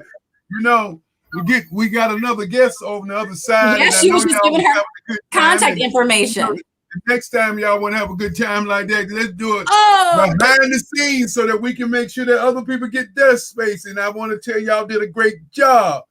yes, she And was just giving her contact information, Brown, Dr. Kelly. Dr. Brown, thank you for coming. We really enjoyed your talk. It changed some lives. It made people feel great, you know. And hopefully we'll see you in June. We do June, we do August, and we do November. And so we're going to be looking to bring you back. Okay. Okay, But sure. what was that address? What was that address? That's what we were getting to. What was that address? So they Yeah, can follow so you? please go to our email address is at Sharon J. Brown 2015 at Gmail. And you can reach us at our website at sharonjbrown.com. Okay. Thank you so much. Good job. And of course, Natasha, you know, you've been a joy the whole time. You rocked, you rolled, you made people smile, you made people cry, but more importantly, you made people enjoy the show. Thank and you right for the now, I know opportunity. you're getting ready to hand me the baton because I am. You know, when it's time for the final leg, it's got to be the man. It's got to be the guy who can make it happen. Listen. I know you're going to bring it home. You're the anchor. You're the anchor. So I again thank each and every one of you for allowing me to join you on these past 2 days. It has been amazing. Please continue to give to this platform. And I believe again, hey, listen, until next time, I'll see you on the other side. And I'll see you on the other side. And of course, as we get prepared to go to our last guest, and you know, before we go to our last guest, I want to do a couple of things. You know, I'm probably going to come back later on and end the show. But for those of you who have been here all week, I want to thank you. I want to thank you because you have taken the time out of your schedule, out of your life, and decided that you want to be about Black economics, Black inclusion, and more importantly, Black listening. You know, we can hear a lot of things while people are talking, but do we actually listen? The Black Business Network is a network, it's a 24-hour network. And what we want to do, I shouldn't say what we want to do, what we do is we give exposure and we give the necessary ammunition for you to build your business, to change your lives. If you looked at our program all week, you noticed there were a lot of things that was involved. On, like I said, on Monday, we did what I call business empowerment. On Tuesday, we did marketing, advertising. On Wednesday, we did social media. On Thursday, we did Generation X and Generation Z. On Thursday, we did diversity and inclusion. And then on Friday, we did Generation X and Generation Z. Saturday, we did business and the culture. You got a chance to see some great artwork. And then on Sunday today, which we always include Sunday, we did business and the church. And of course, as you think about our kids, I want you to understand that this whole process is all been about our kids. You know, all over the world, if you just think about this, there's $1 trillion in our community. If everybody gave $1, that's $1 trillion. And thank you, Mr. Holloway. Thank you, Merle, for that. If everybody gave $10 of the $1 trillion, that'd be $10 trillion for our community. We talked about blockchain. We talked about cryptocurrency. We talked about building our own money. And all these things are good, but if you don't be involved, it's never going to happen. And of course, as I look at my time, and I know my time is winding down, one of the things I want to say to each and every one of you, whether you had success on the show or not, whether your technology worked or not, whether you got knocked off or not, whether you couldn't make it or not, I want to personally say thank you, thank you, thank you, thank you, thank you, thank you, thank you, and thank you again. Because at the end of the day, there is no network without you. We had over 100 speakers, and those 100 speakers brought it home in different ways. I contend to say that people have something to say. And today and yesterday, the day before, and leading from Monday to now, the people that had something to say said what they had to say. I contend that this is Black Business Reality TV. You get what you see. Now, the real business today was about scholarships. And we're out here looking at how can we raise scholarships for these kids? How can we do something to change their lives as they move from high school to college? How do we do that? That is by the Scholarship Foundation. And so people that ask me why I didn't run the Scholarship Foundation, PayPal or whatever across the screen. No, that's not what we do. If you're committed to do something, then you do what? You follow directions. And for those out there who think that there are no more Black business owners who care about our students, just look at what happened this week. Each and every one of the speakers came on with the idea that they were here to share their story to make it better for somebody else. And now, as you've been watching the Black Business Expo, each time that we go from one speaker to another, we play a video. And that video says, I am Black business. From the moment I wake to the moment I sleep, I am Black business. And the young lady who did that video, the young lady who at a moment's notice did that video, the young lady who created that video happens to be the last lady on the show. The lady who did that video, she did a video that was so powerful that everybody all week got a chance to see.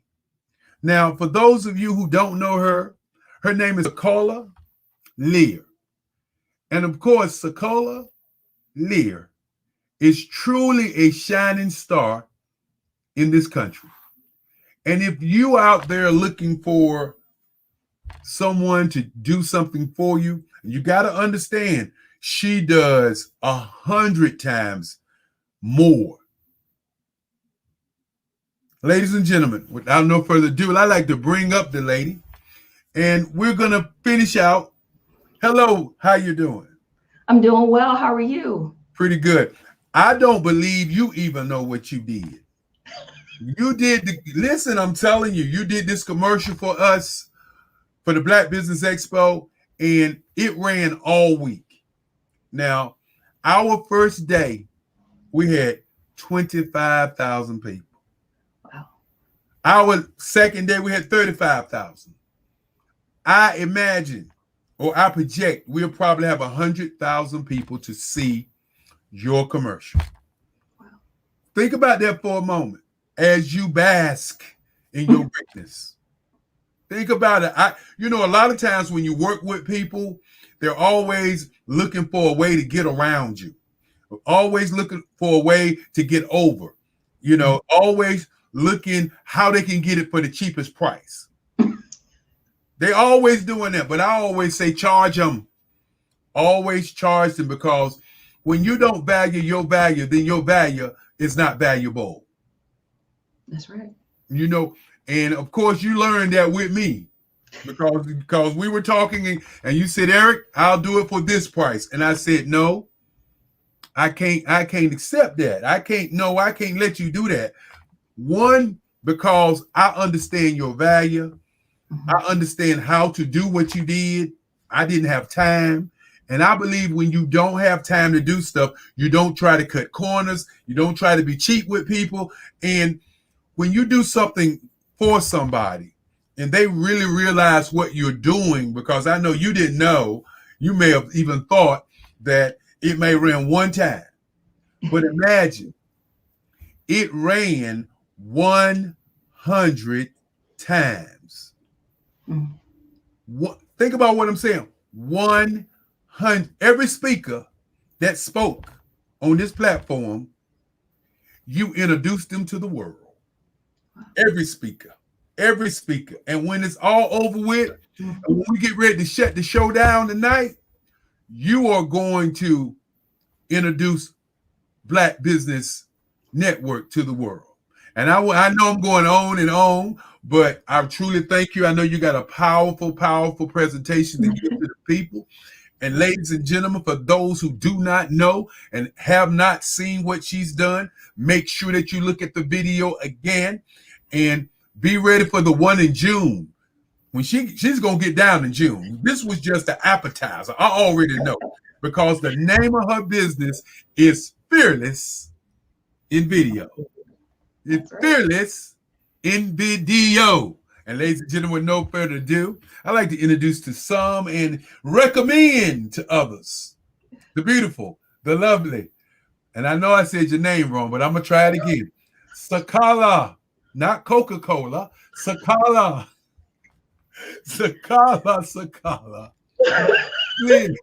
That's how I get them. I get them every time. I want to get you smiling, so when you come out here and talk to these people, they say, hey, she got some personality too. But as I say to most people, I'll see you on the other side. All right. Well, good evening, everyone. It is an honor. It has been a privilege to work with Dr. Kelly, and even behind the scenes with Ms. Maxine Phillips McCoy, who actually suggested to bring me on. So I just want to say thank you to both of you so very much to have this opportunity to actually close out this segment of Black Business Expo USA. Again, my name is Sakola Lair, and I'm going to work with you this evening on how to be fearless on video. Now, Pearl Bailey said one of my favorite quotes of all times: no one knows what you're worth but you. Do you believe that? Do you understand the power of those words? No one knows what you're worth but you. And I said this years ago when I was helping business owners around the world get fearless on video. So without further ado, I'm going to share my screen, and hopefully this works. If not, I'll just do my notes and everything will be just fine.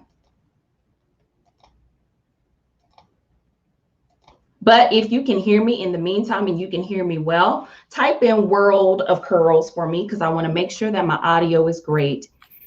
And of course, I'm back. We want to make sure that you get your video, your PowerPoint up. That's why I came back. If you look at the bottom of your screen, you'll see something that says share. I got that. Click on that button for us, please. I'm on there. I'm just trying to see which one I need to share. Do I need to share just my entire screen? Yes. Okay. All right. So I'm going to share my entire screen, and then I'm going to bring up my PowerPoint.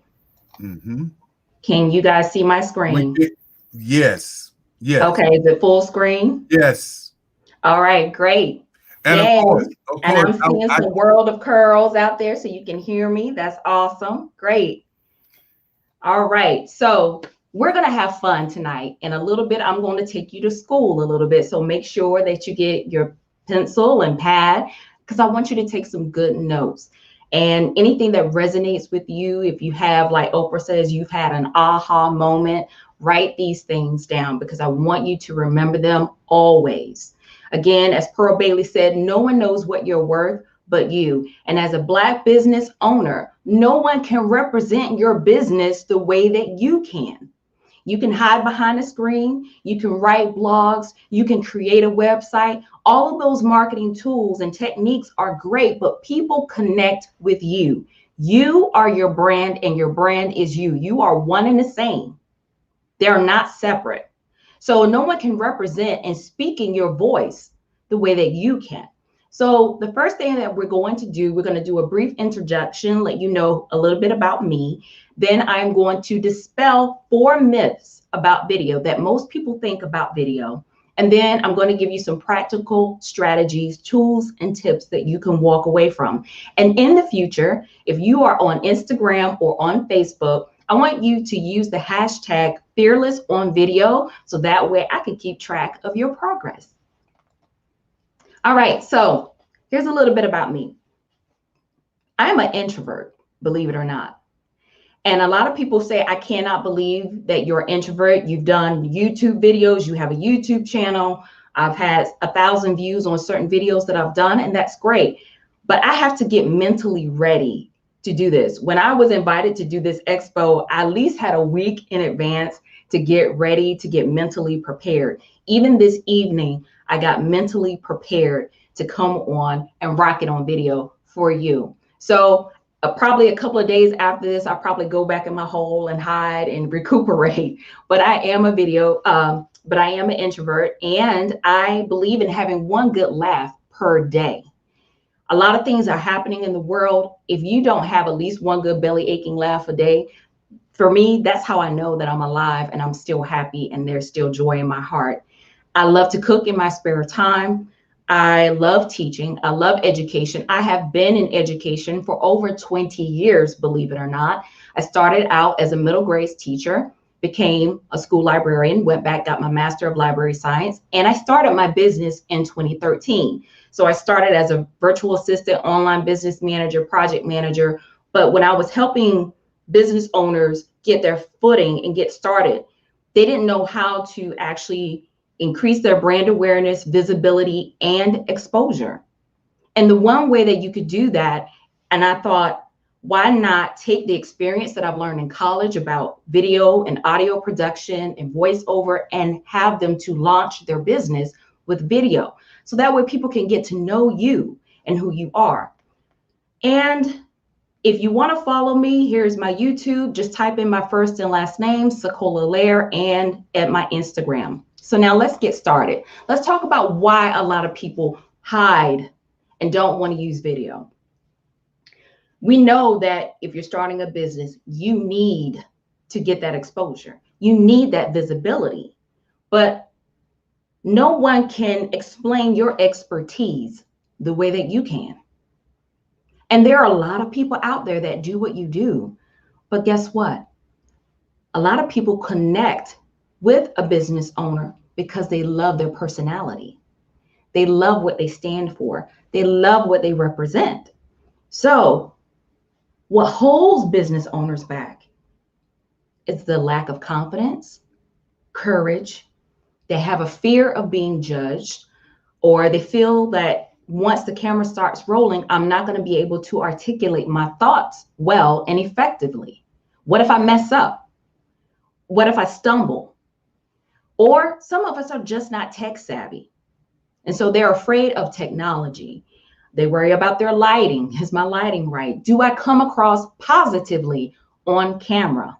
So these are just some things that people have worried about. These are some things that I've worked with women business owners in particularly all over the world, from Canada, London, Paris. I've worked with women and they've all said the same thing to me. I don't like the sound of my voice. I don't come across well on camera. And I work with women and all of that.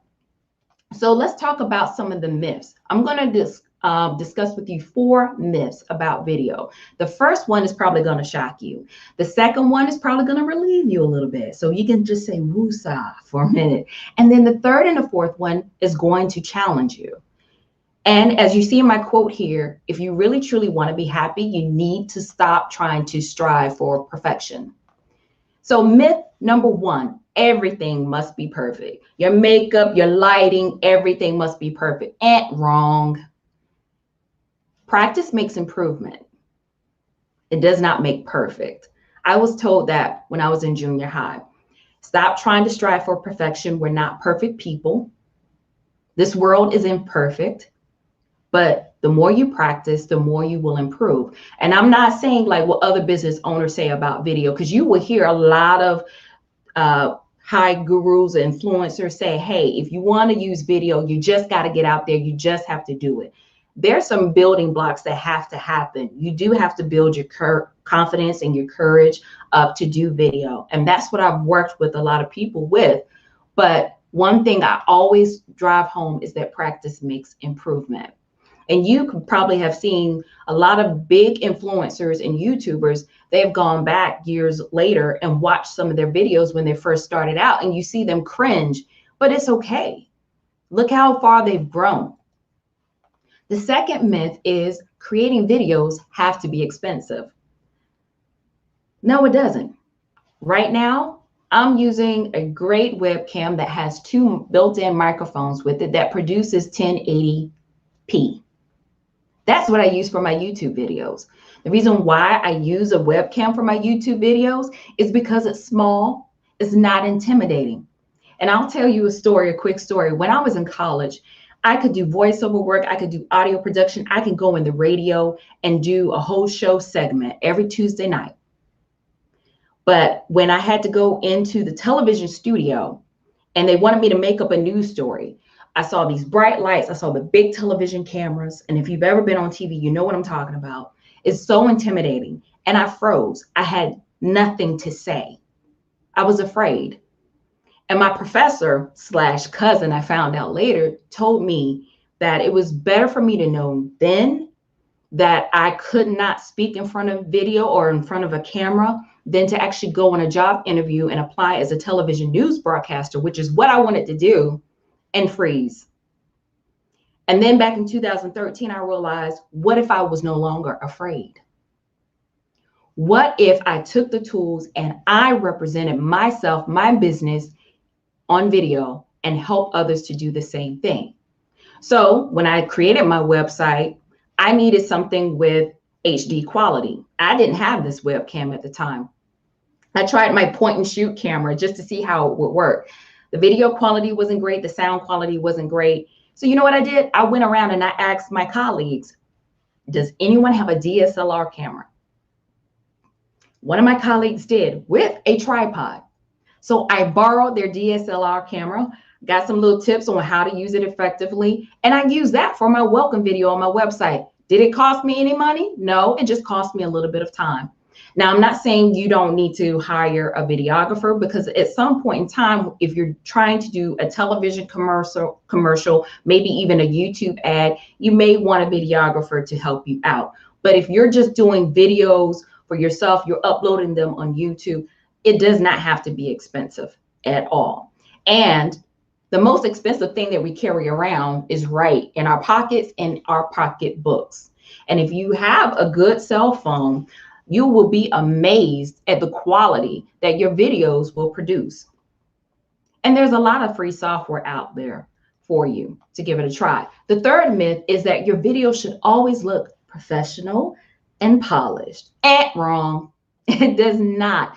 You see people in their car, driving in their car, have their camera on. I don't always recommend that because that can be a safety hazard. But if you're stopping in your car and you feel like you are inspired to do something and you want to do a video right then and there, why not? Do it.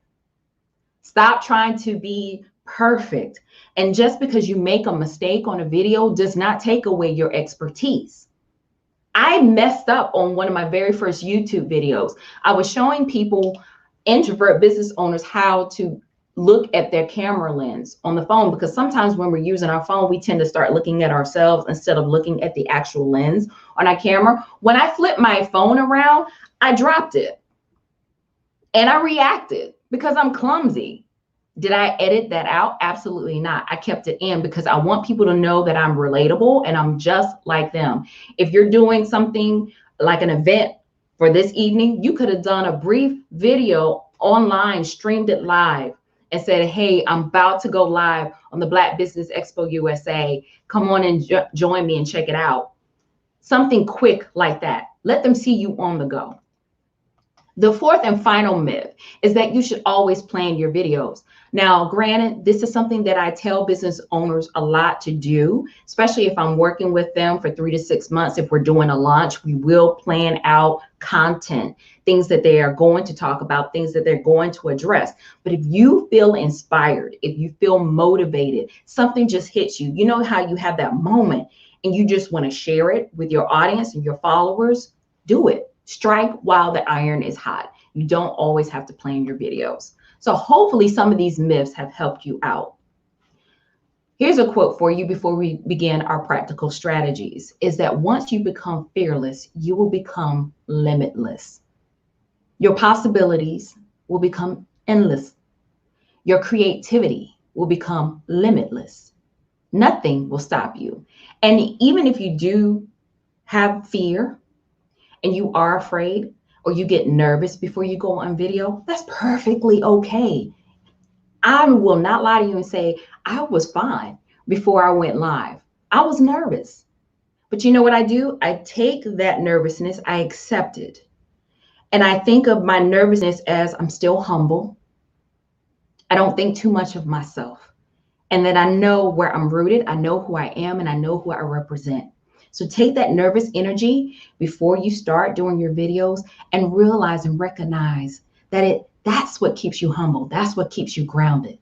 And most importantly, is that video is not about you. When you do videos, it's not about you. It's about them. It's about your audience. It's about who you're trying to connect with. Okay, let me say that again. When you create videos, they're never about you. It's not about you. So stop. It's about your audience. So here's your first practical tip: enthusiasm, energy. Now, you may say in person that you're energetic. You may say, hey, how you doing? When you greet people. But when you come on camera, you may say, hey, how you doing? And it seems fine, right? You think you're doing well. Here's a tip that I always share with business owners. I want you to think of someone, and we've all been through this pandemic. I want you to think of how it would be if you were able to connect with family and friends again post-pandemic. How would you react? How would you respond? Would you go, hey, how are you? It's so good to see you. Or would you go, hey, it's so great to see you. When you're on camera, you need to amp up your enthusiasm and energy a little bit higher than what you would normally do on an everyday basis. I know that may sound crazy, but when you amp it up just a little bit more, it actually comes across natural on camera. I want you to try that sometime. So don't just go, hey, how are you doing? It's so good to see you. Try it. Hey, how are you? And have that energy, have that spark, and smile. The more you smile, the more you put your viewers at ease, the more you put yourself at ease. So you should be lively, okay? You want to make sure that you hold the interest of your viewers. And if you do use a script, if you have a video script that you're rehearsing, you're practicing, underline some of your key phrases and words so that way you know when it's time to drive home a point. You can also put them in italics and make sure that when you go through this part, okay, this is where I need to drive the point home. This is where I need to put a little bit more emphasis in what I'm saying. The next is warmth and feeling. Going back to what I said before, doing video is never about you. It is about your audience. It's about your followers. It's about your potential customers. So if you strongly believe in what you're doing, if you have the conviction in your business that you know that you can help people, then it will come across. So if you speak in a way that that reflects how you feel, make sure that it is consistent. Before you go on air, always remind yourself, I'm sharing this message because I want to help people. I'm sharing what I'm sharing because I want to help people. I don't want to do this for me. I want to reach the heart of my listeners. And your voice will actually reflect that. People will hear it, they will sense it, they will understand your passion. Naturalness. Let's talk about being natural on camera. I love this photo right here because a lot of times I talk about the false fake representation. Hey, you know, you're just glossy and shiny, but really behind the scenes, you're more of a frown face. Make sure that you're natural. Don't put up a front. People don't like false fake people. They see it. I think of a story, the first day of school, and I have some educators on here, so you might understand what I'm saying. The first day of school as an educator, students will know right off the bat whether you are afraid of them or not. They sense it, they know it, they feel it. So before the first day of school, I have in my mind, I'm here to empower students. I'm here to help them, meet them where they are, and take them where they can go, as far as they can go. So when they go to the next grade level, they are already on point. It's never, again, it's not about me, it's about my students. Even now as a realtor, when I meet with my clients for the first time and I have a buyer consultation, it's not about me, it's about them. So be as natural as possible. If you're nervous, it's okay. Again, channel that nervousness and realize that you're humble. And realize that you don't think too much of yourself when you say, oh, I'm fine, I can do this, not a problem. If you are, it's okay. But if you're stiff and you're uncomfortable, people will see that and realize that. So I'll give you some tips of what I do. Before I do video, I pray. I pray for the strength and courage to get my message across. And secondly, I listen to music that motivates me, that inspires me. I may light a candle. I may burn some incense, whatever it is that I want to do, but it puts me at ease and it puts me at calm and I'm natural. So when I speak, my tone doesn't sound shaky. It doesn't sound nervous. And I focus on the idea of what I'm saying. I focus on the purpose of what I'm saying. I'm not focused on every little word. That's what trips people up. If you focus on every little word that you're trying to say, you will get tripped up. Focus on your main points. Even if you have to, say, for example, I'm using my webcam right now. If I take a Post-it stick and I write down my main points and I put my main points right here underneath my webcam, even right now, I have a picture of someone, a best friend, or me being goofy as a kid, because then I can relax a little bit and I realize I'm not just talking to a camera, I'm actually talking to an individual. So it's just some things that you can do to actually prepare yourself so that way you can come across as natural. Does everyone understand that? Everyone get me on that one? Now let's talk about gestures and expressions. We don't want them to be over the top.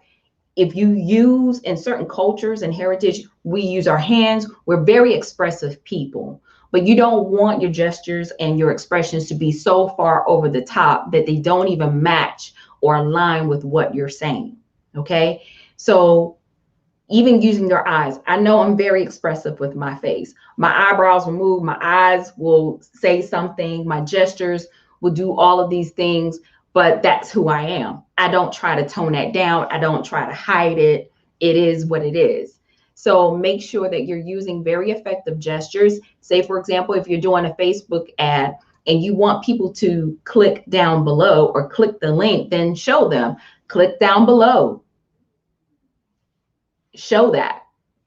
People love to be told what to do on video. Video viewers love to be told what to do. What is the next step? Use that call to action, but show them with your gestures and expressions. And showing your hands in a video is very important. You probably see me use my hands a lot because psychologically, when people don't show their hands, a viewer tends not to trust them. Even in person, if someone is having their hands behind their back, are you really going to trust what they're doing?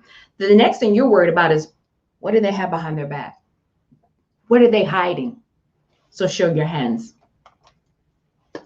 Here's one of the last practical tips I'm going to share with you. And this is important. And this is actually what stops a lot of people in their tracks, believe it or not, as women business owners. And I don't want to single out women business owners, but this is one of the common things that I hear so much is I don't like the sound of my voice. And you know what I tell people is you have had this voice all your life. And unless somebody has covered their ears and said, oh, I can't stand the sound of your voice, my ears are bleeding, and run away, then your voice is just fine. That's you. And that's something that you have to get over. And of course, I work with clients on that, getting over their fear of how they sound. I had a client that I worked with. She is a phenomenal speaker. She gets engaged for speaking engagements all the time. But one of the things that she was afraid of, it was like, I'm afraid of how I sound and how I talk. But this woman could get up and do karaoke. Someone was recording her doing karaoke, singing Oleta Adams, singing an Oleta Adams song. I was like, are you serious? You get up in front of people and you sing karaoke all the time, but you don't want to get in front of video? That was unfathomable to me. I didn't understand that. So here's what we're going to do. We're going to do an exercise, and this is an exercise that I actually do before I do voiceover work. For 1 minute, you take a deep cleansing breath through your nose, you hold it for a few seconds, and then you release it through your mouth. You will be surprised of how relaxed your vocal cords will become. Your shoulders will relax. Your chest cavity here will relax. You will start breathing properly all over again. So before you start doing videos, again, that breathing not only helps with your nervousness, but it will also help with your voice quality. Your voice and your tone will become warm and more resonant, and it won't sound as constricted or shaky or nervous. And then these babies right here and your entire body will relax. Now, I didn't want to take up too much time because I know it's the end of the expo and I know Dr. Kelly wants to come back on and do some final remarks. So I just want to say thank you again for this opportunity. But if you want to get in touch with me and you want to learn more, because this was just the icing of the cake of what I call the Fearless on Video Challenge. It is a 5-day challenge that I do with business owners, and we delve deeper into getting ready and doing video. And I also have a safe private Facebook group if you want to join that, Fearless on Video. That's where you will see other business owners practicing and doing video exercises. And they even share some of their videos before it goes out in public to get valuable feedback from other members. So the best way, if you want to get in touch with me, is to use my Linktree account, and it's Secola Lair. That will take you not only to my YouTube videos, but it will also allow you to book a consultation with me if you want to talk in real time. Or if you have your mobile device, I have a QR bar code right here. You can scan that and that will take you to my Linktree. Are there any questions for me? I'm going to stop sharing now.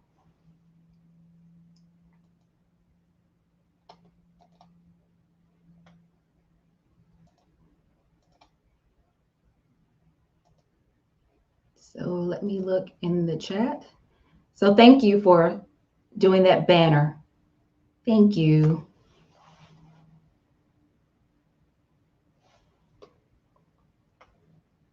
Well, thank you all for the comments. I appreciate it. Thank you. Well, it is 8:40 and that is my time. Thank you guys. Attention.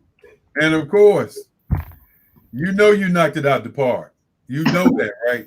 You know, I'd say a lot of times, if you're afraid, if you want to hit a home run, you can't be afraid to swing the bat. Right. And you swung the bat, young lady. I am truly proud to know you. And I look forward for all of the great things that you do. If you watch the comments, all of the comments were great job, excellent. And the thing that really got me was that you took the time out to share with people what the audience is thinking while they're doing things. And a lot of times people don't think about the audience. They think about themselves. And you know, yeah, you and Maxine, I want to thank Maxine also. She's a scholarship chair, and she suggested you, you know. And I said, well, I don't know her. She said, well, she's real good, Eric. She's real good. And I said, well, I don't know her. And she said, she's good. You gotta call her. I said, okay, I'm gonna give her a call. But the reason I really gave you a call is because I believe in people. I believe that when people are referring people, they know what they're talking about. And Maxine surely knows what she was talking about. Again, we want to thank you for being on the show. You know, we're getting ready to close out the week. You know that they're all, for those who just tuned in, I got a treat for you. When I'm done, you're going to see, how do you say your name? Sekola Lair. Sekola Lair. I believe in names. You know, I couldn't, you know, I was looking up. I said Coca-Cola. Sekola. Sekola. I've heard it before. I know they be messing with you, right? Yes. Sekola Lair. She is a bright, shining star in our community. And what I want everyone to do is, when you see that commercial that we run, you'll see her website. Go to her website. We're not asking you to spend all your money with her. But there's $1 trillion out here in the African American community. You know, we discussed earlier how Jeff Bezos owns $300 billion, and Black businesses in this country only owns $200 billion. And the sad thing about it is, it's not the numbers that's sad.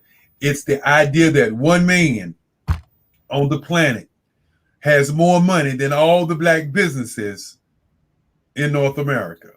Think about that for a moment. When you think about going to her website and sewing into the greatness that she has. Sekola, thank you so very much. And I'll see you. Of course, ladies and gentlemen, I'm going to put her on blast. She's going to be redoing our video because she said she wanted to do it bigger and better because we rushed her. And I tell you, a rush job from Sekola is better than a full job for a lot of people. And that I can say, because I've seen them. You know, I do commercials. I write copy. I've seen a lot of people, and I am truly impressed with your work. Thank you so very much. And of course, see you on the other side. Bye.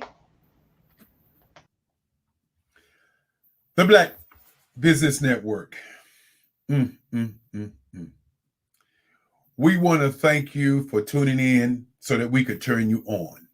We want you to be looking forward to June. We want you to be looking forward to another time where Black businesses get an opportunity to talk again, speak what's on their minds. From business development, business empowerment, advertising, public relations, marketing, from stories and more stories. And for all of our speakers, thank you again. And remember, we're still going to do a VIP event, and that's for speakers only. It's going to be called Black Business After Dark, and we'll get a chance to just do the recap show. It'll be on Zoom. We will play it later on the Black Business Network and also on Black Business Worldwide. And as I see, I'm going to the short, you can see what the flyer looks like.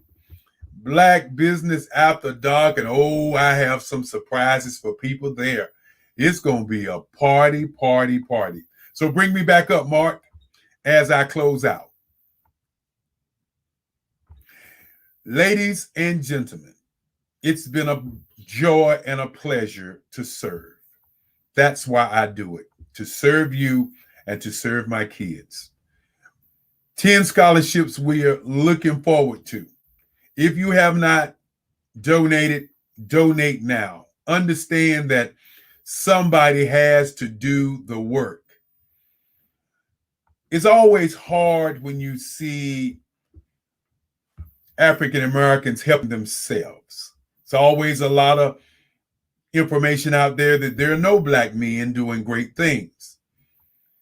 there's always information out there. There's no Black people doing a lot of great things. But we want to tell you today that we are here to serve you. I want to thank Mr. Moody of the Black World Leaders for providing us with speakers. I want to thank GM Beasley for providing us with speakers. I want to thank the National Mastermind under the leadership of Donetta Watson. Thank you so much for speakers. I want to thank the Black Business Board for your leadership. And then I want to personally thank a young lady who did so much work. You know, she was the backbone.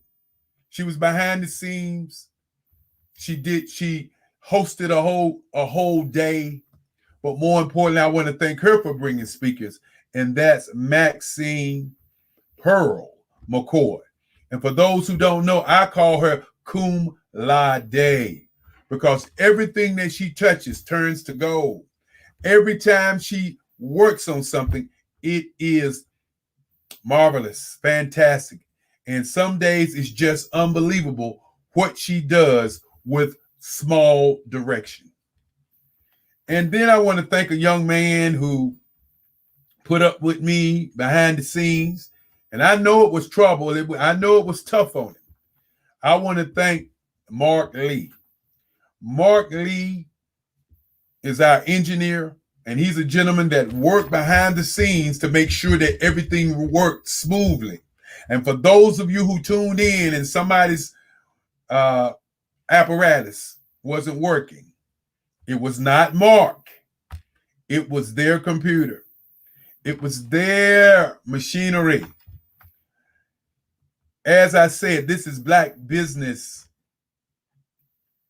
Reality TV. You get what you see. And so you saw a lot. I mean, I know when you get ready to come on to watch people do what they do, you want to see it live. And that's a little different. Everybody want to record it and put it up. But if you're going to do that, you might as well do Facebook. Stay tuned because next Black Business Network telecast, we're going to work very hard to get speakers from different countries. We have 100 slots. If you want to be on our next telecast, email me at erickelly45@gmail.com or Black Business Expo. Black Business Expo, info@blackbusinessexpo1.com. We want you to understand that to build an ecosystem is not something that you can do it overnight. It takes time. It takes patience. But one thing I know that it takes, as my great-grandfather said, that the number one thing in this world, the number one job is thinking. One thing that I do know, that if you don't take one step forward, you're never going to go anywhere. At the end of everything I say, you know, what you are looking for is looking for you. And I believe that as I call out all of the people, I want to call out our president, Angel Green, and I want to send my condolences to her and her family. As many people don't know, you didn't see her this time. You know, she had several deaths in her family. Her father and her brother passed. Really hurt us as a family because we are family. The Black Business Expo also wants to say to those who have not donated, what are you waiting for? What are you thinking? Why have you not donated to the kids? Well, some would say, well, they're not my kids. Some would say, I don't know you. But at the end of the day, is this not what we do? Is this not what we do? The Black Business Network want to thank again each and every one. And if I left somebody out, just a moment. I gotta thank my mama. I gotta thank my mother. I have to thank Willie Francis Cagle. Yeah, that's her whole name. Willie Francis Cagle. I have to thank her because without her, there would not be me. I want to thank her for her patience with me. I want to thank her for carving me into being the guy that I am. I want to thank her for being on this journey with me, for chastising me, telling me, making me feel like I'm 5 years old when I acting like a 5-year-old. One thing she always say, if you act like a 5-year-old, I'm going to treat you like a 5-year-old. And so I want to thank her. I want to thank my sister Lisa Williams. I want to thank my daughters. I want to thank my sons. I want to thank all that have watched this telecast because it's not about me. It's about you. The Black Business Network, a 24-hour network that gives you information to inspire, to educate, to change your life. And again, I like to say to all of the people behind the scenes, and I keep saying it over and over and over again because I really want y'all to know that not only do I appreciate what y'all do, I truly want to serve. That's why I'm here. So you think about it the next time. You think about serving.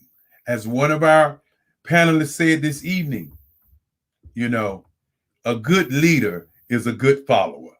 And I have followed each and every one of you all week long. Thank you. You got Eric Kelly III from the south side of Durham, North Carolina, saying, without love, there's no happiness. And without happiness, there's no peace of mind. And I also want to say to all of you, what you're looking for is looking for you. And the last quote, if you don't value your value, then your value will not be valuable. Thank you until the next time. Good night. I am Black business. From the moment I wake until the time I sleep, I am Black business. I am Black business. Are you Black business? I am Black business. Do you support Black businesses? I support Black business because I am Black business. Black Business Expo, one of the largest business showcases in the history of Black America in North Carolina. Sign up today at www.blackbusinessexpousa.com or call 919-380-9090. I am Black business. I am Black business. From the moment I wake until the time I sleep, I am Black business. I am Black business. Are you Black business? I am Black business. Do you support Black businesses? I support Black business because I am Black business. Black Business Expo, one of the largest business showcases in the history of Black America in North Carolina.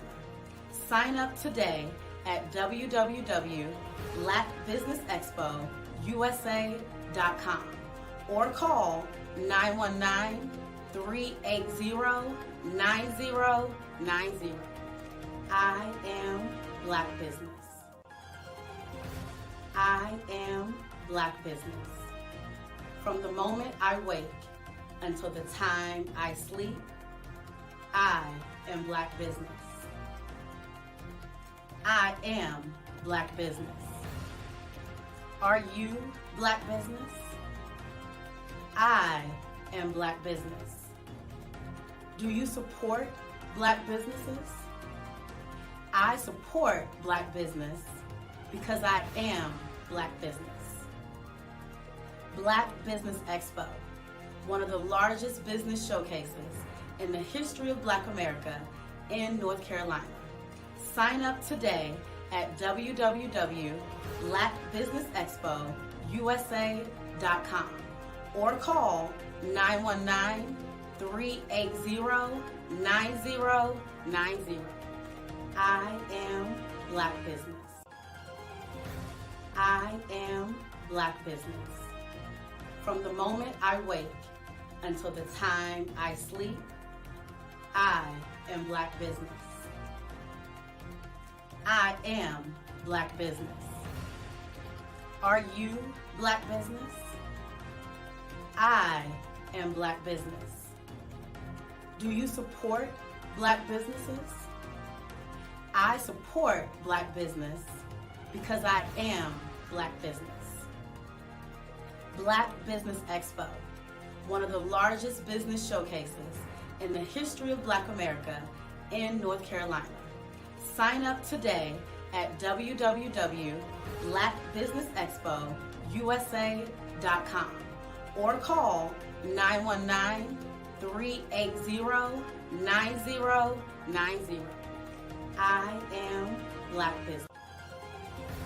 I am Black business. From the moment I wake until the time I sleep, I am Black business. I am Black business. Are you Black business? I am Black business. Do you support Black businesses? I support Black business because I am Black business. Black Business Expo, one of the largest business showcases in the history of Black America in North Carolina. Sign up today.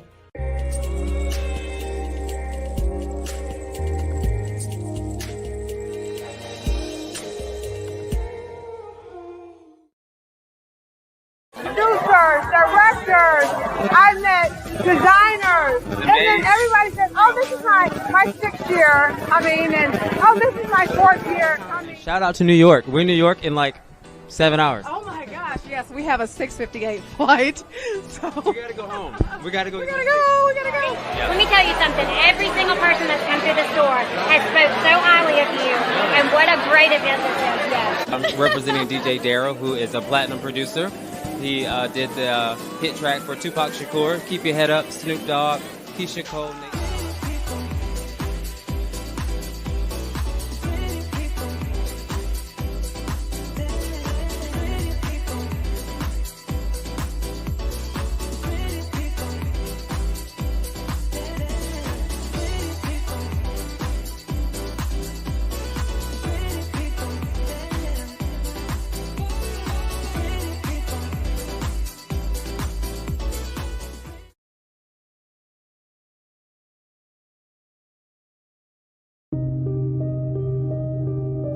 The Black Business Expo is changing my life. This year, they are giving away laptops and even $5,000 in cash to students just like me. I'm Alexis, and I want to go to college to fulfill my dream of becoming an entrepreneur. Help the Black Business Expo going to www.blackbusinessexpousa.com and also becoming a vendor, a sponsor, or donating.